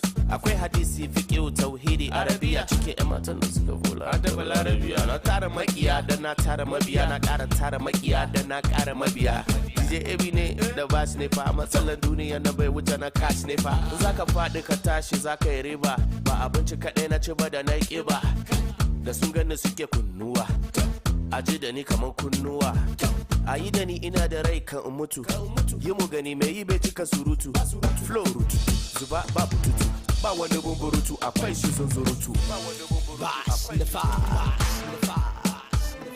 da ni ku yi da ni gani ku bani izini ku ji gwani ku ga gwani abin da ke tafe da ni ai zan yi kyau da zamani idan kuna fita da ni saboda yan mata na son namiji mai kama da ni ku dinga shawara da ni ku dinga dan kula da ni a dinga rabawa da ni a fasa yi in babu ni ga masu yin fushi da ni ko kuma takara da ni kusan da cewa ni ne FKG ke takama da ni mama tana kusa da ni yau AB ne yayi da ni ga masu son su ka da ni ubangiji kula da ni ya arziki yayi da ni talauci ya rabu da ni ya ne ko ya ne AB wata ran ka taba ni ka ji hadisi wata ran baka taba ni ba ma zaka ga tsiya ina da makiya dama mutum baya rasa makiya ku ci da ni dan ya rasulu ayi da ni tun ina raye ayi da ni kafin na mutu ayi da ni a taimake ni ayi da ni a ci da ni ayi da ni a ci da ni please ku yi da ni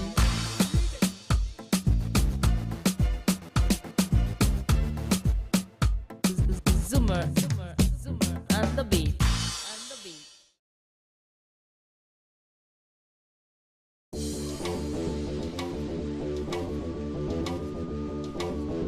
Women, DJ,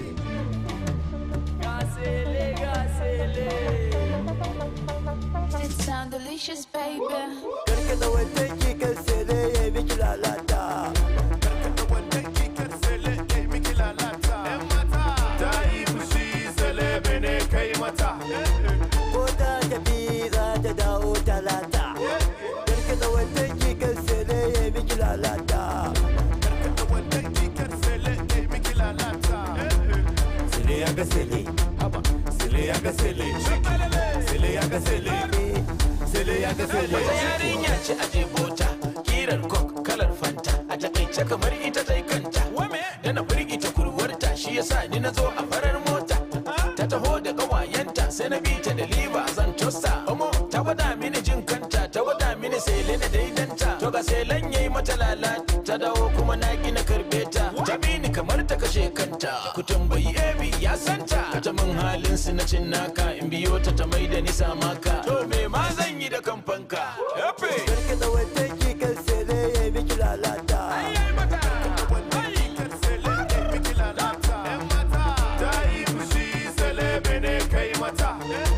Ko ta tafi za ta dawo talata.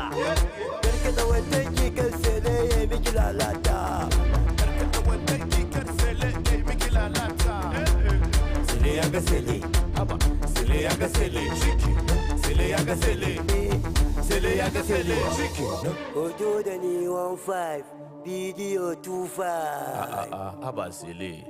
Ai sele yanzu ka wuce nan farashin ka ta tashi. Allah babban yaya. Yanzu ka zama international. Kuma fa haka ne fa babban yaya. Karkata wannan kikar sele ya miki lalata. Karkata wannan kikar sele ya miki lalata. Ta yi fushi sele bene kai mata. Ko ta tafi za ta dawo talata. Karkata wannan kikar sele ya miki lalata. Karkata wannan kikar sele ya miki lalata. Sele ya ga sele. Sele ya ga sele. Sele ya ga sele. Sele ya ga sele.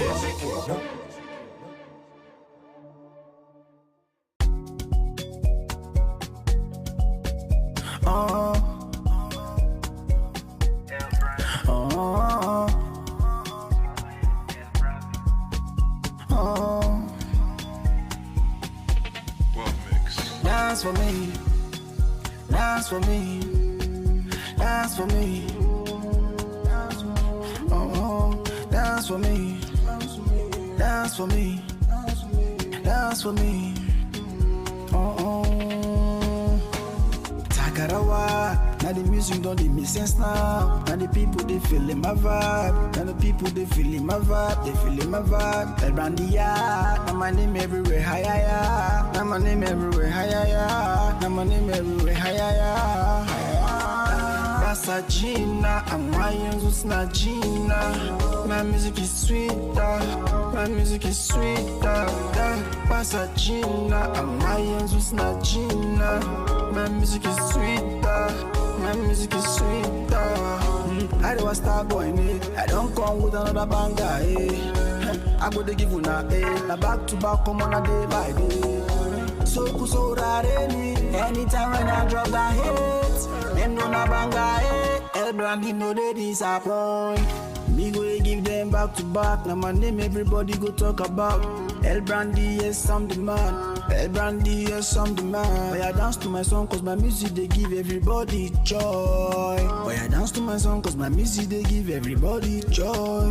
Takarawa, now the music don't they make sense now. And the people they feeling my vibe. And the people they feeling my vibe. They feeling my vibe. El Brandy, yeah. Now my name everywhere. Hi ya. Now my name everywhere. Hi ya. Now my name everywhere. Hi ya. Basa Gina, I'm yanzu suna Gina. My music is sweeter, my music is sweeter. Basa Gina, I'm yanzu suna Gina. My music is sweeter, my music is sweeter.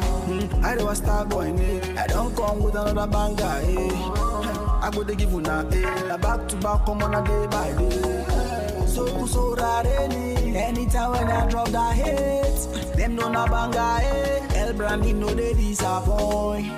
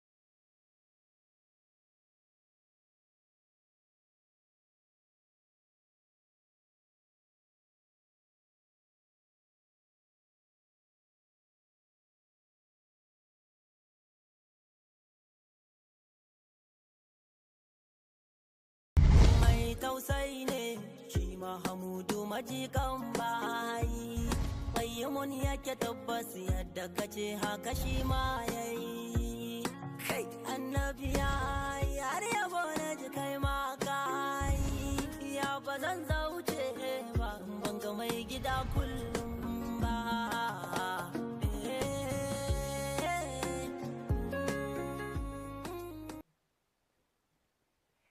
'Yan uwa masoya manzan Allah, barkanmu da kasancewa da ku a cikin shirinmu na fitattun ƙasidu. Shiri ne wanda ke zaƙulo muku wasu daga cikin ƙasidu da suka yi fice a shafukanmu na sada zumunta, musamman a manhajar TikTok, inda muke sanya muku waɗannan ƙasidu, mu faɗa muku sunan ƙasidar da ma sha'irin da ya raira ta, ko kuma waɗanda suka yaba da wannan ƙasidar wacce ta fi fice a wannan makon. Sunana Zainab Salihu Yabagi, kamar kowane mako ta zan jagoranci gabatar da shirin. Shirin ne da gidan talabijin na JKD da ke kan tauraron ɗan Adam na DSTV ke ɗaukar nauyin kawo muku. Kar ku manta, ƙofar mu a buɗe take ga waɗanda suke so su ba da tasu gudunmawar a fannin ɗaukar nauyin wato wannan shiri. Ku kasance tare da mu, kar ku gusa daga akwatunan talabijin ɗinku domin ganin yadda shirin zai kasance. Mun zo mun ci arziki a gurin ki ummin Saida Fadima ya anana Khadijatul Kubra. Sallama a gare ki ummin Batula anana Khadija tauraruwa. A bar koyi gurin duka mata mai cinikin da ba faduwa. Ke ɗaya kin ka zauna a gurin Mahamudu kin zamo garkuwa don alkhairin ki har abada ba zai shuɗe ba Allah kuwa. Da akwai wata rana an kan yi baƙuwa a gidansa Al-Mustafa da shigarta ya ɗau mayafinsa annabi wannan wanda yake rufa ya yi mata shimfiɗa sai ta zauna domin girmama guntafa sai suka tambaye shi iyalan annabi gaba zan wasafa iyalan shugaba suka ce wace ce ya nabi huda shi ko ya ba su amsa a nan gun annabi garkuwan sajida ya ce musu ita ce mai kitso gunna na Khadija tun can ada ya kaddara mai kitsanta ina kuma na Khadija ce abida. Haka kadarhi amkidaril azim. Alhamdulillah, sunana Salisun Fadima. Yan uwa kuna kallon wannan tasha mai albarka JKD Television. Tawa ce, tamu ce, taku ce. Assalamu alaiki Batuli ke nake wa fadanci. Ce ne wa alaikas salamu na jiko cikin bacci. Inda kika ce haka zuciya za ta bar kunci. Makara kula ni da kanki ba dan halina ba. Tafiya da zamanki da nasa duka ummai daidai. Tambayar da na yi wa zuciyata ta ce mun kai. Sunana Aliyu Haidar. Ina kallon tashar JKD, kuma ku kalli tashar JKD. Tashar JKD tamu ce, kuma taku ce.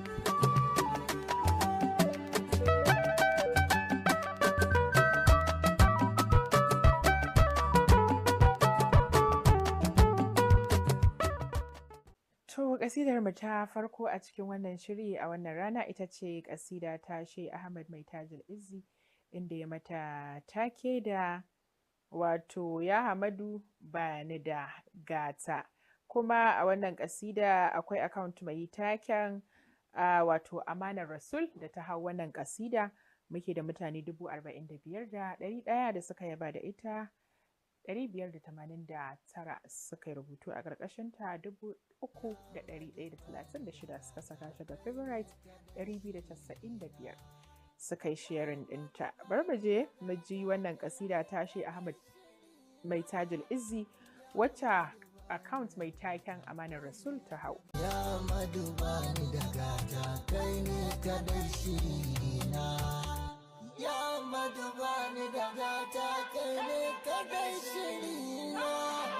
Ya madubani da gata kai ne kadai. Kamar da yadda na faɗa muku daga jan taken ƙasida za ka iya faɗin me ƙasidar za ta kunsa.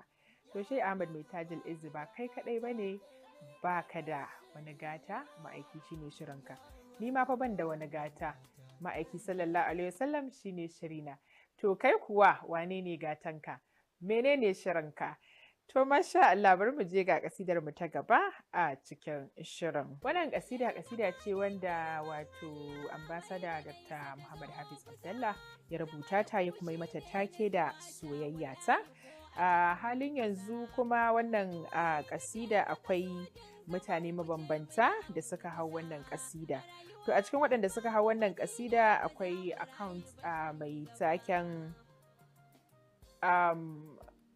autar ambato wacce ta hau wannan kasida, kuma a halin yanzu ake da mutane 4,522 da suka yaba da ita, 206 suka rubutu a ƙarƙashinta, 403 suka saka shi ga favorite, 269 suka yi sharing ɗinta. Autar ambato, bari mu je ke ma me kika tofa.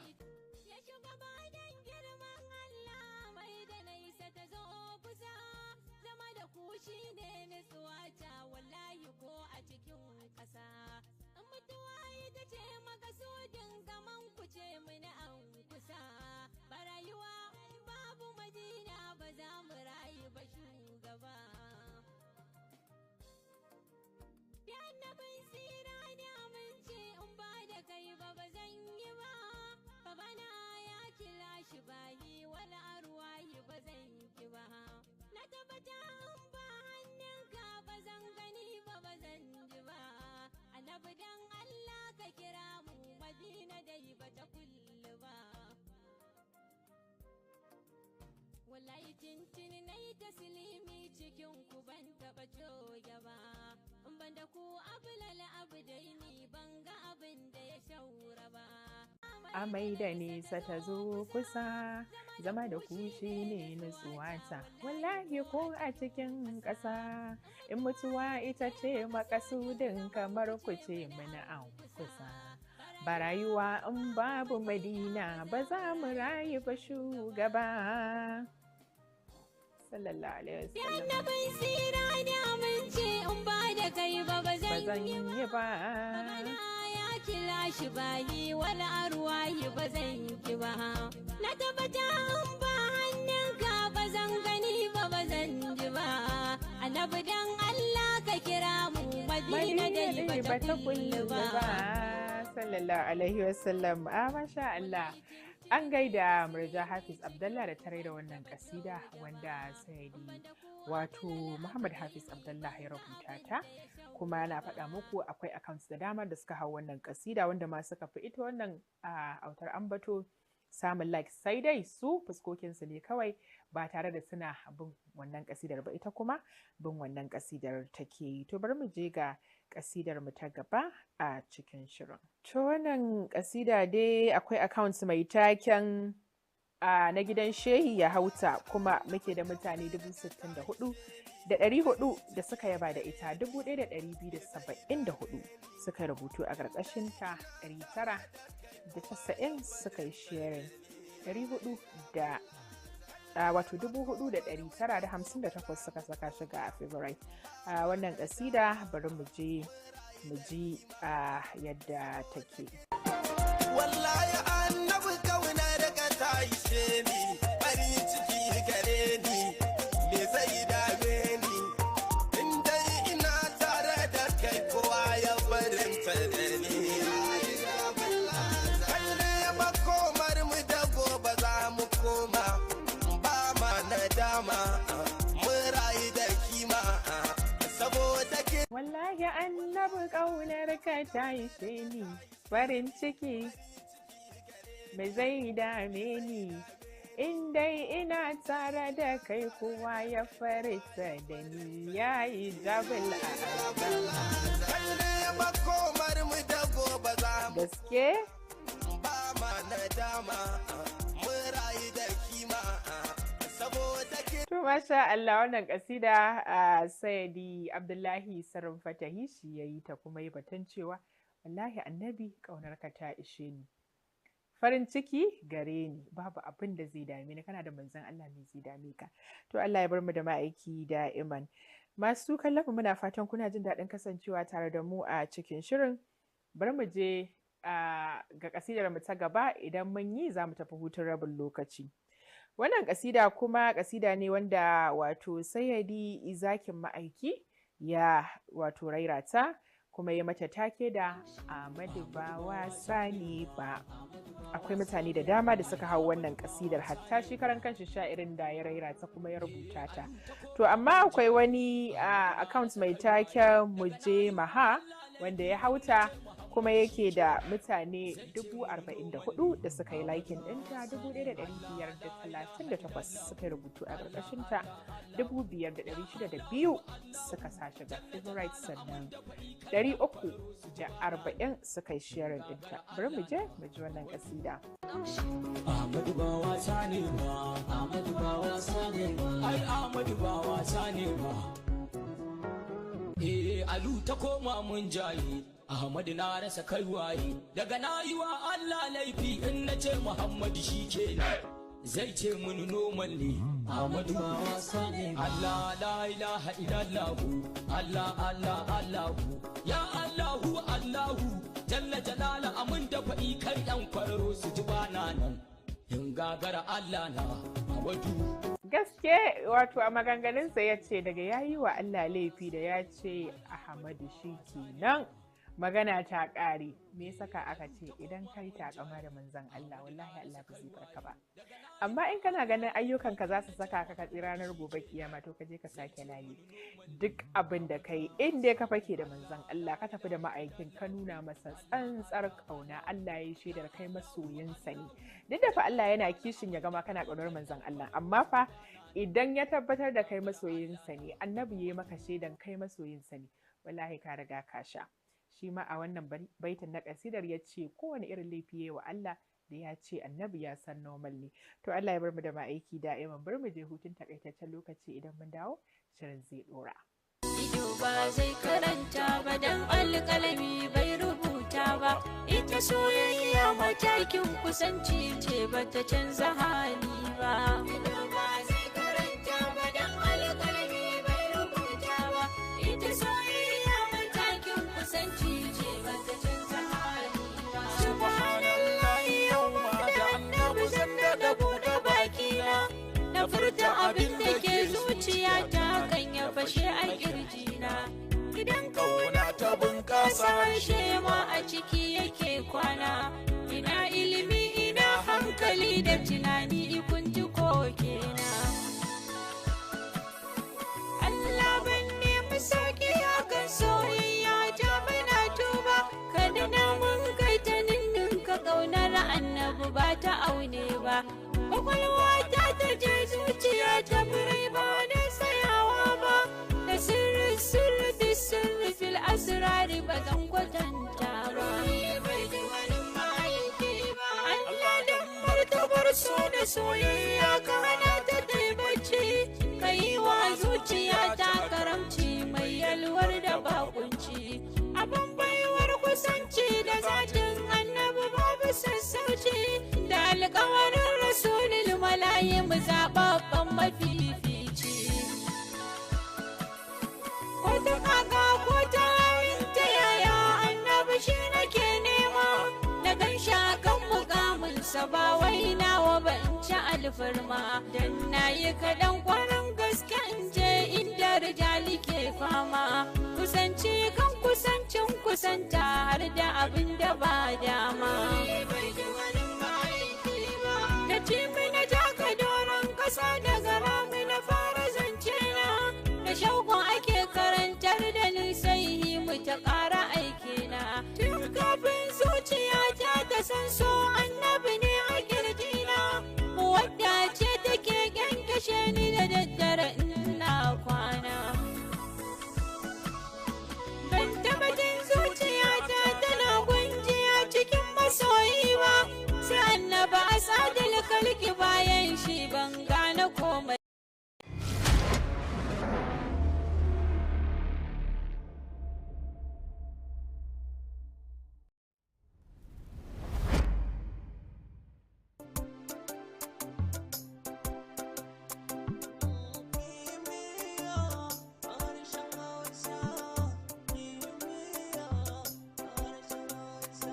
Masu kallon mu barkanmu da warhaka, barkanmu da saduwa a daidai wannan lokaci a wannan tasha ta JKD TV. Tasha wacce take kawo muku shirye-shirye ma'abuta ilmantarwa, faɗakarwa, nishaɗantarwa da kuma ilmantarwa. Barkanmu da saduwa a daidai wannan lokaci a wannan shiri na Chemistry a Hausa tare da ni naku Jamila Abubakar Ciroma. Kimiyya a harshen Hausa.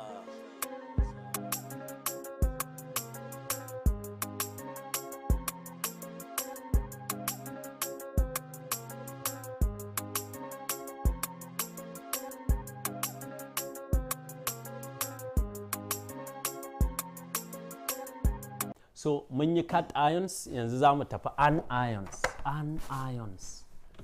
Anions.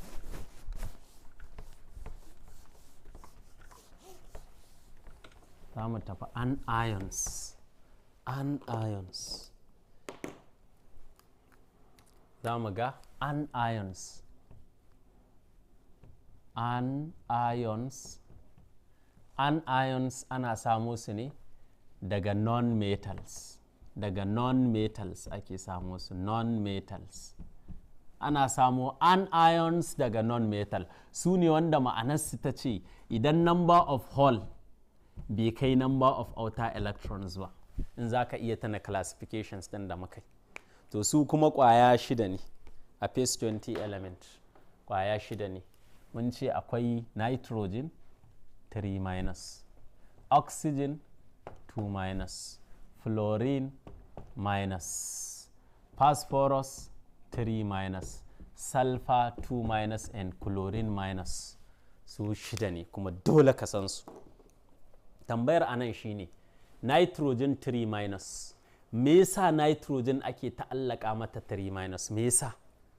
To za mu yi ionization of nitrogen. Ionization of nitrogen. Ionization of nitrogen. Ionization of nitrogen. Ionization of nitrogen.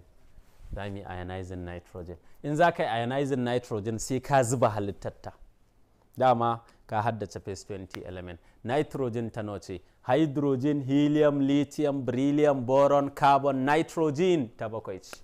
Ta bakwai ce. 7p plus tana da proton, taurarin proton bakwai. Kaga kowane proton yana da electron. Hydrogen, helium, lithium, beryllium, boron, carbon, nitrogen hole ɗinka gashi. K is 2, L is 5. Wannan kenan. So, this is wannan ita ce nitrogen atom. Nitrogen atom. Sunanta nitrogen atom. In ka kalla za ka ga cewa proton bakwai, electron bakwai, biyu a tara da biyar bakwai. In dai proton ne daidai da electron sunanta atom. Saboda haka wannan ita ce nitrogen atom, amma kash babban matsala shine number of hole. Babban addu'an nitrogen ya za ita rabu da hole. Ba ta son hole, tana da su kwaya 1, 2, 3. To kalli nawa take bukata? Na ce ma kowane ɗaya a kasuwa miliyan 1 ne, wannan dabara ta ce. Kowane ɗaya miliyan 1, saboda haka muna da miliyan 1, miliyan 2, miliyan 3 take bukata. To electron na igiyar ƙarshe shine arzikinta. Nawa take da shi? Tana da miliyan 1, miliyan 2, miliyan 3, miliyan 4, miliyan 5. Wannan mai arziki ce. Tana da miliyan 5, ana buƙatar miliyan 3. Saboda haka za ta so, ita ba za a yanke mata ba. Za ta ce a so. Saɓanin wannan tana buƙatar wannan beryllium tana buƙatar miliyan 6, tana da miliyan 2. Dole ta haƙura duka ta zubar da shell ɗin a yanke mata outer shell ɗin. Ita kuma wannan za ta ce a so mata electron ɗinta nawa ne? Miliyan 1 ta ce a kawo tunda tana da miliyan 5. Saboda haka za ta dawo. Sai dawo 7p plus hydrogen, helium, lithium, beryllium, boron, carbon, nitrogen. Kun ga wanda ta so na nan. Gashi ta so shi sai na nan. Gashi ta so shi sai na nan. Gashi ta so ukunta abinta. 3 mai kudi ce. Kaga da K is 2, L is 5, a nan L is 8 saboda ta cika 3. Saboda haka yanzu nitrogen ba sunanta atom ba. Saboda ai adadin proton ba daidai yake da electron ba. Kaga electron 10 ne a nan, proton 7 ba atom ba ce, sunanta ion. Ion. Amma nan kuma da yake proton 7 electron 7 sunanta atom. Saboda haka yanzu abin da zai faru shine idan ka lura wannan electron din yana zuwa, na ce duk inda kaga wata sai kaga zara, kowane proton yana da electron. Wannan tana zuwa sai ta ce ina proton dina, sai a ce babu. Wannan ma ina proton dina, babu. Wannan ina proton dina, babu. Su kuma minus ne da su, duk electron E minus ne, su uku. To sun rasa samun proton saboda sun samu kowa da electron ɗinsa, kowa ya siyar. Saboda haka sai su fara hayaniya 3 minus, mu a nemo mana proton ɗinmu, mu a nemo mana protons. Saboda haka kaga kenan 3 minus ɗin nan tana nuna bakin electron ne guda uku da ba su samu proton ba. Bakin electron ne guda uku a jikinta wanda ba su samu proton ba. Bakin electron guda biyu waɗanda ba su samu proton ba. Bakin electron guda ɗaya waɗanda ba ta samu proton ba. Haka lissafin yake. To shi yasa nitrogen is always 3 minus, because nitrogen ionized by gaining, kaga it gains 3 electron a turancin zaka ce it gains 3 electron, ta sami electron guda uku. Su kuma for cation sai a ce loses electron, loses 2 electron, loses 3 electrons. Amma waɗannan anions din sai dai a ce gains electron. Ga equation din, nitrogen ce kaga dada mata electron uku akai, aka dada mata, shi yasa na sa plus. Amma ɗazu na ce aka cire mata electron biyu sai na sa minus 2 electron minus, aka cire mata electron biyu, nan kuma zan sa plus. Aka dada mata electron uku sai ta dawo nitrogen 3 minus. Kaga wannan shine equations din. Saboda haka balansi shine 3, adadin da aka cire mata shine balansi 3, an cire mata uku, au an dada mata uku, an dada mata uku, ya zama valency is 3. So wannan, amma ko a duniyarmu, in ka dawo duniyarmu, duk wanda yake da kuɗi za ka ga inkiyarsa daban, za ka ji ana girmama shi, ana ƙara mai wasu misali. In ka ji ana Jamilu, kai Jamilu, to ai ba ka da ko sisi, ba wani lissafi a hannunka, sai ka ji ana kiranka gaya. Amma idan ka ji ana alaji, to akwai kuɗi, mai kuɗi ne kai. So saboda haka a duniyar mu za ka ga ana ƙara mutum ALH, alaji, sai a ce misali, to akwai kuɗi kenan. In ka ji gaya ana kiranka, to ba labari. In kuma mai ilimi ne kai, ka ji ana malam, malam wane ko alaji wane. So in baka da komai, sakitin fakitin da kwakwalwarka tun ta haihuwa, ajihunka ba ko sisi, sai ka ji kawai kiran sunan ka gaya. So su ma waɗannan waɗanda kage yanzu wannan ai mai kuɗi ce, miliyan nawa ne da ita, miliyan 1, miliyan 2, miliyan 3, miliyan 4, miliyan 5, ta so na miliyan 3, to ba za a kira ta gaya ba. Su kuma a duniyarsa sai a ƙara musu IDE, IDE, maimakon nitrogen sai a ce nitrite, nitrite, kunga ƙarshe dai za ka ga IDE. Wannan shi ke nuna masu kuɗi ne, mai kuɗi ce, ta iya so electrons. Sulfide, chloride, phosphide, bromide, iodide, duk wacce ka ana ƙara mata IDE, ma'ana it ionized by gaining. At outer shell ɗinta, number of hole is greater than is less than the number of outer electrons. Wannan nitrogen kenan. Shi yasa nitride it gain 3 electron, oxide gain 2 electron, fluoride gain 1 electron, phosphide gain 3 electron, sulfide gain 2 electron, chloride gain 1 electron. Shi yasa yanzu ta iya suwa, shi yasa muka sa mata nitride. Na yi wannan, barin ƙara yin oxygen, in yi fluorine. So ina fata an gane wannan. Bari in yi oxygen, ionization of oxygen.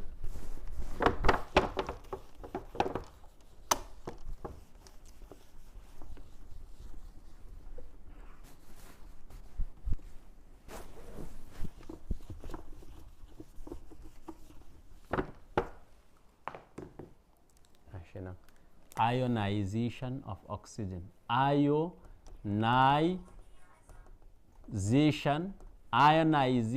of oxygen. Ionization of oxygen. Za mu ɗauko oxygen. I want to ionize. Me yasa oxygen ion is always 2 minus? Why? Me yasa kullum 2 minus ne ga oxygen? Sai kai ionizing za mu ga, in muka ionizing za mu gani. Oxygen ta 8 ce. Hydrogen, helium, lithium, beryllium, boron, carbon, nitrogen, oxygen ta 8 ce. Tunda oxygen ta 8 ce, dole tana da proton 8. Hydrogen, helium, lithium, beryllium, boron, carbon, nitrogen, oxygen. Oxygen ta 8 ce. Wannan K is 2, L is 6. Kaga oxygen atom. Oxygen atom. Me yasa na sa atom? Saboda proton 8, electron ka irga zai baka 8. Adadin proton daidai yake da adadin electron, shi yasa ta zama atom. Babban damuwarta hole. Ya za a yi ta rabu da hole biyu? Sai na ce ma kowane electron miliyan 1. Kaga miliyan 2 take bukata. Nawa Allah ya hore mata? Adadin igiyar ƙarshe miliyan 1. Adadin electron a igiyar ƙarshe miliyan 1, miliyan 2, miliyan 3, miliyan 4, miliyan 5, miliyan 6 take da shi. Ina da miliyan 6 za a wulakanta ni akan miliyan 2. Ina za ta ce a so a kawo ba dai waɗannan guda biyun ba ne a kawo. Kaga ba za ta yi losing ba, genin za ta yi. Zai zama 8p plus hydrogen helium 1 2 3 4 5 6. Gashi nan taso. Ka gani yanzu in ka ce is no longer atom, yanzu oxygen ba atom ba ne. A nan atom ce saboda adadin proton, adadin electron. Amma a nan in ka duba K shell electron 2, L shell electron 8, electron 10 kenan. Amma me proton 8. Kaga proton ba daidai yake da electron ba. Dole oxygen ion ce a nan. Amma ka sani bakin electron ɗin nan da suka zo su minus ne da su. In ka tana dama na ma haka na ce phi is plus, E is minus, duk electron minus ne. Kaga su biyun nan minus su biyu ne. Za su yi ina proton ɗinmu sai a ce babu, ku yi haƙuri kowa ya siyar. To za su yi ta hayaniya suna neman ya za a yi a taimake su a nemo musu proton su biyu. Shi yasa kullum kaga oxygen 2 minus za ka gani. Ga yadda equation ɗin yake. Oxygen ce aka daɗa mata electron guda biyu sai ta dawo oxygen 2 minus. What is the valency of oxygen is 2. Ita ma mai arziki ce tunda ta siya. Tunda in dai ta siya to mai arziki ce. Saboda haka yanzu oxygen sai dai a ce oxide. Sai dai ta ƙare da IDE. Oxide in ka ja ka taso. Sulfide taso. Nitride taso. Wani lakabi ne na girmama su. Wannan kenan. So wannan shine na ionization of oxygen. Zan ƙara na fluorine. Ionization of fluorine. Ionization of fluorine. Ionization of fluorine. Ionization of fluorine. Ionization of fluorine. Ionization of fluorine. Ionization of fluorine. Ta yazan kaga fluorine is minus 1 minus kaga babu komai akwai 1. 1 minus in za ka yi ionizing ɗinta sai ka rubuta halittarta kuma ta tara ce. Hydrogen, helium, lithium, beryllium, boron, carbon, nitrogen, oxygen, fluorine ta tara ce. Tunda ta tara ce tana da proton tara. Np plus hydrogen, helium, lithium, beryllium, boron, carbon, nitrogen ta tara. Oxygen, nitrogen, oxygen tunda ta tara ce. Nitrogen, oxygen, fluorine. Fluorine, K is 2. L is 7. So da haka anan sunanta fluorine atom. Fluorine atom. Me yasa aka ce mata atom? Saboda adadin proton daidai yake da adadin electron. A daidai wannan lokacin babban damuwar fluorine shine wannan hole din. Ya za a yi ta rabu da shi. Kuma miliyan 1 ne. Nawa take da shi? miliyan 1, miliyan 2, miliyan 3, miliyan 4, miliyan 5, miliyan 6, miliyan 7. Za ta ce kawai a so tunda mai kuɗi ce kawai sai ta so, sai ya zama tana da 9p plus hydrogen helium, lithium beryllium boron carbon nitrogen oxygen fluorine, gashi nan taso guda ɗayan nan. Da K is 2, haka ne, K is 2, L is 7, yanzu L is 8 tunda taso guda ɗaya. Saboda haka yanzu fluorine ba atom ba ce, fluorine is ion. A nan sunanta ion. Me yasa ta zama ion? Saboda adadin electron ɗin ya fi proton ɗin yawa. Kaga sowa ta mai kuɗi ce. Sai ka duba wannan electron ɗin guda ɗaya yana zuwa zai ce a bashi proton, za a ce babu, sai ya fara hayaniya, sai a sashi a nan. F1 electron ne bai samu proton ba, shi yasa aka sa minus. Kunga 1 minus guda ɗaya ne, nan oxygen su biyu ne, shi yasa ya zama 2 minus. Nan nitrogen guda 3 ne, 1 2 3, shi yasa ya zama 3 minus. Saboda haka yanzu ga equation ɗin fluorine ce aka daɗa mata electron guda ɗaya, ba a sa 1 anan, sai aka samu fluorine minus. Me balancing? Balancing is 1. This is the equation. This is the equation. To shi ma an ion gashi mun yi guda 3.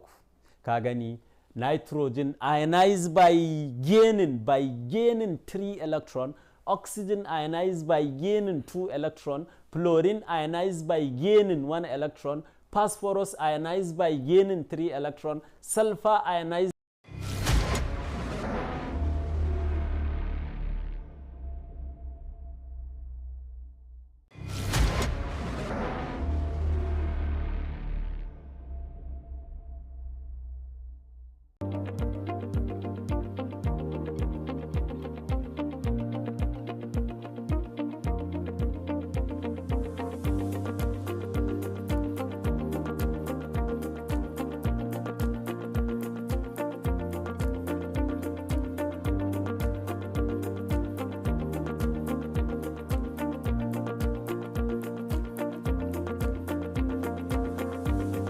Mangwaro 'ya'yan itace ne da ake ci da bishiyar Mangifera indica ke samarwa. Ya samo asali ne daga yanki na tsakanin arewa maso yammacin Myanmar da Bangladesh da arewa maso gabashin India. Ana noman shi ne a kudu da kudu maso gabashin Asiya tun zamanin da, wanda ya haifar da nau'ikan noman mangwaro na zamani.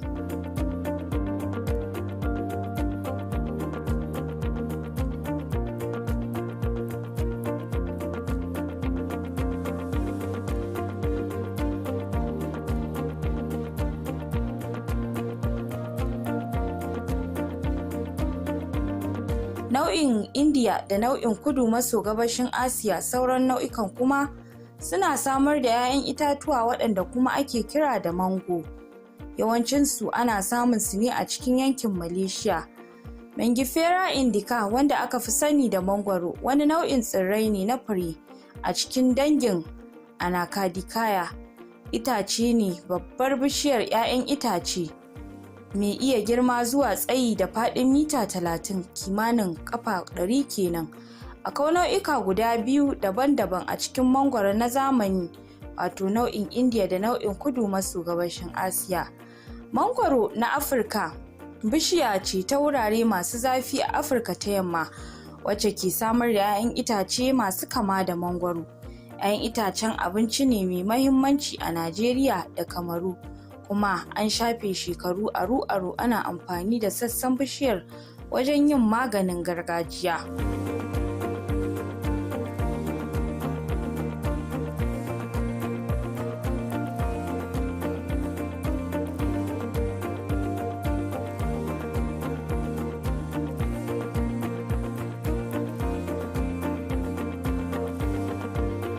To a wace jiha ce aka fi samun mangwaro masu kyau a Najeriya? Jihar Benue ce ita ce tafi kowace jiha noman mangwaro a Najeriya, yayin da Najeriya ke matsayi na 8 a duniya da adadin ya kai metric ton 730. Cututtuka da ƙwari da dama na iya shafan mangwaro da suka hada da anthracnose da bacteria mai bakanta ganye da mango scab da mango seed weevil. Bishiyoyin na iya rayuwa sama da shekaru 100 kuma suna haɓaka ginshiƙan gangar jikin sama da mita 4, kimanin ƙafa 13 kenan. Itatuwan mangwaro yawanci reshensu na kaiwa tsawon mita 2. Sama da ƙasa kuma suna haɓaka su yi yanayi mai kama da kuba. Canje-canje a cikin siffar lema da buɗewa yana faruwa a tsakanin nau'ikan, kuma akwai gasa daga wasu bishiyoyi. Wannan mangwaro shi aka fi sani da mangwaro mai bakin aku. A koda yaushe 'ya'yan shi sukan zamo ƙanana, amma sai ku ga bishiyar shi ƙatotuwa. Wannan mangwaro a gargajiyance shi muka fi sani a nahiyar ta Afirka. Bisa ga bincike da yawa, yana da kyau a guji haɗa wasu abinci tare, ciki har da 'ya'yan itatuwa dangin citrus da mangwaro. Da haɗa itatuwa irin su lemu da berries da kiwis tare da mangwaro na iya rushe ma'aunin pH na jiki. Don haka wannan na iya yin tasiri mai ƙarfi akan tsarin narkewar abincinmu.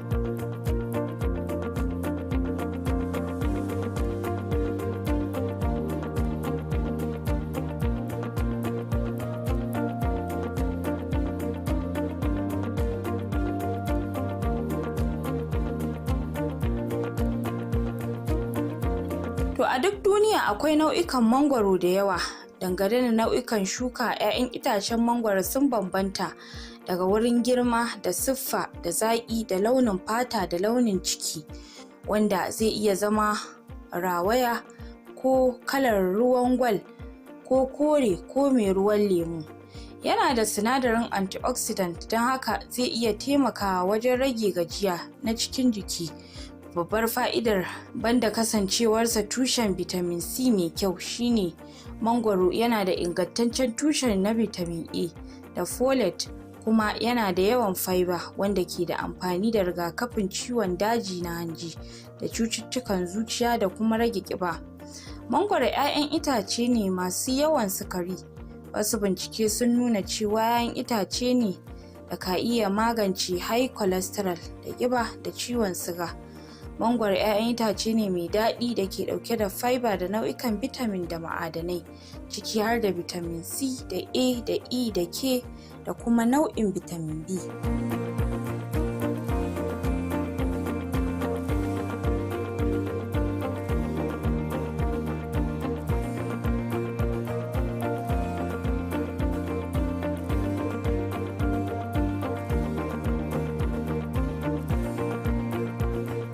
To, a nan ɓangaren namu akwai nau'ikan mangwarori iri-iri, kerosene mango da kuma Peter Kojan wato binta siga, sai Julie mango da Sherry mango da normal Ogbomoso Enugu Eastern Calabar Abuja yellow mango da kuma Benue mango wato wanda ya fi yawa kenan a jihohin da ke samar da mangwaro da kuma Opioro.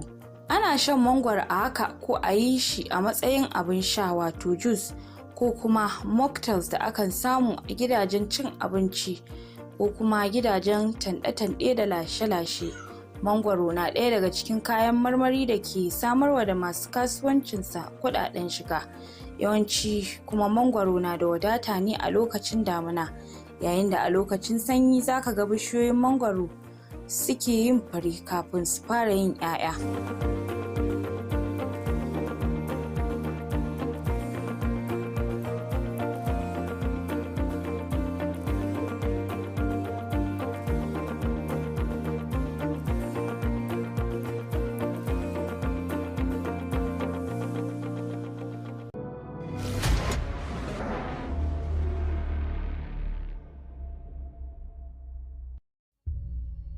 It is time I told you all I know about your parents and the age of wonders. Our world will be irrevocably changed within hours.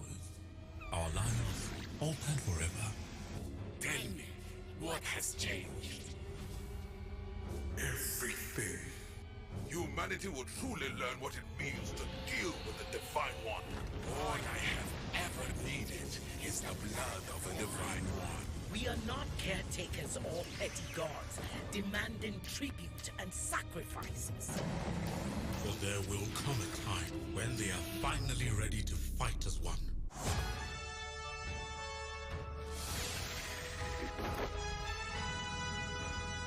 I love you, Iyanolua.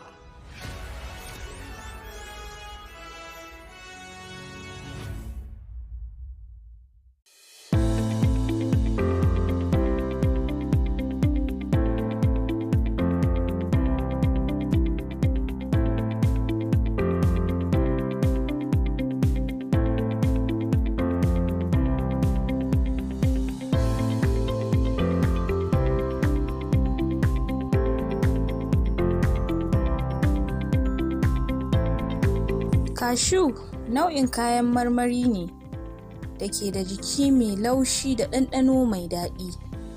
Suna iya zama tushen protein da ma'adanai masu kyau a matsayin wani ɓangare na daidaitaccen abinci. Cashew sun fito ne daga kudancin Amurka, musamman Brazil. Turawan mulkin mallaka ne suka shigo da su nahiyar Afirka da India.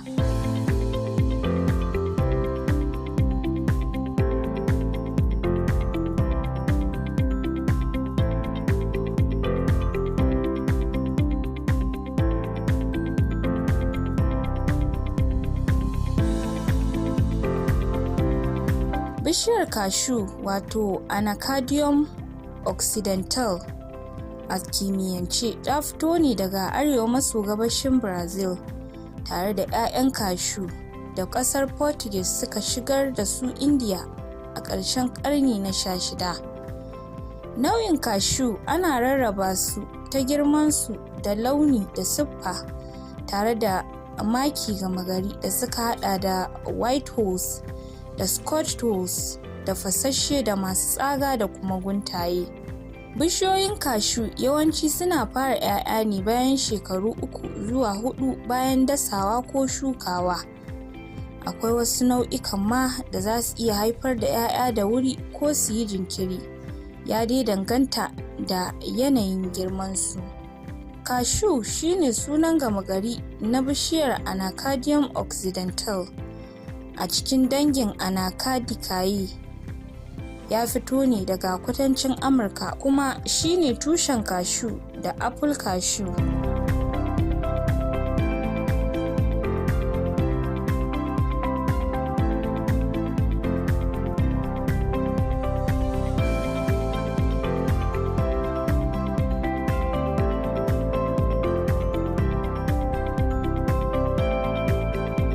To ga amfanin cashew ga jiki.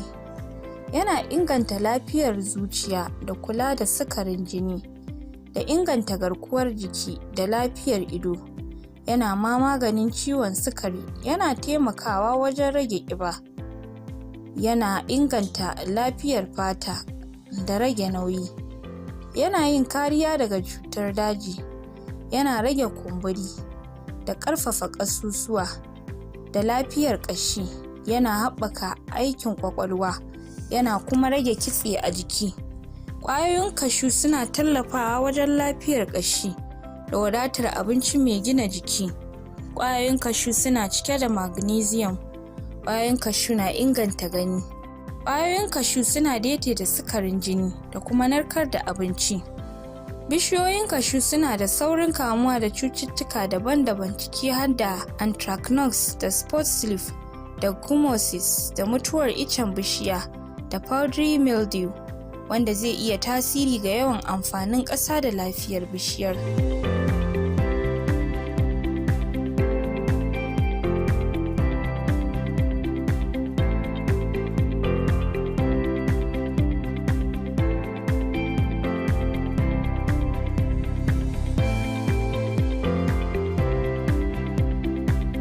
Maganin cashew na iya nufin kulawa da alaji na cashew da kuma amfani da ruwan 'ya'yan itacen don dalilai na magani. Don rashin lafiyar jiki da jinya na farko shine gujewa, tare da maganin antihistamines da epinephrine don ƙananan haɗari B da B. An yi amfani da tsantsar kashu a al'ada don cututtuka daban-daban ciki har da batutuwan gastrointestinal da kumburi da yiwuwar ciwon sukari, amma shaidar kimiyya ta iyakance. Najeriya ta kasance ƙasashe mai matuƙar muhimmanci wajen fitar da kashu, inda ɗanyen kashu ya kasance kan gaba wajen fitarwa baya ga man fetur, musamman zuwa ƙasashen Vietnam da India, inda a shekarar 2022 ta fitar da kashu da ya kai dala miliyan 252. Ƙasashen da ke kan gaba wajen noman kashu a duniya su ne Ivory Coast da India, inda Ivory Coast ke kan gaba wajen samar da kashu, sannan India ta yi fice a fannin inganci da fitar da su. Jihar Kogi ita ce kan gaba wajen noman kashu a Najeriya, tare da sauran jihohin da suka fi noma shi da suka hada da Oyo da Enugu da kuma Anambra. Kashu suna da yawa, ana amfani da su a zaman kayan marmari mai gina jiki, da sinadarai a cikinsa daban-daban suna ba da ɗanɗano mai tsami da ɗanɗano mai daɗi. Kashu suna ba da fa'idodin kiwon lafiya da yawa, gami da ingantaccen lafiyar zuciya da sarrafa nauyi da sarrafa sukari na jini. Godiya ga wadataccen abin ciki na mai lafiya, fiber da muhimman abubuwan gina jiki kamar magnesium da antioxidants. Dattin kashu ciki har da ɓawon gyaɗar da jikinsa na iya zama albarkatu masu mahimmanci. Ana amfani da su don yin man fetur da abincin dabbobi da kuma samar da sinadarai na masaku har ma da kayayyakin abinci maimakon a jefar da su.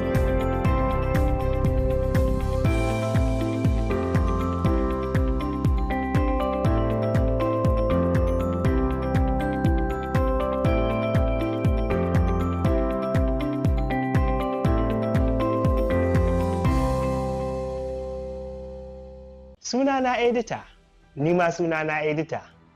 Editing ba kawai yankan bidiyo ba ne, wata duniya ce mai cike da fannoni daban-daban. Shin menene editing? Kashi nawa editing ya ragu?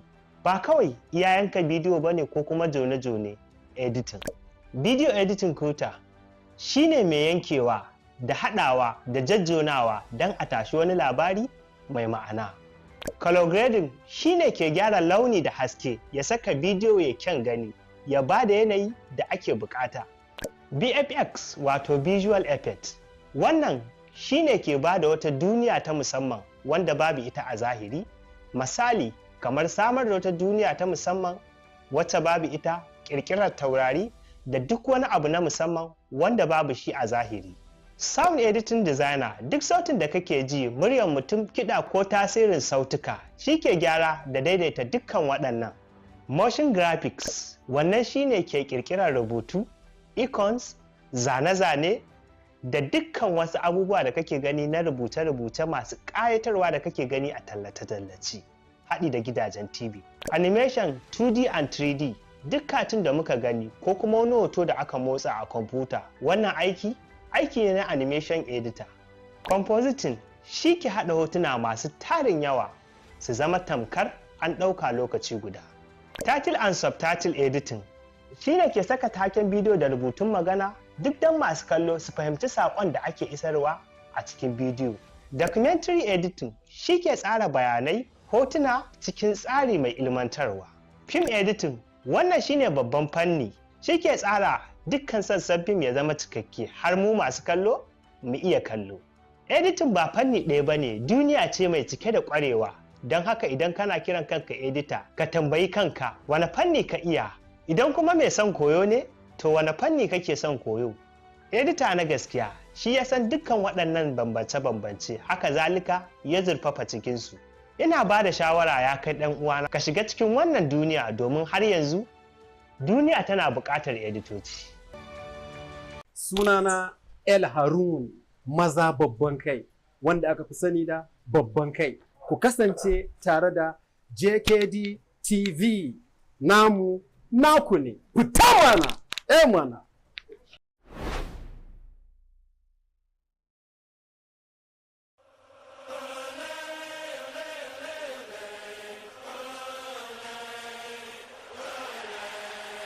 Filin wasa Santiago Bernabeu yana a cikin birnin Madrid ne da ke kasar Spaniya, kuma a nan ne kungiyar kwallon kafa ta Real Madrid ke buga wasanninta na gida. Tun daga kammala kakar shekarar 1947, an kuma kaddamar da filin ne a ranar 14 ga watan Disamban shekarar ta 1947, tare da wasan farko da aka fafata tsakanin kungiyar kwallon kafa ta Real Madrid da kuma OS Belenenses daga kasar Portugal. An fara wasan ne da kwallon da Sabino Barinaga ya ci a minti na 15 a wasan.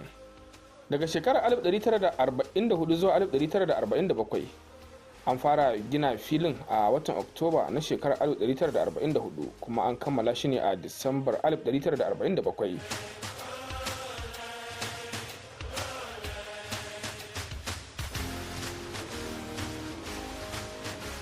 A shekarar 1955 an fada da filin domin karɓar masu kallo akalla 125,000, wanda ya sa ya zama mafi girma a Turai a wancan lokaci. A shekarar 1972 an saka na'urar nau'in allo ta lantarki a filin. Daga shekarar 1992 zuwa 1994 an sake gina filin tare da ƙara masa wuraren kasuwanci da kuma ƙarin kujeru. Sai kuma a shekarar 2019 zuwa 2024 aka yi gagarumin gyara wanda ya hada da saka rufin da za a iya juyawa da kuma gina otel da ma saka tsarin wutar lantarki mai dorewa. Ga wasu daga cikin muhimman wasanni da aka buga a wannan babban filin wasa na Santiago Bernabeu da ke Spaniya. An gudanar da wasan karshe na gasar zakarun turai a filin na Santiago Bernabeu a shekarar 1955 da shekarar 1969 da kuma shekarar 1980 da kuma 2010. Sai kuma a shekarar 1964 aka gudanar da wasan karshe na gasar cin kofin nahiyar turai da ake cewa European Nations Cup a filin. A shekarar 1982 ma an gudanar da wasan karshe na gasar cin kofin duniya na FIFA a filin, inda Italiya ta doke kasar Jamus ta yamma a wancan lokaci da ci 3-1. A shekarar 2024 an ba filin na Santiago Bernabeu kyautar mafi kyawun filin wasa a duniya a wani taro da aka yi na kwallon kafa na duniya, saboda haɗewar fasaha, dorewa da kuma yawan amfani da shi wajen gudanar da manyan abubuwan more rayuwa.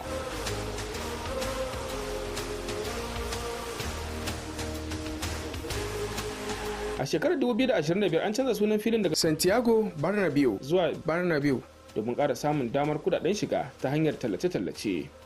A yanzu haka dai shugaban kungiyar ta Real Madrid shine Florentino Perez, kuma ya samu nasarori da dama ta hanyar kawo 'yan wasan da ake wa lakabi da Galactico, tun daga lokacin da ya kawo Zinedine Zidane, Ronaldo na Brazil da kuma David Beckham da ma Luis Figo, inda a baya-bayan nan kuma ya kawo manya-manyan 'yan wasa irin su Cristiano Ronaldo, Ricardo Kaka da Karim Benzema, sai kuma su Luka Modric da su Toni Kroos.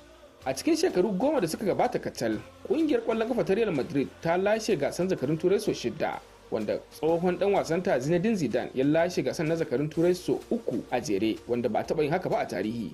Sai kuma Carlo Ancelotti shi ma ya lashe wa kungiyar gasan zakarun turai ɗaya har guda 3. Kuma yanzu haka kungiyar ta Real Madrid ita ce tafi kowace kungiya a nahiyar turai lashe gasan na zakarun turai, inda take da kofuna 15 rigis. Yanzu haka kuma kungiyar tana ƙarshen jagorancin Carlo Ancelotti dan ƙasar Italiya. Shi dai wannan filin wasa na Santiago Bernabeu a yanzu haka yana ɗaukar mutane akalla 81,044. Kuma wannan katafaren filin wasa na Santiago Bernabeu yana a gundumar Chamartin ne da ke tsakiyar birnin Madrid. A ranar 19 ga watan Afrilun shekarar 1956, filin na Santiago Bernabeu karbi mutanen da bai taba karba ba a tarihi a wani wasa da kungiyar Real Madrid ta karbi bakuncin AC Milan, inda a wancan lokaci mutane 1,100 har 129,690 suka shiga wannan fili suka shaida wannan babban wasa. Ga dai jerin suna waɗanda suka zana yadda za a gina wannan fili. A wancan lokaci dai akwai Manuel Munoz da kuma Monasterio Luis Almani Sola, sai kuma a baya-bayan nan Antonio Lamela. Masallacin Hassan II da ke birnin Casablanca a ƙasar Morocco ɗaya ne daga cikin manyan masallatai a duniya. An kammala gina shi a shekarar 1993 bayan shekaru 6 na aiki, kuma Sarki Hassan na biyu ne ya umarci da a gina shi. Masallacin yana bakin teku, inda wani ɓangare daga cikinsa ke fuskantar tekun Atlantika. Hasumiyar masallacin ita ce mafi tsayi a duniya, tana da tsawon mita 210 kimanin ƙafa 689. Harabar wannan masallaci yana ɗaukar masu sallah sama da 100,000 a ciki kuma yana ɗaukar mutane 25,000 sai sauran su yi sallah a fili. Masallacin yana da fasalin gine-gine na al'adar Andalus tare da ƙawatattun zanen fale-fale, marmara da katako. Hakanan yana da rufin da za a iya buɗewa da tsarin lantarki da ke hana ruwa shiga. Masallacin Hassan II ko Masallacin Hassan na biyu alamar girmamawa ce ga addini da fasaha a Morocco, kuma wuri ne da ke jan hankalin masu yawon buɗe ido da masu ibada daga sassa daban-daban na duniya.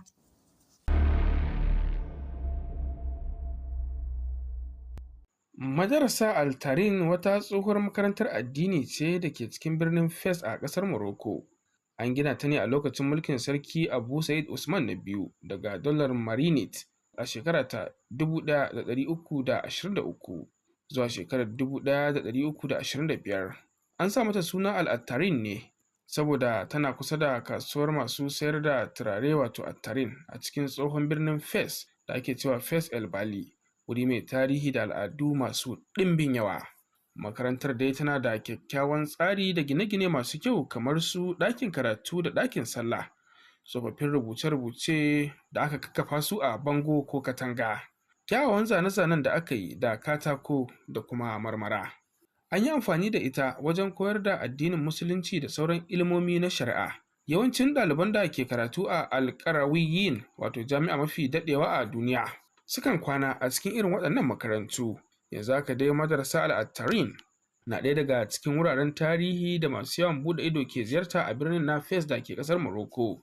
Ita dai wannan makaranta ta madrasa Al-Tarin tana da tsari mai kyau da ke nuna fasahar zamani. Layi na ƙasa shine falo mai shinge mai ɗauke da ruwan wanka da kuma masallaci. Akwai layi da ke sama da ke ɗauke da ɗakunan kwana guda 30 zuwa 40 ga ɗalibai daga garuruwa daban-daban. Akwai kuma falo wanda aka ƙawata shi tare da rubutun ayoyin Ƙur'ani a bango. Ita dai wannan makaranta ta madrasa ta kasance cibiyar koyar da ilimin addini musamman na shari'a wato fiqihu ga ɗalibai daga wurare daban-daban. Tana kuma ba da masauki da abinci ga ɗalibai masu buƙata. An kafa ta ne domin tallafa masarautar Marinid da kuma ƙarfafa addinin Sunni a yankin.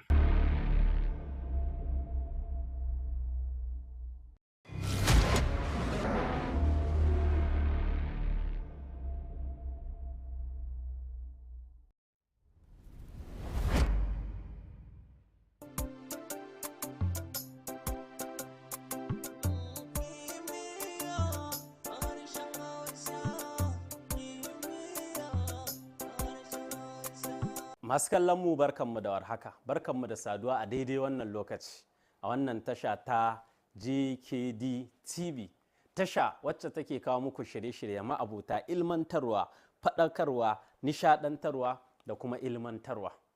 Barkanmu da saduwa a daidai wannan lokaci a wannan shiri na Chemistry a Hausa tare da ni naku Jamila Abubakar Ciroma. Kimiyya a harshen Hausa.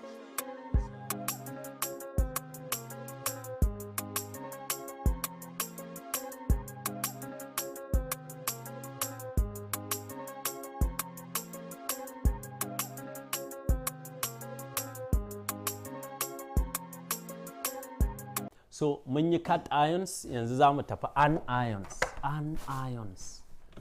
Anions.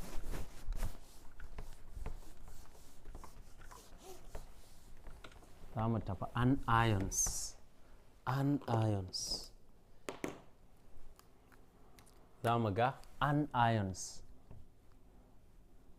Anions. Anions ana samo su ne daga non-metals. Daga non-metals ake samo su, non-metals. Ana samo anions daga non-metal. Su ne wanda ma'anarsu ta ce idan number of hole bai kai number of outer electrons ba, in za ka iya tana classifications ɗin da muka yi. To su kuma ƙwaya shida ne a phase 20 element. Ƙwaya shida ne. Mun ce akwai nitrogen 3 minus, oxygen 2 minus, fluorine minus, phosphorus 3 minus, sulfur 2 minus and chlorine minus. Su shida ne kuma dole ka san su. Tambayar anan shine nitrogen 3 minus. Me yasa nitrogen ake ta'allaka mata 3 minus? Me yasa? To za mu ionization of nitrogen. Ionization of nitrogen. Ionization of nitrogen. Ionization of nitrogen. Ionization of nitrogen. Za mu ionizing nitrogen. In za ka yi ionizing nitrogen sai ka zuba halittarta. Dama ka haddace phase 20 element. Nitrogen ta nace hydrogen, helium, lithium, beryllium, boron, carbon, nitrogen ta bakwai ce. Ta bakwai ce 7p plus tana da proton, taurarin proton bakwai. Kaga kowane proton yana da electron. Hydrogen, helium, lithium, beryllium, boron, carbon, nitrogen hole ɗinka gashi. K is 2, L is 5. Wannan kenan. So, this is wannan ita ce nitrogen atom. Nitrogen atom sunanta nitrogen atom. In ka kalla za ka ga cewa proton bakwai, electron bakwai, biyu a tara da biyar bakwai. In dai proton ne daidai da electron sunanta atom. So da haka wannan ita ce nitrogen atom, amma kash babban matsala shine number of hole. Babban addu'an nitrogen ya za ita rabu da hole. Ba ta son hole, tana da su kwaya 1, 2, 3. To kalli nawa take bukata? Na ce ma kowane ɗaya a kasuwa miliyan 1 ne, wannan dabara ta ce. Kowane ɗaya miliyan 1, saboda haka muna da miliyan 1, miliyan 2, miliyan 3 take bukata. To electron na igiyar ƙarshe shine arzikinta. Nawa take da shi? Tana da miliyan 1, miliyan 2, miliyan 3, miliyan 4, miliyan 5. Wannan mai arziki ce. Tana da miliyan 5, ana buƙatar miliyan 3. Saboda haka za ta so, ita ba za a yanke mata ba, za ta ce a so.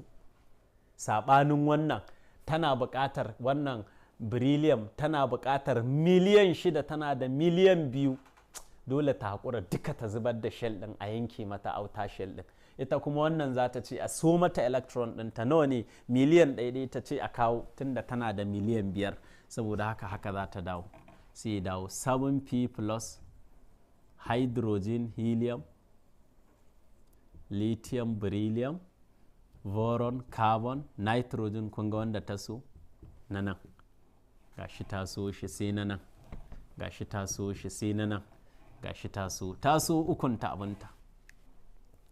3 mai kudi ce. Kaga da K is 2, L is 5, a nan L is 8 saboda ta cika 3. Saboda haka yanzu nitrogen ba sunanta atom ba, saboda ai adadin proton ba daidai yake da electron ba. Kaga electron 10 ne a nan, proton 7. Ba atom ba ce, sunanta ion. Ion. Amma nan kuma da yake proton 7, electron 7, sunanta atom. Saboda haka yanzu abin da zai faru shine, idan ka lura wannan electron din yana zuwa, na ce duk inda ka ga wata sai ka ga zara. Kowane proton yana da electron. Wannan tana zuwa sai ta ce ina proton dina, sai a ce babu. Wannan ma ina proton dina, babu. Wannan ina proton dina, babu. Su kuma minus ne da su, duk electron E minus ne, su 3. To sun rasa samun proton saboda sun samu kowa da electron ɗinsa, kowa ya siyar. Saboda haka sai su fara hayaniya 3 minus. Mu a nemo mana proton ɗinmu, mu a nemo mana protons. Saboda haka kaga kenan 3 minus ɗin nan tana nuna bakin electron ne guda 3 da ba su samu proton ba. Bakin electron ne guda 3 a jikinta wanda ba su samu proton ba. Bakin electron guda 2 waɗanda ba su samu proton ba. Bakin electron guda 1 waɗanda ba ta samu proton ba. Haka lissafin yake. To shi yasa nitrogen is always 3 minus, because nitrogen ionized by gaining. Kaga it gains 3 electron a turancin zaka ce it gains 3 electron, ta sami electron guda 3. Su kuma for cat ion sai a ce loses electron, loses 2 electron, loses 3 electrons. Amma waɗannan anions din sai dai a ce gains electron. Ga equation din, nitrogen ce kaga dada mata electron 3 aka dada mata, shi yasa na sa plus. Amma ɗazu na ce aka cire mata electron biyu sai na sa minus 2 electron minus, aka cire mata electron biyu nan kuma zan sa plus, aka dada mata electron uku sai ta dawo nitrogen 3 minus. Kaga wannan shine equations din. Saboda haka balansi shine 3, adadin da aka cire mata shine balansi 3, an cire mata uku, au an dada mata uku, an dada mata uku, ya zama valency is 3. So wannan, amma ko a duniyarmu, in ka dawo duniyarmu, duk wanda yake da kuɗi za ka ga inkiyarsa daban, za ka ji ana girmama shi, ana ƙara mai wasu misali. In ka ji ana Jamilu, kai Jamilu, to ai ba ka da ko sisi, ba wani lissafi a hannunka, sai ka ji ana kiranka gaya. Amma idan ka ji ana alaji, to akwai kuɗi, mai kuɗi ne kai. So saboda haka a duniyar mu za ka ga ana ƙara mutum ALH, alaji, sai a ce misali, to akwai kuɗi kenan. In ka ji gaya ana kiranka, to ba labari. In kuma mai ilimi ne kai, ka ji ana malam, malam wane ko alaji wane. So in baka da komai, sakitin fakitin da kwakwalwarka tun ta haihuwa, ajihunka ba ko sisi, sai ka ji kawai kiran sunan ka gaya. So su ma waɗannan waɗanda kage yanzu wannan ai mai kuɗi ce, miliyan nawa ne da ita, miliyan 1, miliyan 2, miliyan 3, miliyan 4, miliyan 5, ta so na miliyan 3, to ba za a kira ta gaya ba. Su kuma a duniyarsa sai a ƙara musu IDE, IDE, maimakon nitrogen sai a ce nitrite, nitrite, kunga ƙarshe dai za ka ga IDE. Wannan shi ke nuna masu kuɗi ne, mai kuɗi ce, ta iya so electrons, sulfide, chloride, phosphide, bromide, iodide, duk wacce ka ana ƙara mata IDE, ma'ana it ionized by gaining at outer shell ɗinta, number of hole is greater than is less than the number of outer electrons. Wannan nitrogen kenan. Shi yasa nitride it gain 3 electron, oxide gain 2 electron, fluoride gain 1 electron, phosphide gain 3 electron, sulfide gain 2 electron, chloride gain 1 electron. Shi yasa yanzu ta iya suwa, shi yasa muka sa mata nitride. Na yi wannan, bari in ƙara yin oxygen, in yi fluorine. So ina fata an gane wannan. Bari in yi oxygen, ionization of oxygen.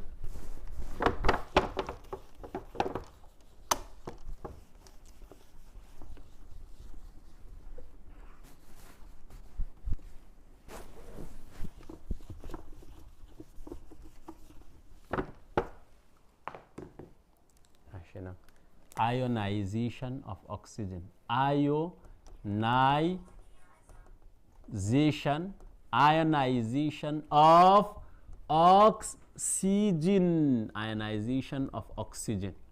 Za mu ɗauko oxygen. I want to ionize. Me yasa oxygen ion is always 2 minus? Why? Me yasa kullum 2 minus ne ga oxygen? Sai kai ionizing za mu ga. In muka ionizing za mu gani. Oxygen ta 8 ce. Hydrogen, helium, lithium, beryllium, boron, carbon, nitrogen, oxygen ta 8 ce. Tunda oxygen ta 8 ce, dole tana da proton 8. Hydrogen, helium, lithium, beryllium, boron, carbon, nitrogen, oxygen. Oxygen ta 8 ce. Wannan K is 2, L is 6. Kaga oxygen atom. Oxygen atom. Me yasa na sa atom? Saboda proton 8, electron ka irga zai baka 8. Adadin proton daidai yake da adadin electron, shi yasa ta zama atom. Babban damuwarta hole, ya za a yi ta rabu da hole biyu. Sai na ce ma kowane electron miliyan 1, kaga miliyan 2 take bukata. Nawa Allah ya hore mata? Adadin igiyar ƙarshe miliyan 1. Adadin electron a igiyar ƙarshe miliyan 1, miliyan 2, miliyan 3, miliyan 4, miliyan 5, miliyan 6 take da shi. Ina da miliyan 6 za a wulakanta ni akan miliyan 2. Ina za ta ce a so a kawo, ba dai waɗannan guda biyun ba ne a kawo. Kaga ba za ta yi losing ba, genin za ta yi. Zai zama 8p plus hydrogen helium 1 2 3 4 5 6 gashi nan taso ka gani yanzu in ka ce is no longer atom, yanzu oxygen ba atom ba ne, a nan atom ce saboda adadin proton adadin electron, amma a nan in ka duba k shell electron 2 l shell electron 8 electron 10 kenan, amma me proton 8, kaga proton ba daidai yake da electron ba, dole oxygen ion ce a nan, amma ka sani bakin electron din nan da suka zo su minus ne da su, in ka tana dama na ma haka na ce phi is plus E is minus, duk electron minus ne, kaga su biyun nan minus su biyu ne, za su ina proton ɗinmu sai a ce babu, ku yi haƙuri kowa ya siyar, to za su yi ta hayaniya suna neman ya za a yi a taimake su a nemo musu proton su biyu. Shi yasa kullum kaga oxygen 2 minus za ka gani, ga yadda equation ɗin yake, oxygen ce aka daɗa mata electron guda biyu sai ta dawo oxygen 2 minus. What is the valency of oxygen is 2.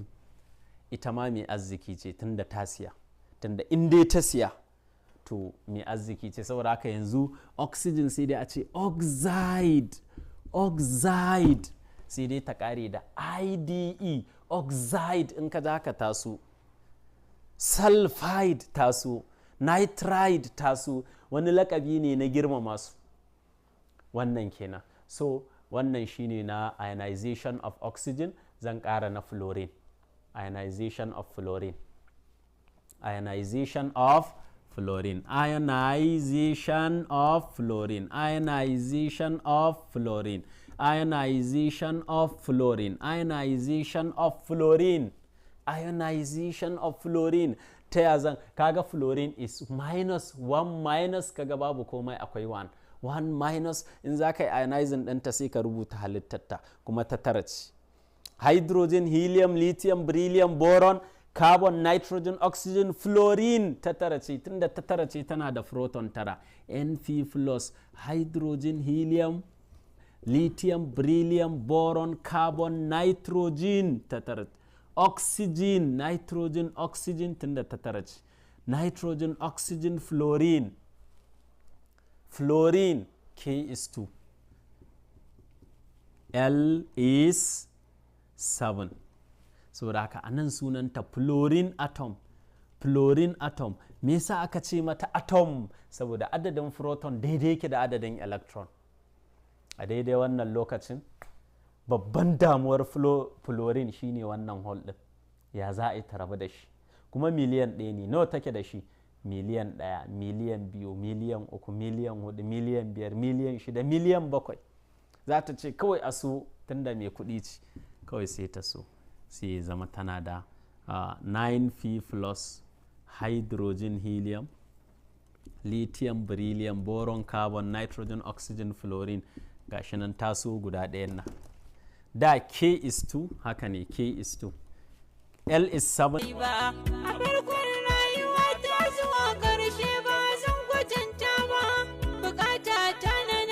Cikin hasken da ba zai iyaka ba. Duniya ta da shegun kiran sunansa ba za ta dawo ba. Sabon sai dai na aika ta muryoyin da ba su iyaka ba.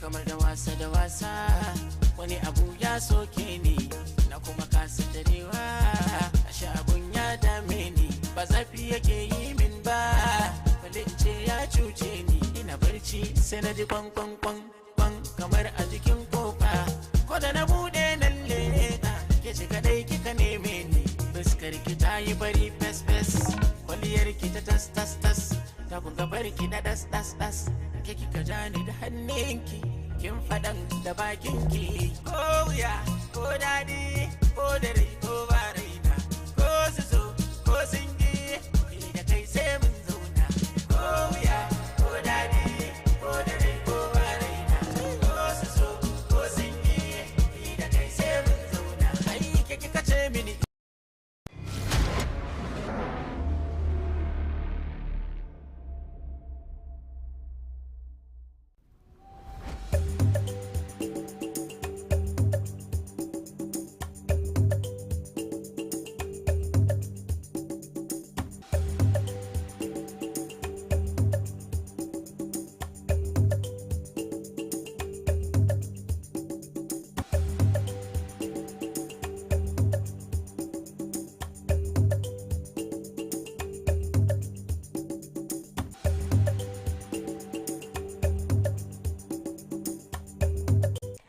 Barkanmu masu sha'awar fasaha, barkanmu da sake saduwa a cikin shirin namu na AI a cikin Hausa tare da Arewa Ladies for Tech, wanda Data Science Nigeria tare da haɗin gwiwar Google ke kawo muku.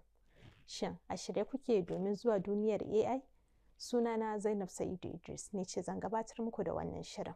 A makon da ya gabata mun ga AI a fasahohin hotuna da sarari. Mun ga digital twin, mun ga AR, VR wato augmented reality da virtual reality, da kuma sakagai wato robotics. Ga kaɗan daga cikin abubuwan da muka koya. Na ɗaya, digital twin. Mun ga yadda kwafi na digital na abubuwan zahiri ake amfani da su don yin kwaikwayo da inganta tsarin duniya na ainihi. Na biyu, AR, VR wato haƙiƙa mai haɓaka da haƙiƙa na bidiyo. Mun ga yadda wannan fasahohin ke haɓaka gaskiyarmu da ƙirƙirarmu wajen ƙwarewa na digital mai zurfi. Na uku, robotics. Mun koya game da rawar da AI ke takawa wajen sa robots zama masu wayo da ƙwarewa wajen yin ayyuka masu yawa. Yanzu lokaci yayi da za mu fara sabuwar tafiya cikin duniyar AI na fasahohin kallo da sarari. A wannan makon za mu bincika tsaro na intanet wato cyber security da kasuwancin yanar gizo wato e-commerce. Da fatan kun shirya don ganin yadda AI ke taimakonmu wajen kare duniyarmu ta intanet da kuma inganta hanyar saye da sayarwa a duniyar intanet. Da farko bari mu nutsa cikin tsaro na intanet wato cyber security. Tsaro na intanet yana nufin kare duniyarmu na digital daga hare-hare yanar gizo. Kamar yadda kake da mai gadi mai ƙarfi ne don tsaron gidanka. Sanadiyan ƙaruwar ayyukan yanar gizo, kariya ga bayananmu da na'urorinmu ya zama abu mai mahimmanci fiye da kowane lokaci. Bari mu bincika yadda AI ke taka muhimmiyar rawa wajen tabbatar da tsaron rayuwarmu ta digital.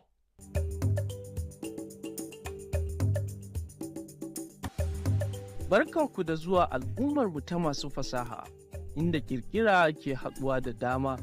A yau za mu nutse cikin wani muhimmin batu da ya shafe mu duka, wato tsaro na yanar gizo, cyber security.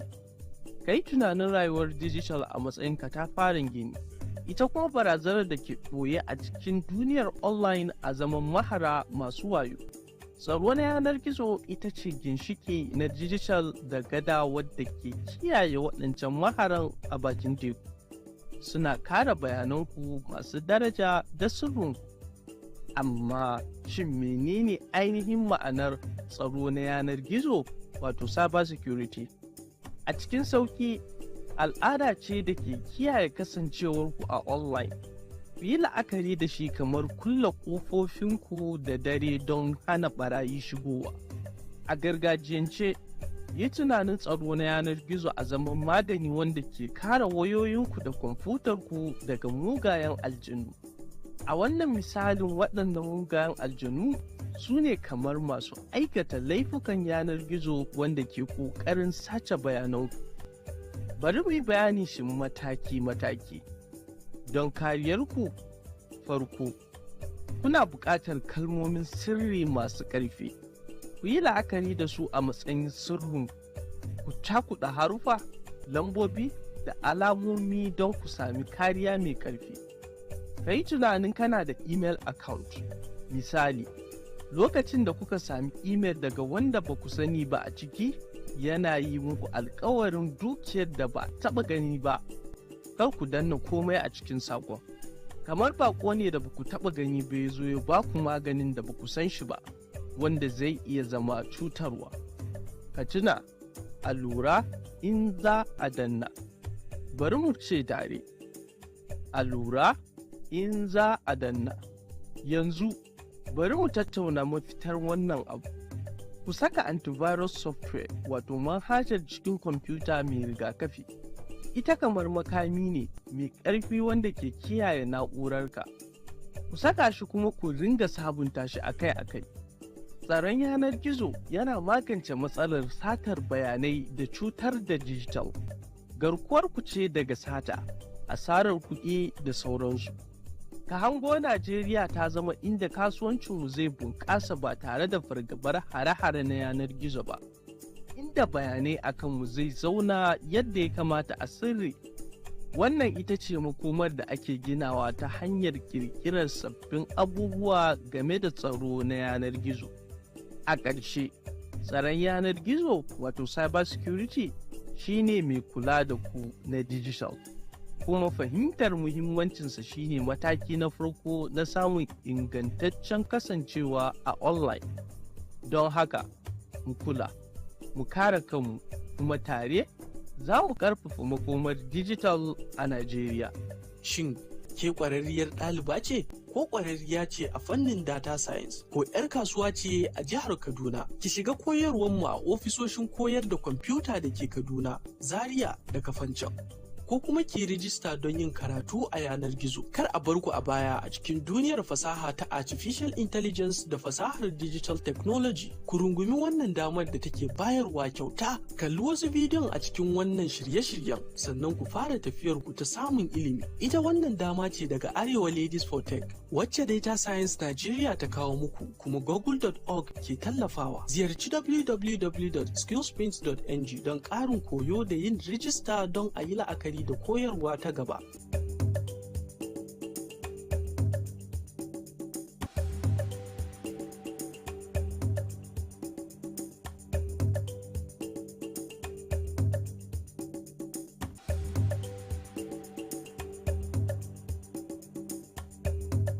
Kai abin gwanin ban sha'awa. AI tsaro na intanet yana taimaka mana wajen gano barazanar tsaro cikin sauri da kuma daidai fiye da da. Daga hana satar mana bayanai zuwa kare sirrinmu, AI yana kasancewa mai gadi na digital da ke taimaka mana da tsaro a kowane lokaci. Na gaba, bari mu tattauna game da kasuwancin yanar gizo wato e-commerce. Kasuwancin yanar gizo yana nufin saye da sayarwar kayayyaki ko ayyuka ta intanet. Godiya ga AI, saye da sayarwa a kan intanet na zama mai wayo da kuma keɓantacciya, tun daga ba da shawarwari akan kayayyakin da zaka so har zuwa hango abubuwa da za su shahara. AI na sauya yadda muke yin sayayyanmu a intanet. Bari mu ga yadda AI ke tsara makomar kasuwancinmu a yanar gizo. Da zuwa masu son fasaha. A cikin bidiyon mu na yau, za mu garzaya cikin duniyar kasuwancin e-commerce. Za mu warware zare da abawa, mu nuna muku yadda yake da amfanin a nan Najeriya, kuma za mu bayyana irin tasirin da yake da shi a rayuwarmu. Don haka, bari mu fara. Ka hango wannan a ce, kai ɗan Najeriya ne mai son fasaha, wanda ke son bincika hanyoyin yanar gizo bila adadin.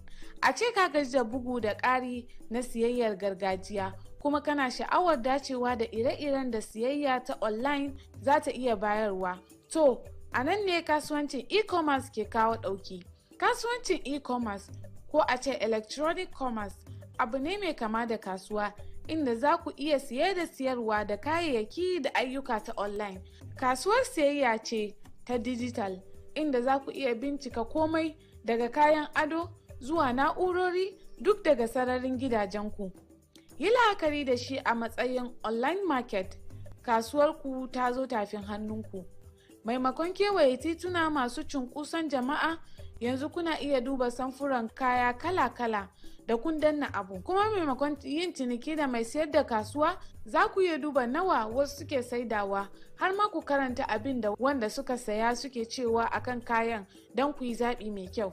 Bari mu bayanin shi mataki-mataki. Mataki na ɗaya shine bincike. Za ka fara ne da neman abin da kuke bukata. Wataƙila sabuwar waya ce, kayan kwalliya, ko ma kayan abinci. Na biyu shine zaɓi. Da zarar ka sami wani abu da kake so, za ka danna shi don ƙarin bayani. Na uku shine biya. Za ka saka shi ne a cikin keken rumbu sai ka wuce wurin biya. Na hudu shine kaiwa. Daga nan za a kawo maka kayanka har ƙofar gidanka. A ce kai masoyin fasaha ne kuma kana neman sabuwar wayar salula. Kana iya ziyartar dandalin kasuwancin e-commerce kamar Jumia ko Konga. Ka binciki wayar, ka zaɓi wacce kake so, ka biya kuɗi ta online, kuma cikin kwanaki ta iso ƙofar gidanka, babu sauran zirga-zirgar kan titi ko bin dogayen layi. A bayyane, e-commerce ita ce kasuwancin ku ta online. Ita ce kamar aljannar siyayyar digital. kuma mafita mara wahala don samun samfura da kuke so a nan Najeriya. Kasuwancin e-commerce yana kawo mafita a tafin hannunmu. Yana haɗa masu siyayyarmu na gargajiya tare da masu sha'awar sayayya, ya sauƙaƙa kasuwancinsu ya kuma bunƙasa su. Ƙananan 'yan kasuwa yanzu za su iya isa ga jama'a masu yawa ba tare da sun kama kanti na zahiri ba. Ku tuna da lokacin da sai kun yi tafiya mai nisan gaske don nemo takamaiman abu. Kasuwancin e-commerce yana magance wannan matsalar. Yana maganin bata lokaci, kashe kuɗi da takaici na rashin samun abu da kuke so. Amma tasirin kasuwancin e-commerce bai tsaya nan ba, yana kawo sauyi a yadda muke kasuwanci.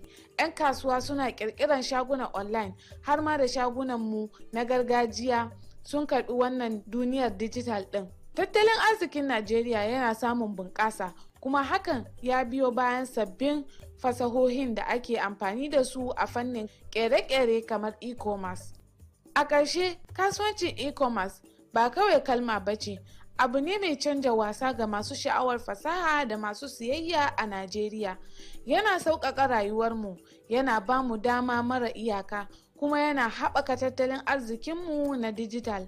Don haka, ko kuna siyan sabon na'ura ko fara kasuwanci, ku tuna kasuwancin e-commerce yana tare da ku. Shin ke ƙwararriyar ɗaliba ce ko ƙwararriya ce a fannin data science, ko 'yar kasuwa ce a jihar Kaduna?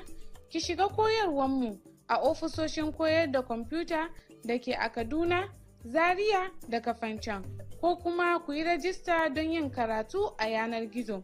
Kada a bar ku a baya a cikin duniyar fasaha ta artificial intelligence da fasahar digital technology. Ku rungumi wannan damar da take bayarwa kyauta. Kalli wasu bidiyoyinmu a cikin wannan shirye-shirye, sannan ku fara tafiyar ku ta samun ilimi. Ita wannan dama ce daga Arewa Ladies for Tech, wacce Data Science Nigeria ta kawo muku, kuma google.org ke tallafawa.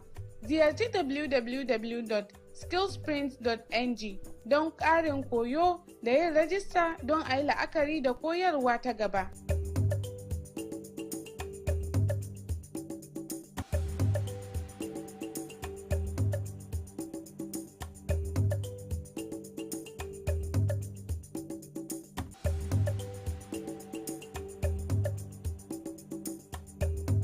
Gaskiya abin gwanin ban sha'awa. AI na sauƙaƙe mana saye da sayarwa ta kan yanar gizo, kuma har ya bayar da shawarwari, ya keɓance ƙwarewa, har ma da hasashen abin da za ka iya buƙata nan gaba.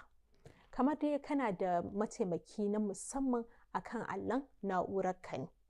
A ƙarshe, bari mu bincike akan blockchain.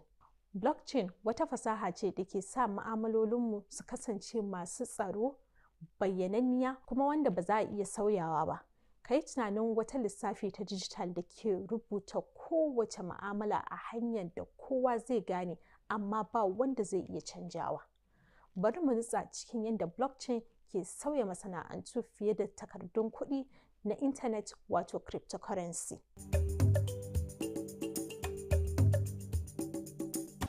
Barka da zuwa tafiyanmu cikin duniyar fasahar blockchain. A yau za mu zurfafa cikin wannan kirkira mai ban sha'awa, kuma mu yi bayanin amfaninta ga rayuwarmu. Wannan ita ce Zainab, ƙaramar manomiya. Tana yin aiki ba tare da gajiyawa ba. Tana fatan samun daidaiton farashin amfanin gonarta, amma masu tsaka-tsaki sukan caje ta da yawa, su bar ta da ƙaramin riba. To ta yaya blockchain zai taimaka wa Zainab da ma wasu irinta? Ainihinsa, blockchain kamar littafan digital ne wanda ke yin rekodin mu'amalinku da tsaro. Yana da gaskiya, mai juriya, kuma yana aiki ba tare da wata hukuma ta tsakiya ba. Yi la'akari da shi a zaman sarkar tubulan da aka hada, inda kowane tushe ke adana bayanai. Za mu iya danganta wannan da raba goro a gargajiya.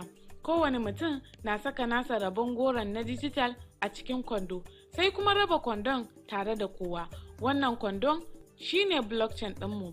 Yana tabbatar da amana da gaskiya. Mu karya shi. Lokacin da Zainab ta sayar da girbinta, ana rubuta bayanan ciniki a cikin tushe. Ana tabbatar da wannan tushe ta hanyar sadarwa na kwamfutoci. Ya sa shi cikin tsaro kuma baya canzawa. Da zarar an tabbatar da shi, sai a saka shi cikin sarƙar. Yanzu dai Zainab tana amfani da manhajar blockchain wajen sayar da amfanin gonarta ga masu saye. Babu 'yan tsakiya. Kasuwancin a bayyane yake kuma tana samun farashi mai kyau nan take. Wannan shine yadda blockchain ke taimaka ya ƙarfafa mutane. Ka tuna bayanan da ke kan blockchain suna da cikin tsaro ne. Yana kama da samun hatimin digital wanda ba zai karye ba. Yana tabbatar da amana da dogaro. Blockchain ba kawai a noma ake amfani da shi ba, yana iya canza yadda ake zaɓe, kiwon lafiya, saye da siyarwa da sauransu. Kayan aiki ne mai amfani da yawa don ci gaba da riƙon amana. Najeriya, kamar ƙasashe da dama, na fuskantar ƙalubale kamar cin hanci da rashawa da rashin ayyuka. Blockchain na iya zama mai canza wannan abubuwa ta hanyar kawar da zamba da tabbatar da aiwatar da gaskiya. Blockchain ba makoma ba ne kaɗai, abin zamani ne. Ya riga ya haifar da ƙirƙire-ƙirƙire a Najeriya, yana ba mu ikon gina kyakkyawar makoma mai haske da daidaito. Yayin da muka kammala tafiyar mu zuwa duniyar blockchain, ku tuna cewa wannan fasaha ba mafarki ba ne mai nisa, sai dai shi kayan aiki ne da za mu iya amfani da su don inganta ingantacciyar Najeriya. Shin ke ƙwararriyar ɗaliba ce ko ƙwararriya ce a fannin data science ko 'yar kasuwa ce a jihar Kaduna? Ki shiga koyarwarmu a ofisoshin koyar da kwamfuta da ke a Kaduna, Zaria da Kafancan, ko kuma ku yi rajista don yin karatu a yanar gizo.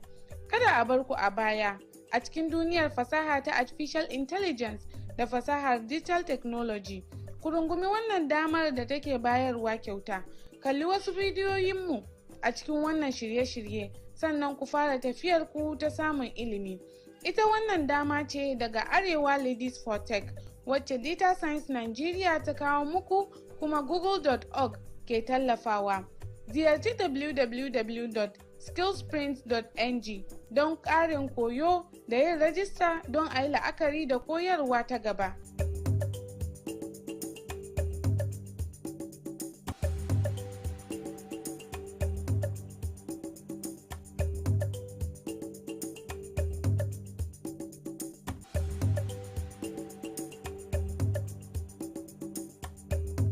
Tabbas blockchain yana samar da babban canji ga masana'antu, daga harkokin kuɗi zuwa hanyoyin samar da kayayyaki.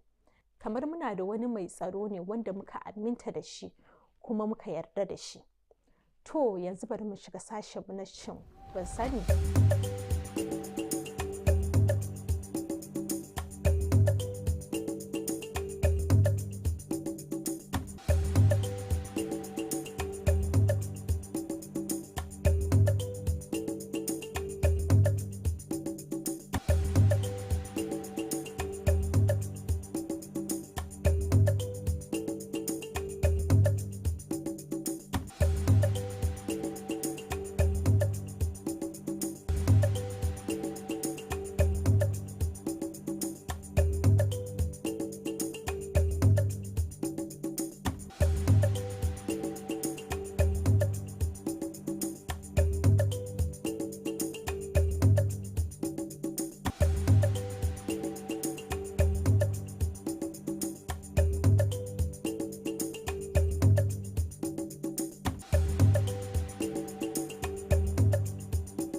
Bari mu duba abin da muka koya a yau. Na ɗaya, mun ga tsaro na intanet. Mun bincika yadda AI ke taimaka mana wajen kare rayuwarmu ta digital daga hare-haren yanar gizo da kuma kiyaye bayananmu. Na biyu, mun ga kasuwancin yanar gizo. Mun gano yadda AI ke inganta ƙwarewar sayayya ta yanar gizo ta hanyar sanya ta zama keɓantacciya kuma mai inganci. Na uku, mun ga blockchain. Mun koyi yadda fasahar blockchain ke bayar da hanyoyi masu tsaro da bayanai don rubuta ma'amaloli, wanda ke sa shi ya zama mai amfani ga masana'antu daban-daban. To idan kun ji daɗin ajin namu na yau, ku je shafinmu na YouTube domin kallon wasu bidiyoyin masu ilmantarwa da nishaɗantarwa, ko kuma ku ziyarci wuraren da muka tanadar domin kwafan waɗannan bidiyoyi zuwa na'urorinku. Haka kuma a Data Science Nigeria muna da wasu kwasa-kwasai da za su taimaka muku wajen fara koyon AI. Ɗaya daga cikinsu shine shirin AI kyauta a kowane birni. Za ka iya koyon shirye-shiryen mu tun daga tushe kamar irin su data visualization, nazarin bayanai da kuma ƙirƙirarrun basiru wato AI. Domin yin rijista a yi amfani da wannan link da ke yawo a kan allon talabijin ɗinku. Wannan shine ƙarshen ajin namu gwanayen fasaha.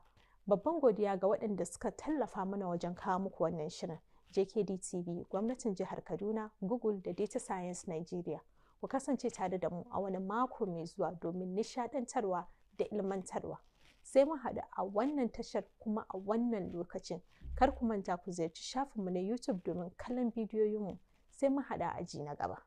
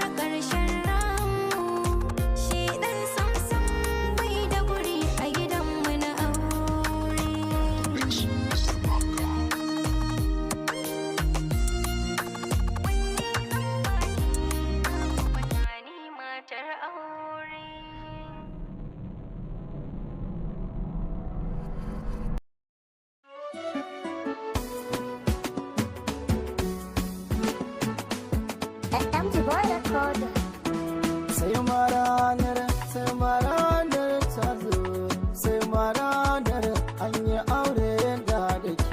Sai maranar ta zo, sai maranar kin ga aure na da kai.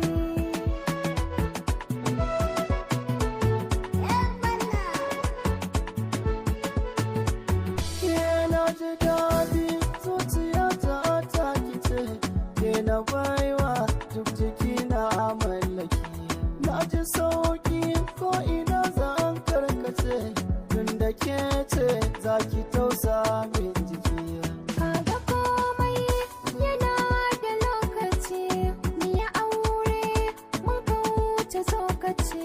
Zan dafa ma abin da za ka ci, a mafarki na kake kaiwa da kawo. Kake kaiwa ka kawo. soyayya soyayya soyayya ni soyayya Soyayya ni soyayya, soyayya ni soyayya. in dai akan ki ne an bar ni tarihi sai ya bi ni alkarin ki ya tardo ni babu zato ba zamani kin bani kula kika yi ni har na jima babu kamar ni kan san ki kowa ya san ni kika bar ni zan rasa rayina rasa rayina Zuciya da jiki kaka ne, a rashin ka san zan rame. In na ganka kamar in sume, daɗi duka jiki ya ɗame. Ka cika buri na same, gani gaka a so mun jame. Ko kira ba mu ji mun kurme, soyayyar ka ta yi tasiri. soyayya soyayya soyayya ni soyayya Soyayya ni soyayya, soyayya ni soyayya.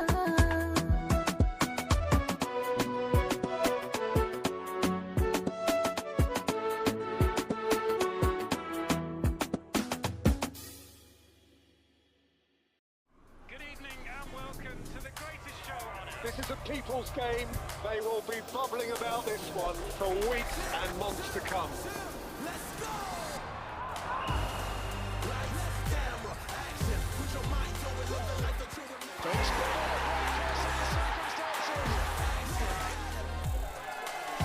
Stay connected. Stay with us. Starting from Yanga and Jolly. Sunana Minal Ahmad. Ina kasancewa tare da JKD TV kuma ku kasance da JKD TV. JKD TV namu naku ne.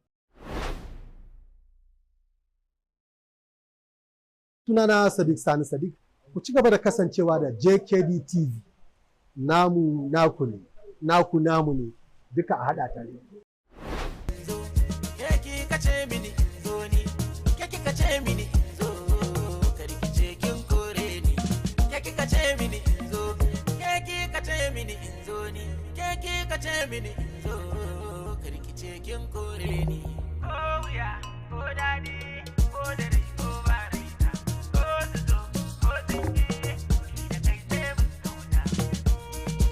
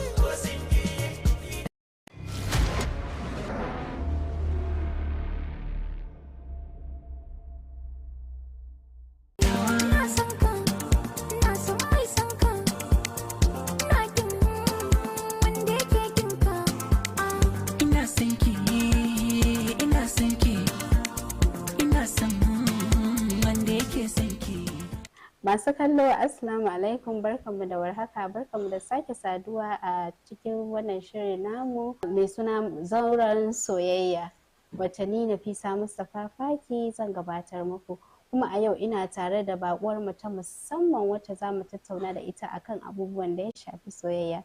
Kada in cika ku da surutu, bari mun haɗa ku da bakuwar ta. Malama barka da shigowa. Yawa barka da.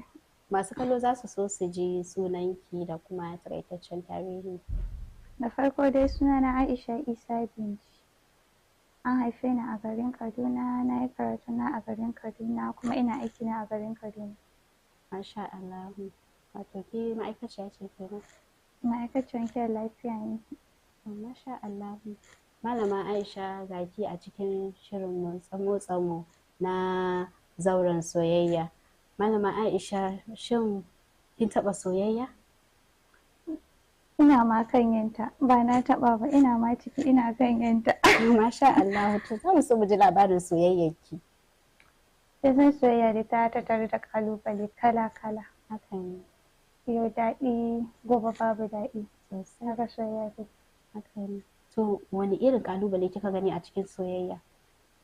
Gaskiya na fuskanci kalubale kala-kala, da tausayi, da rashin shi, dai abubuwa dai da dama.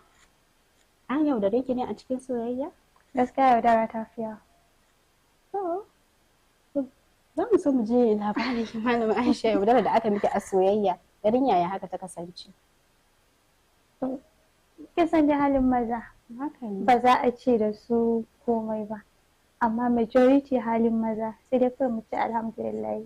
Yanzu ke a cikin soyayya an kin taɓa yaudara?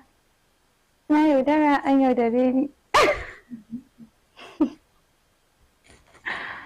To samari nawa kika yaudara? Gaskiya ba zan ce ba. Suna da dama kenan? Ba wai suna da dama ba. Kin san dama idan wanda ya yaudare ka, kai ma baka san wanda za ka yaudara ba. Baka san wanda za ka yaudara ba. Yanzu samari nawa kike soyayya da su? Ni a gaskiya in zan yi soyayya baya wuce mutum 1-2. Saboda ba na so ina takurawa kaina. Takura kamar ya, kamar wata kala? Mana yawan tara samari zaki ga zai kasance da cewa wannan ya kira ka, wancan ya kira ka, wancan, to wanda wani zaka ji gwara ka ci da guda biyu na, ka san yadda za ka yi ka tsara, to a cikin shi ne za ka tsaya ka nutsu ka fidda mijin aurenka. Ba wai ka tara, in ka tara su da yawa, yau wancan gobe wancan jibi wancan, to da wanne za ka ji ba, ƙwaƙwalwarka ma ba za ta zauna ta huta ba.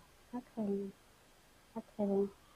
To Malama Aisha, a cikin samari wani kalan namiji kike so? Wanda sirrin zuciya na ne. A'a, za mu so mu ji wani kalan namiji kike so, dogo, gajere, ko baki ko fari, ko mai jiki ko siriri? To gaskiya ban da zaɓi. Baki da zaɓi kowanne Allah ya baki gida su? Wanda Allah ya bani. Baki da zaɓi. Ba zan yi zaɓi ba. Aisha, bari mu koma baya kaɗan. Ɗazun na ji kin ce a harkar soyayya kina yaudara, ko an yaudare ki, ke ma kin yaudara. Shin me ya kawo yaudara? Me ya kawo abin da ya sa kika yaudare shi wanda kika ce kina yaudara? Gaskiya kusan farko dai zan ce shi ya fara yaudara na. Kuma dai? Da ya yaudare ni da na gaya miki ban tare samari ai. Ina haka kika ce.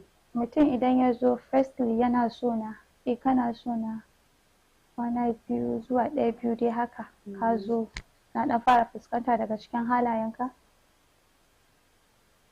To ya kamata manya ai su shiga magana, ka ji gaban iyayena su san ka. Haka ne. In dai son tsakani daga Allah kake min. So na tura gidanmu, na tura shi firstly ina ce mai ina so ka je gidanmu ka je ka ga babana. Ya nuna min yana so zai je ga babana direct. Na mai kwatanci, na bashi namban babana, ya je. Yana zuwa a ranar da muka magana da shi fa, ranar ya je, da ya je aka ce mai ya haƙuri ba zai samu ganin shi ba, ya dawa shi rai saboda ya sha magani ya kwanta. Sai ya ƙara komawa the next day. Sai already ni kuma sai na je na sami mahaifina don ko saurayi ne zan je in same shi in ce baba na yi saurayi kaza, kaji gashi maganganun da ya fara min. Idan wanda zan yi dating da shi ne zai ce miki, idan ba haka bane ba zai ce miki dai zauna ki ƙara tunani, ba zai ce mai rabu da shi ba, ki dai zauna ki ƙara tunani. Zan ce mai to, ya je ya ga baba ya ce ya bashi numban shi da numban yan uwan shi wa'inda zai gani. Sa'annan ya bashi 1 week ya je ya bincike a kaina.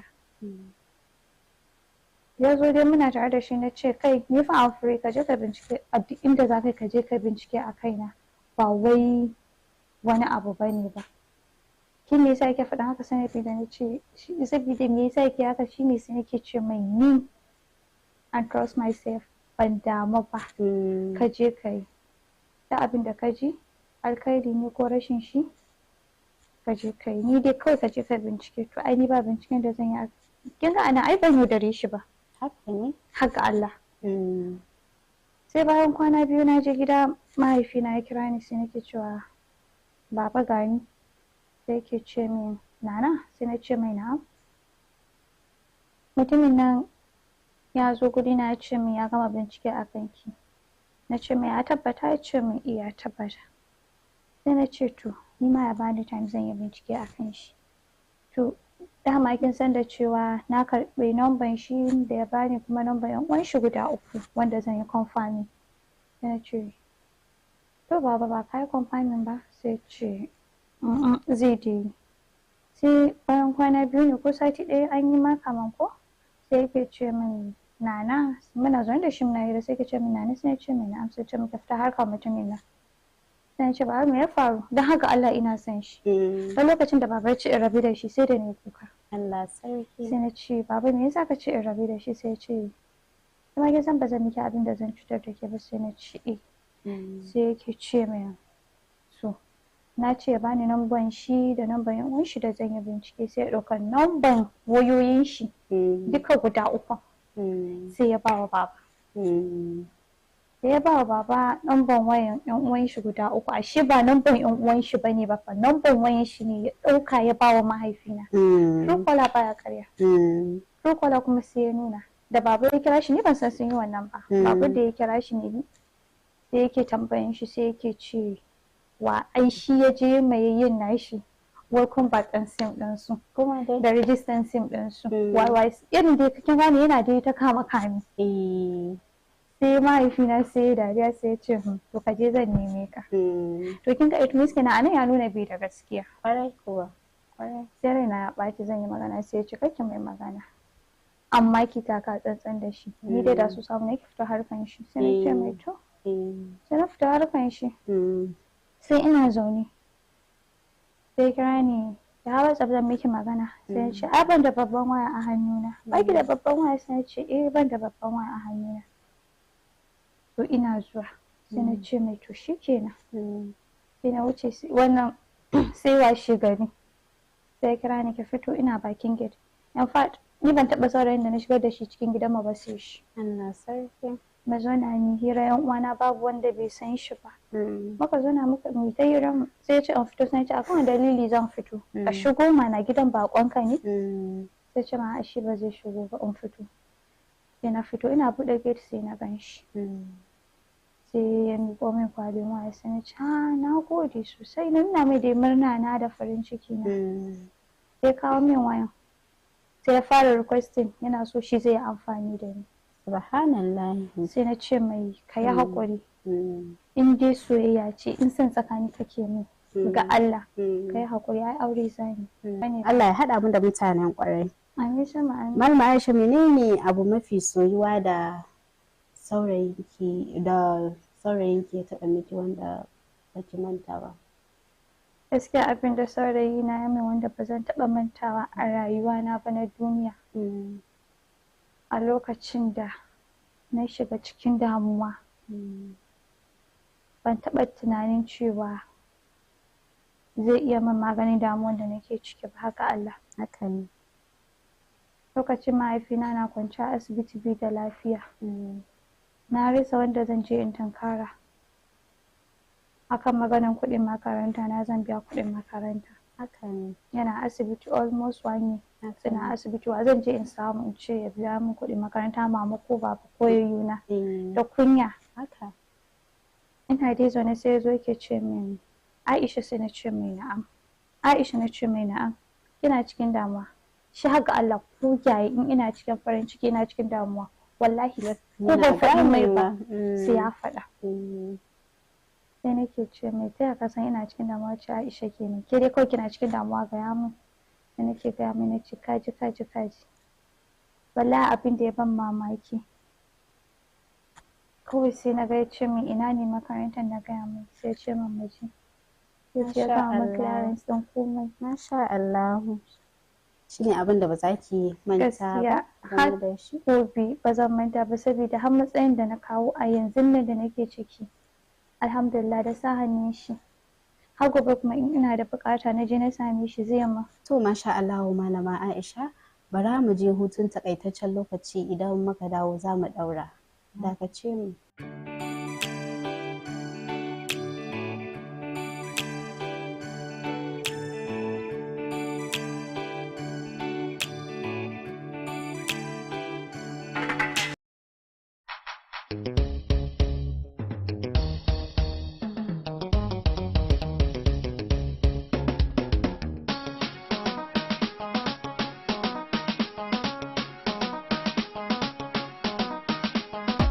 Ga mu dandali ‘yan mata ku zo mu taka, mai ruwan ido ba ta da saurayi ku ganta. Ga mu dandali samare ku zo gare mu, mai ruwan ido ba budurwa gare shi.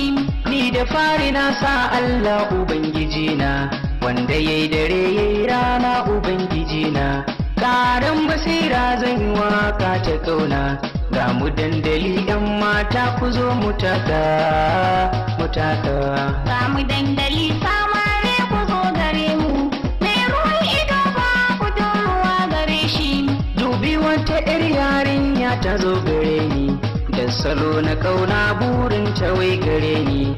Ni soyayya wai aure na za ta yi, sai na ce da ita ba na yi birni zane. Ga mu dandali samare ku zo gare mu, mai ruwan ido ba ta da saurayi ku ganta. kai malam ka zo fa ka duba baitukana, dan ma ka yi sa'a na so ga kaina. ƴaƴan sarakuna duk suna gurina, dan na fi karfin raini cikin garin nan, cikin garin nan.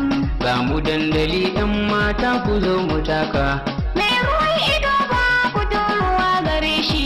dubi wata ‘yar yarinya ta zo gurina, da na ce ka baki wai a gurina. Wai ita babban yarinya ana ta santa, gani babba na yaro ni ba ruwana, ba ruwana. Ga mu dandali samare ku zo gare mu, mai ruwan ido ba budurwa gare shi. Dubi wata ai ba ta da saurayi ku ganta, kai aboki ka taimaka ka je gurinta. Kan nuna mata so da kauna gunta, kan nuna mata aure shi za ka yi, don za ka yi. Ga mu dandali samare ku zo gare mu, mai ruwan ido ba budurwa gare shi. Muje taka, muje taka, muje taka. ‘Yan mata ba samari, ‘yan mata ba samari, mu samari da ‘yan mata, mu samari da ‘yan mata, domin min fi ƙarfin ‘yan mata, shi ya sa muke ta cashewa. In ka iya rawa taka, ka zo ka taka ka yi shoki, ni ma na iya na tattaka. Mu ma mun iya mu tattaka, ‘yan mata a dandali mun zo, mu wuce ajin samarin nan, kullum sai zuwa ake gunmu, a zo da keke a same mu, a ba mu haƙuri samarinmu, su ba mu gyaɗa mu ce har rogo, ku samari mun fi ƙarfinku, ko ta ina samari mun fi ku. Ku zo ku ga wata yarinya, bar ni zan maganinta, ta fi kowa zaƙewa cikinsu, ni ne zan yi maganinta, ku bar ni zan yi maganinta, idan kin isa ki zo mi rawa, rawa, rawa, rawa, rawa, rawa, a'a rawa, rawa, rawa, rawa, rawa, rawa, a'a rawa. To masu kallon mu barkanmu da dawowa. To malama Aisha na dawo gare ki. Kin ce shi wannan wanda yake miki komai din nan yanzu ma haka responsibilities ɗinki ya yi miki shi ko kuma shi yake ma kan ɗaukar nauyin ki. Kuma kin ce ba da shi za a yi ba. Me dalilin ki na faɗan ba da shi za a yi auren ba? Shi wani da kika samu ya fi wannan ɗin ne ko kuma ya aka yi ne dai? Bai fi shi ba. Bai fi shi ba. To ko kin fi son wanne kika dai fi so a ciki haka? Gaskiya wanda na samu. Wanda kika samu? A yanzu ba. Ba tsohon zuba, anya ba tsohon zuba ake ba gari ba? Ba za ki gane ba ne ba. To ai ina so in gane ne shi yasa ki ganar da mu. Ki ganar da mu. To da wanne za a yi a ciki? Ina dai sa ran gaskiya da na yanzu.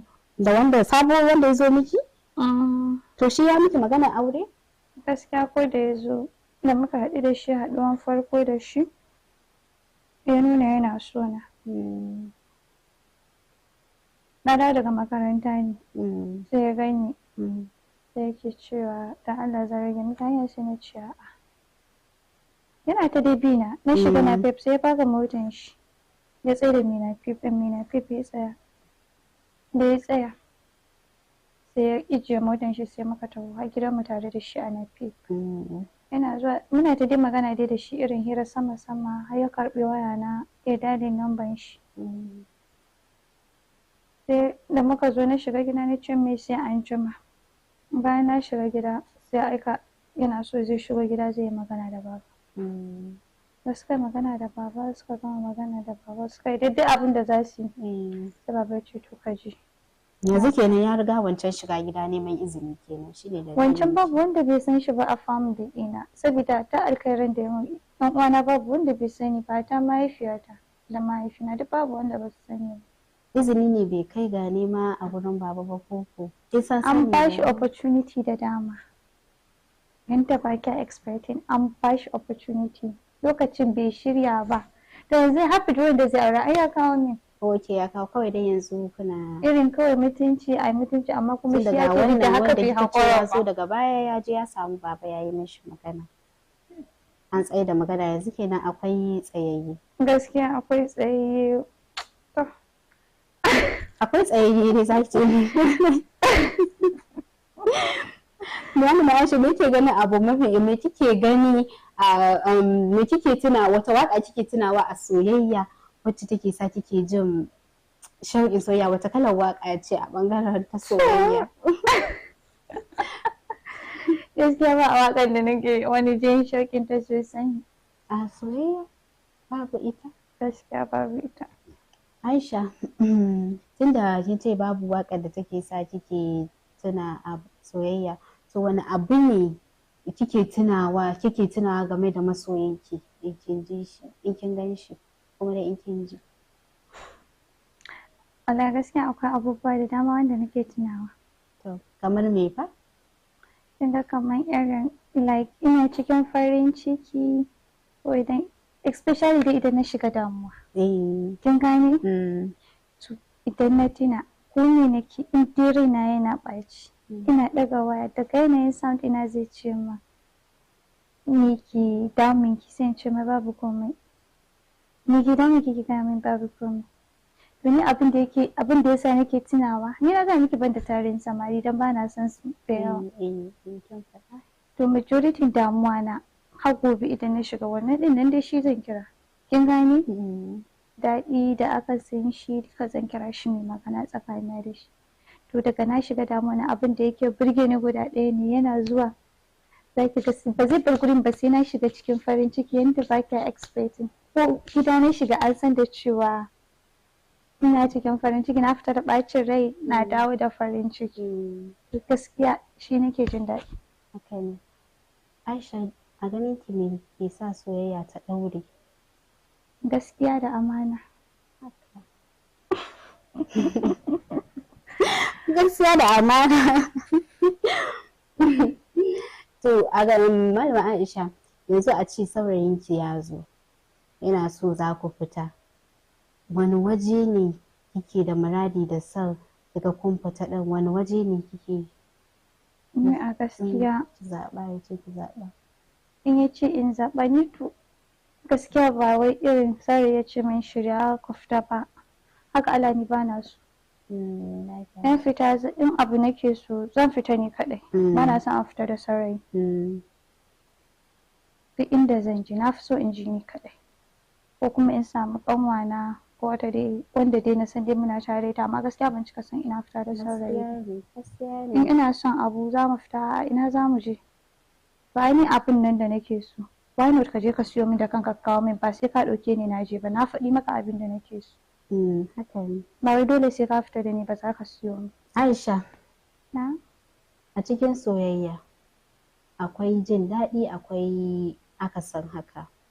To a cikin soyayya menene ya ɓata miki rai wanda ba za ki mance ba? Gaskiya a cikin soyayya abin da ya fi ɓata min rai in kira wayan saurayi na bai ɗaga ba. Shi ya fi ɓata miki rai? To menene Gaskiya shi ya fi dalili? ɓata min rai. Ba kya uzuri idan yana wani abun fa. Time ɗin da yake uzuri na sani, time ɗin da yake free na sani. Haka ne ma lokacin da nake aiki ba zai kira ni ba. Lokacin da yake aiki na san time ɗin zuwan shi gurin aiki, na san time ɗin shi na dawowa. To shi yasa duk saurayin da na haɗu da shi zan tambaye shi, zan ce time ƙarfe nawa kake free? Duk lokacin aikin ka ne na sani, ba zan kira ka ba. Before na kira saurayi zan mai message. Ko kuma in ma na ma mutum message ɗin nan, in bai mara reply ba na san yana wani abu. Amma kuma baka san uzuri na da har na ɗaga wayan nan na kira ka ba. Dan ni ban cika kiran saurayi haka nan ba. Baki cika waya ba kenan, ba ka waya? Gaskiya ban cika waya. A rana so nawa kuke waya? Gaskiya bai wuce mai waya so 3 ko so 4 ba. Ya isa. Wata irin kyauta kike ganin kima masoyinki zai ji daɗi? Abin da nake so guda ɗaya ne. Idan zan ba saurayi na kyauta, in ba shi kyautan turare. Kuma idan kin bashi yana jin daɗi, yana son wannan kyauta? To ni dai ban sani ba, saboda ni gaskiya ina da son ƙamshi haka Allah. Shi yasa gani nake kuma waye na bawa kyauta. In dai na turare ne gani nake kamar zai ji daɗin shi. Me masoyinki zai yanzu ya burge ki? Masoyina abin da zai ya burge ni a sa ranar auren mu. Shine abin da zai ya burge Shine kawai abin da zai ya burge ki a sa ranar aure. To amma ina cikin ce min akwai magana kuma. Akwai magana amma ba a sa rana ba, dan ya turo manyan shi an bada kuɗi na gani ina so gaisuwa. To amma kuma kin ga wanda yake da niyyar yin abu kuma an ana da abu na Allah ya sa mu dace. Amin sama amin. Wani shawarwari kike da shi waɗanda zaki ba ma matasa 'yan mata da samari masoya ma dai, wani shawarwari kike da shi zaki ba su? Wani dai shawaran da zan bayar ga 'yan mata da samari, mu dai mata mu rage yaudara. Haka Allah muna da yaudara. Ke ma kina yaudara? Wani ina yi, haka Allah ina yi. Kin ma faɗa kina yi. Ina yi. To ni dai shawaran da zan bayar mu rage yaudara. Dan yanzu majority mata, maza su ma mata da kwaɗayi. Maza su ma da nasu. To mu rage kwaɗayi, su kuma su ji tsoron Allah. Kuma mu so mutum dan Allah. Soyayya ita ce dai ka rike ta da gaskiya da amana. In ka samu ko guda ɗaya ne, kar ka damu da arzikin shi da rashin shi. Lokaci ne, kuma yana da lokaci. To sai mu haƙuri, duk wanda muka samu mu rike shi hannu biyu, bar da wulakanta saurayi. To masu kallon mu, kuna dai jin shawarwarin da Malama Aisha ta baku, kuma duk wanda ya ji ya ɗauka za ta yi mishi amfani. Duka a nan muka kawo ƙarshen shirin namu na zauren soyayya, wacce ni Nafisa Mustapha na gabatar. Sai mun haɗu da ku a lokaci na gaba. Bissalam.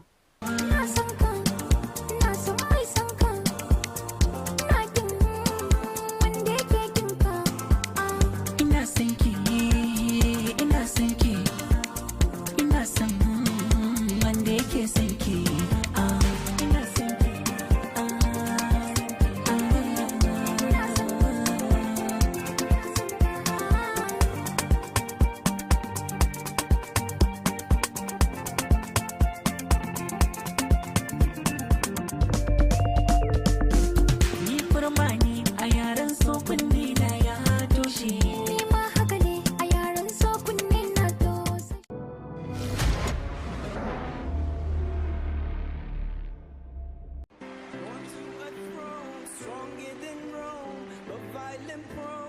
Gasar marathon ta Madrid ko kuma gudun ya da kanin wani tsere ne da ake yi a shekara-shekara da ake gudanarwa a birnin Madrid, babban birnin kasar Spaniya, a ƙarshen watan Afrilu. An fara gudanar da gasar ne a shekarar 1978, kuma tun daga wancan lokacin ta samu matsayi na zinariya daga hukumar da ke shirya wasannin guje-guje da tsalle-tsalle. A cikin gasar da aka buga a shekarar 2017 an samu halarta sama da 15,000, yayin da a shekarar 2010 kuma aka kara nisan kilomita 10, sannan kuma a shekarar 2012 an kara tseren da rabin marathon.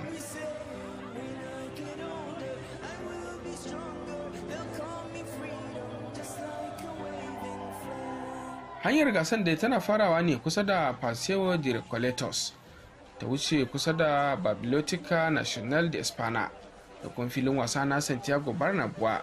Bayan kilomita 8 hanyar sai ta juya zuwa kudu ta wuce ta Nuevos Ministerios, sannan ta bi ta hanyar kudu maso yamma bayan wucewa ta Plaza Mayor. Hanyar dai ta wuce kusa da fadar sarauta ta Madrid, sannan ta kai ga rabin tseren a Parque del Oeste. Bayan fita daga wurin shakatawa, hanyar ta bi ta Casa de Campo, sannan ta koma gabas zuwa tashar jirgin kasa ta Madrid a Tocha. Hanyar za ta wuce kusa da shahararren wurin shakatawa na Buen Retiro kafin ta kare a cikin wurin shakatawa ta Paseo del Duque de Fernández.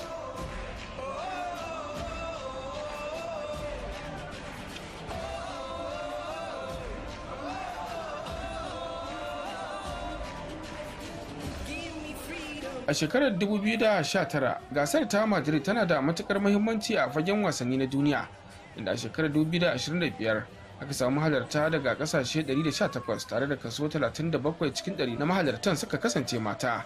An kuma samu wakilcin kasashe masu yawa ciki har da Najeriya, wacce ke nuna yadda gasar ta zama wata alamar haɗin kai a fagen wasanni a duniya.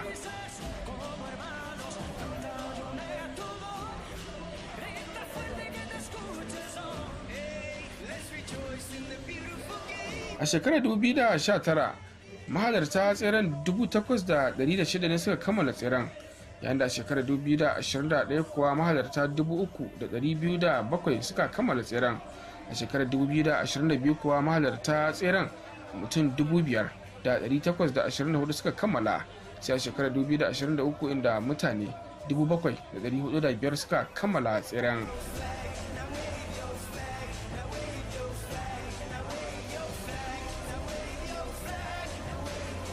Gasar dai ta fara ne a shekarar 1978 kamar yadda muka faɗa, kuma tun daga wancan lokaci ta zama ɗaya daga cikin manyan gasannin tsere a duniya.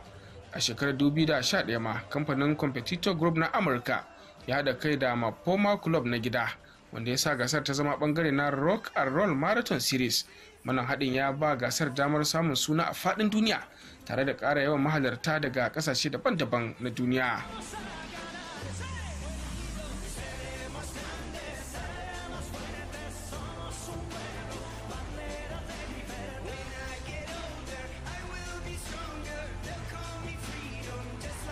Ita dai wannan gasa ta tseren Madrid Marathon ba kawai gasa ba ce, har ma wata alama ce ta haɗin kai, nishaɗi da kuma al'adun birnin Madrid. A shekarar 2025 da muke ciki an samu halarta sama da 45,000 daga ƙasashe 118 tare da wakilcin mata da maza a kowane tseren. Wannan ya nuna yadda gasar ta zama wata alamar haɗin kai a fagen wasanni a duniya.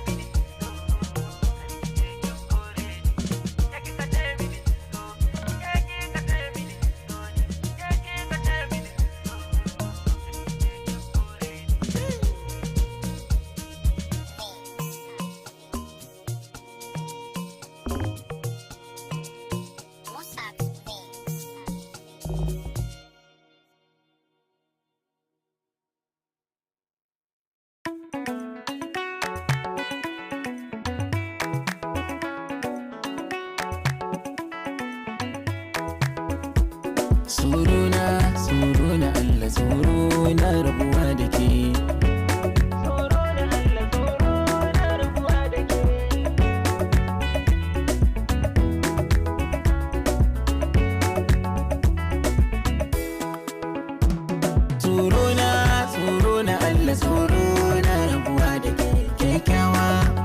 safira ba zan so in barki ba. Tsoro na Allah, tsoro na rabuwa da kai. Kyakkyawa wallahi Allah ba zan so rabuwar mu ba.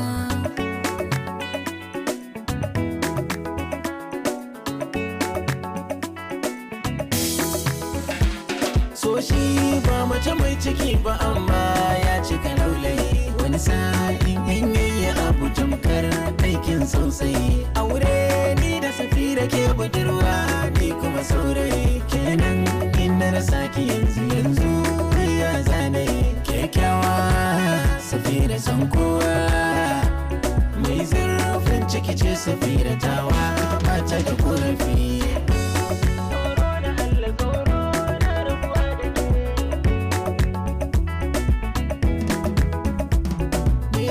Sani na daina so da kauna in ba dole ba. Na yarda mu rayu ko kai mu mutu tare ko ba mu haihu ba. Ko mun mance kamar na wani sabani ba mu san shi ba. Shi ne ya saka ranar rabon mu kam har yau ba mu ganta ba. So dan Allah ba dan dayan mu yayi wa ɗaya dole ba. Ga ci ga sha ga sitarar mu Allah ya yi mana laifi.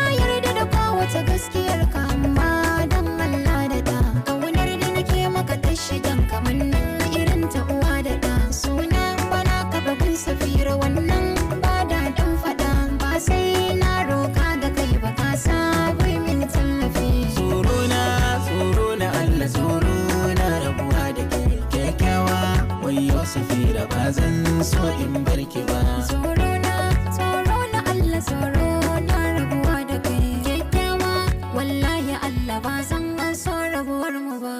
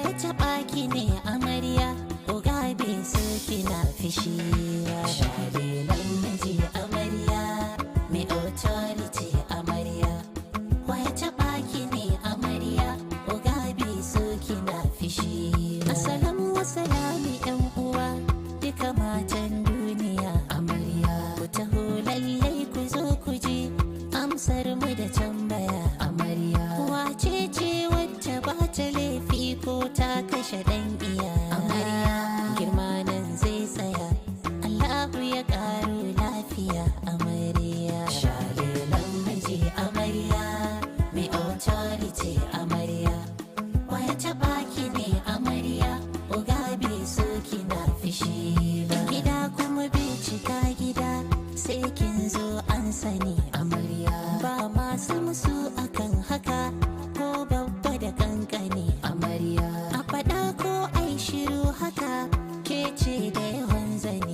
amarya ko su ma sun sani ai ba abin ki capacity amarya shalelan miji amarya mai authority amarya wace baki ne amarya oga bai so ki lafishi ki shagali ki zagaya ke ce a saman sama amarya ko gurin dangin mijinki ma ke ce raba gardama amarya komai kika so a ce akwai ba a sai an jima amarya sai wani iko kike a gidan daɗa tasiri kike amarya shalelan miji amarya mai authority amarya kwaya taɓa ki ne amarya oga bai so kina fishi ba.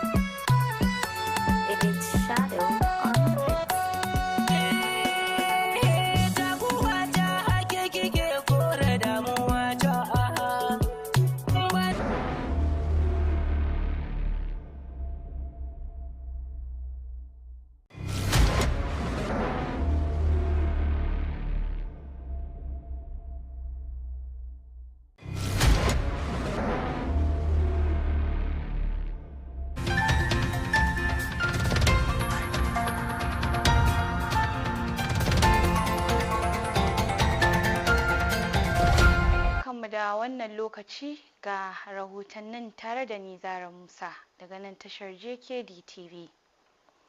Hukumar da ke yaƙi da safarar mutane ta Najeriya NAPTIP ta jaddada aniyarta na ci gaba da yaƙi da laifin fataucin mutane a faɗin ƙasar.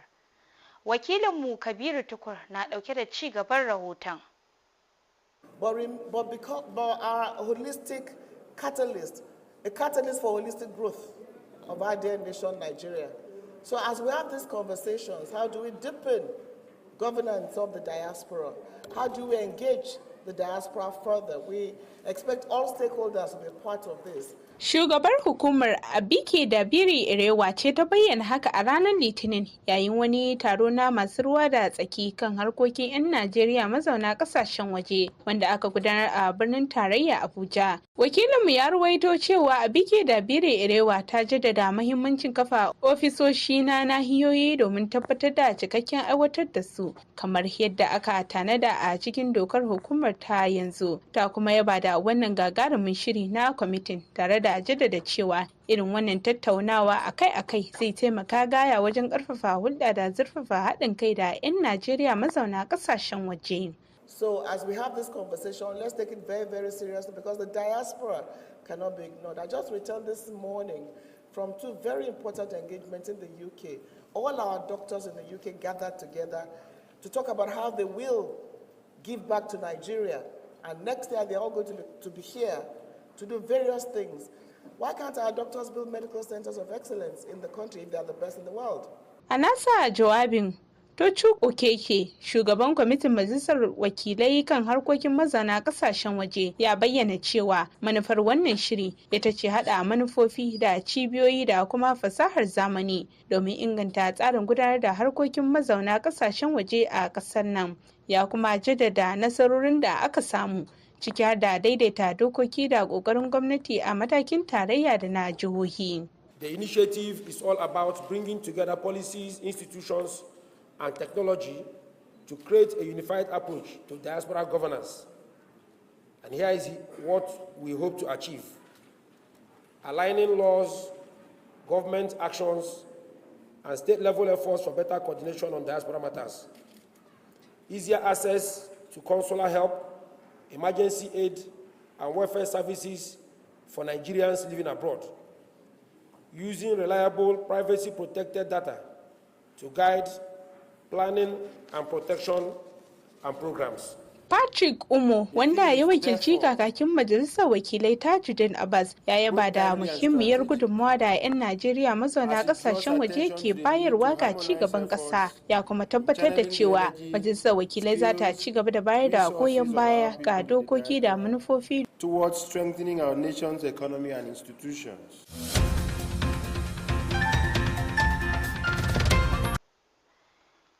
To jama'a gafarce mu, rahoton Fatima Alkasim Sufyan kenan na hukumar kula da mazauna kasashen waje wato NITCOM da ta bada shawarar a shigar da darasin nazarin mazauna a kasashen waje da nazarin yawon bude ido cikin tsarin karatun makarantu a Najeriya.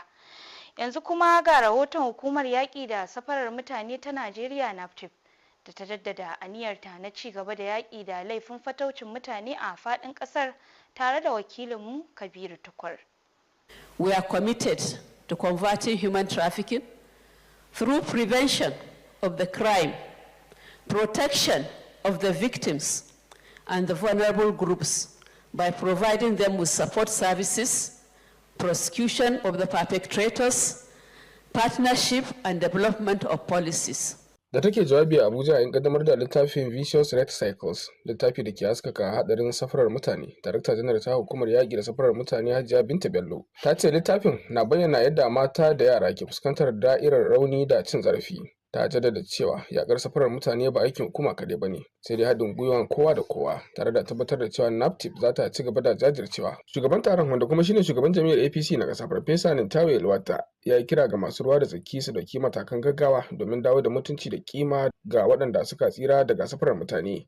This synergy in this your book needs that clear synergy that can boost the economy, that can build distribution of wealth, that can provide social services and ensure that the vulnerable people are included in the economy, building an inclusive economy.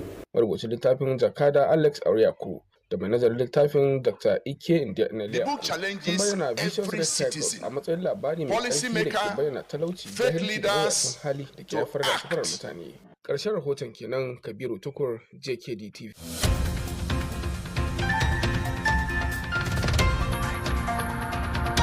To madalla, har yanzu dai muna tare da Kabiru Tukur inda zai kawo mana rahoton inda jam'iyyar APC ta tabbatar da gwamna Bayodun Oyebanji a matsayin ɗan takarar haɗin gwiwa a zaben gwamnan jihar Ekiti na shekarar 2026.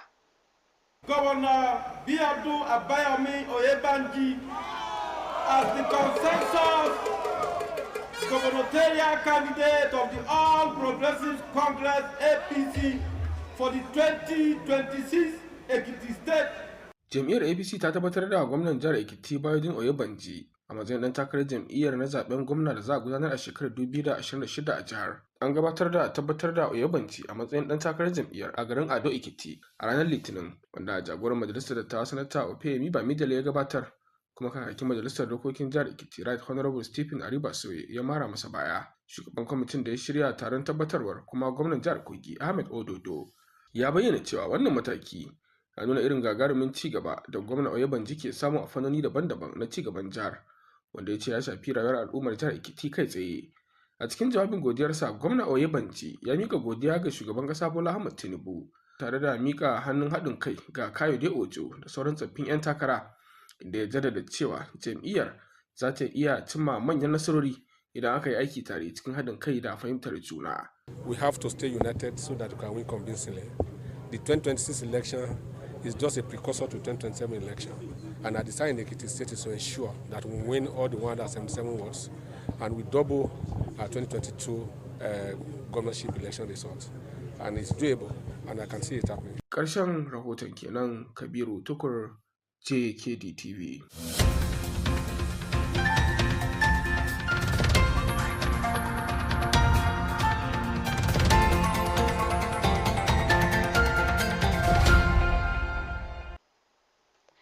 To madalla, an gaida Kabiru Tukur. Bari mu kakkare rahotannin namu na wannan lokaci da ra'ayoyin wasu 'yan Najeriya inda suka bayyana ra'ayinsu akan sauya shugabannin rundunar sojojin Najeriya cewa ba shine abin cece-kuce ba, kuma ba a kansa aka fara ba. Ra'ayoyin da wakilinmu Abubakar Yakubu Margi ya tattaro mana. Malam Muhammadu Dan Hadeja da Comrade Adamu Gabciya sun bayyana cewar batun cire hafsoshin soja a Najeriya batu ne da ya kamata 'yan Najeriya su kasance masu yin addu'o'i, musamman ma a arewacin Najeriya, ba wai batu da za a rika cewar akwai bangaranci ko kuma nuna kabilanci ba. Maganan cire hafsoshin soja wani abu ne daban. Kamar ni a fahimta ta dan tattaɓarzan nan da ya faru ne a abin nan shine aka yi wannan abu, amma dai koma menene muna roƙon Allah subhanahu wata'ala ya kawo mana zaman lafiya a ƙasar mu Najeriya da kudu da arewa duka Najeriya from A to Z. Allah ubangiji Allah ya kawo mana zaman lafiya. Ni abin da nake so mutane su gane, dama kowane shugaba yana da nasa ka'idodin da nasa tsarin. Akwai irin tsarin da shi wani shugaban zai yi, shi wannan zai ga kaman ba daidai bane, na wancan ne gaskiya. To kuma menene, ni dai gaskiyan magana in lokacin su ne yayi to Allah ya bada sa'a, wanda za a sa Allah ya ba su iko, ya ba su kwarin gwiwa na yi mana adalci, na su kawo mana karshen wannan yan ta'adda da suka damu arewacin Najeriya. Me kake ganin za su fuskanta shine kalubale? Gaskiya kalubale din da za su fuskanta shine magana ta domin Allah, an bar kasar a wani yanayi. Wannan kasar yanzu tana buƙatar addu'a kuma da aiki. Gaskiyar magana kenan, sai sun tashi tsaye, saboda wayannan yan ta'addan da gaske suke yi. Dan da abun tsakanina da Allah din na dauka bai kai haka ba, to amma ni abin ya ban tsoro. Dole wannan kalubale ne, kuma duk wayanda Allah ya ba su wannan matsayin su tabbatar da Allah zai tambaye su. Gaskiyar magana kenan. Yadda na kalla yadda aka ce wannan shugabannin sojoji, wato ni a nawa ra'ayi ba matsala bane. Ni matsala na guda daya shine idan Najeriya tsaronta ta inganta, wahalan ta mana yawa, kullum kisa ake ta yi. Arewa wannan yanzu da yawa ba sa noma, ba sa iya zuwa kasuwanci, ba sa iya zuwa ayyukansu na yau da kullum saboda harkan tsaro. Domin duk wanda ma za a kawo ko wanda ma za a cire, in dai za mu samu tsaron na ta inganta, kowa zai iya walwala, kowa zai iya kwana da idon biyu, kowa zai je aikin sa lafiya lau. Kawai shine damuwa ta, ko ma wa za a sa ni ba matsala na bane an kori wani ko an cire wani, ko ma a kawo wanda zai mana aiki kawai, domin mun gaji da wannan tsara, mun gaji da wannan hayaniyar ta yawa. Talauci nan ta karuwa take kullum a cikin al'umma, kuma saboda wannan harkan tsaron ne. To mu tsaya muna ma cece ku ci akan an kori wani an kawo wani, to an kawo waɗannan, an kawo an kora har yau ba mu ga wani abu da za ka ce yau gashi nan mun samu saukin ta. Kullum kisa ake yi mana, yau zaka ji an kashe can, gobe a kashe can. To mu a wurin mu kawai a samu tsaro. Yawa ko ma wa za su kawo, amma za a cire dubu a kawo dubu, in aka samu tsaro sallallahu alhamdu, ba mu da wata matsala da koran kowa. Gaskiya kalubale din da za su fuskanta shine magana ta domin Allah, an bar kasar a wani yanayi. Wannan kasar yanzu tana buƙatar addu'a kuma da aiki. Gaskiyar magana kenan, sai sun tashi tsaye, saboda wayannan yan ta'addan da gaske suke yi. Dan da abun tsakanina da Allah din na dauka bai kai haka ba, to amma ni abin ya ban tsoro. Dole wannan kalubale ne, kuma duk wayanda Allah ya ba su wannan matsayin su tabbatar da Allah zai tambaye su. Gaskiyar magana kenan. To kalubale shine daga cikin su ma akwai, saboda da yawa daga cikin sojoji ma na zargin waɗansu suna hada kai da yan ta'adda, suna munafurtan su. Mun sha gani a shirin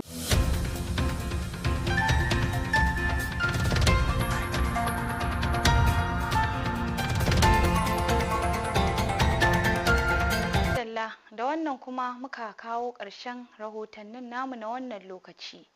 A madadin abokan aiki da suka taimaka wajen kammaluwar shirin, sunana Zara Musa nake cewa sai an ji muku.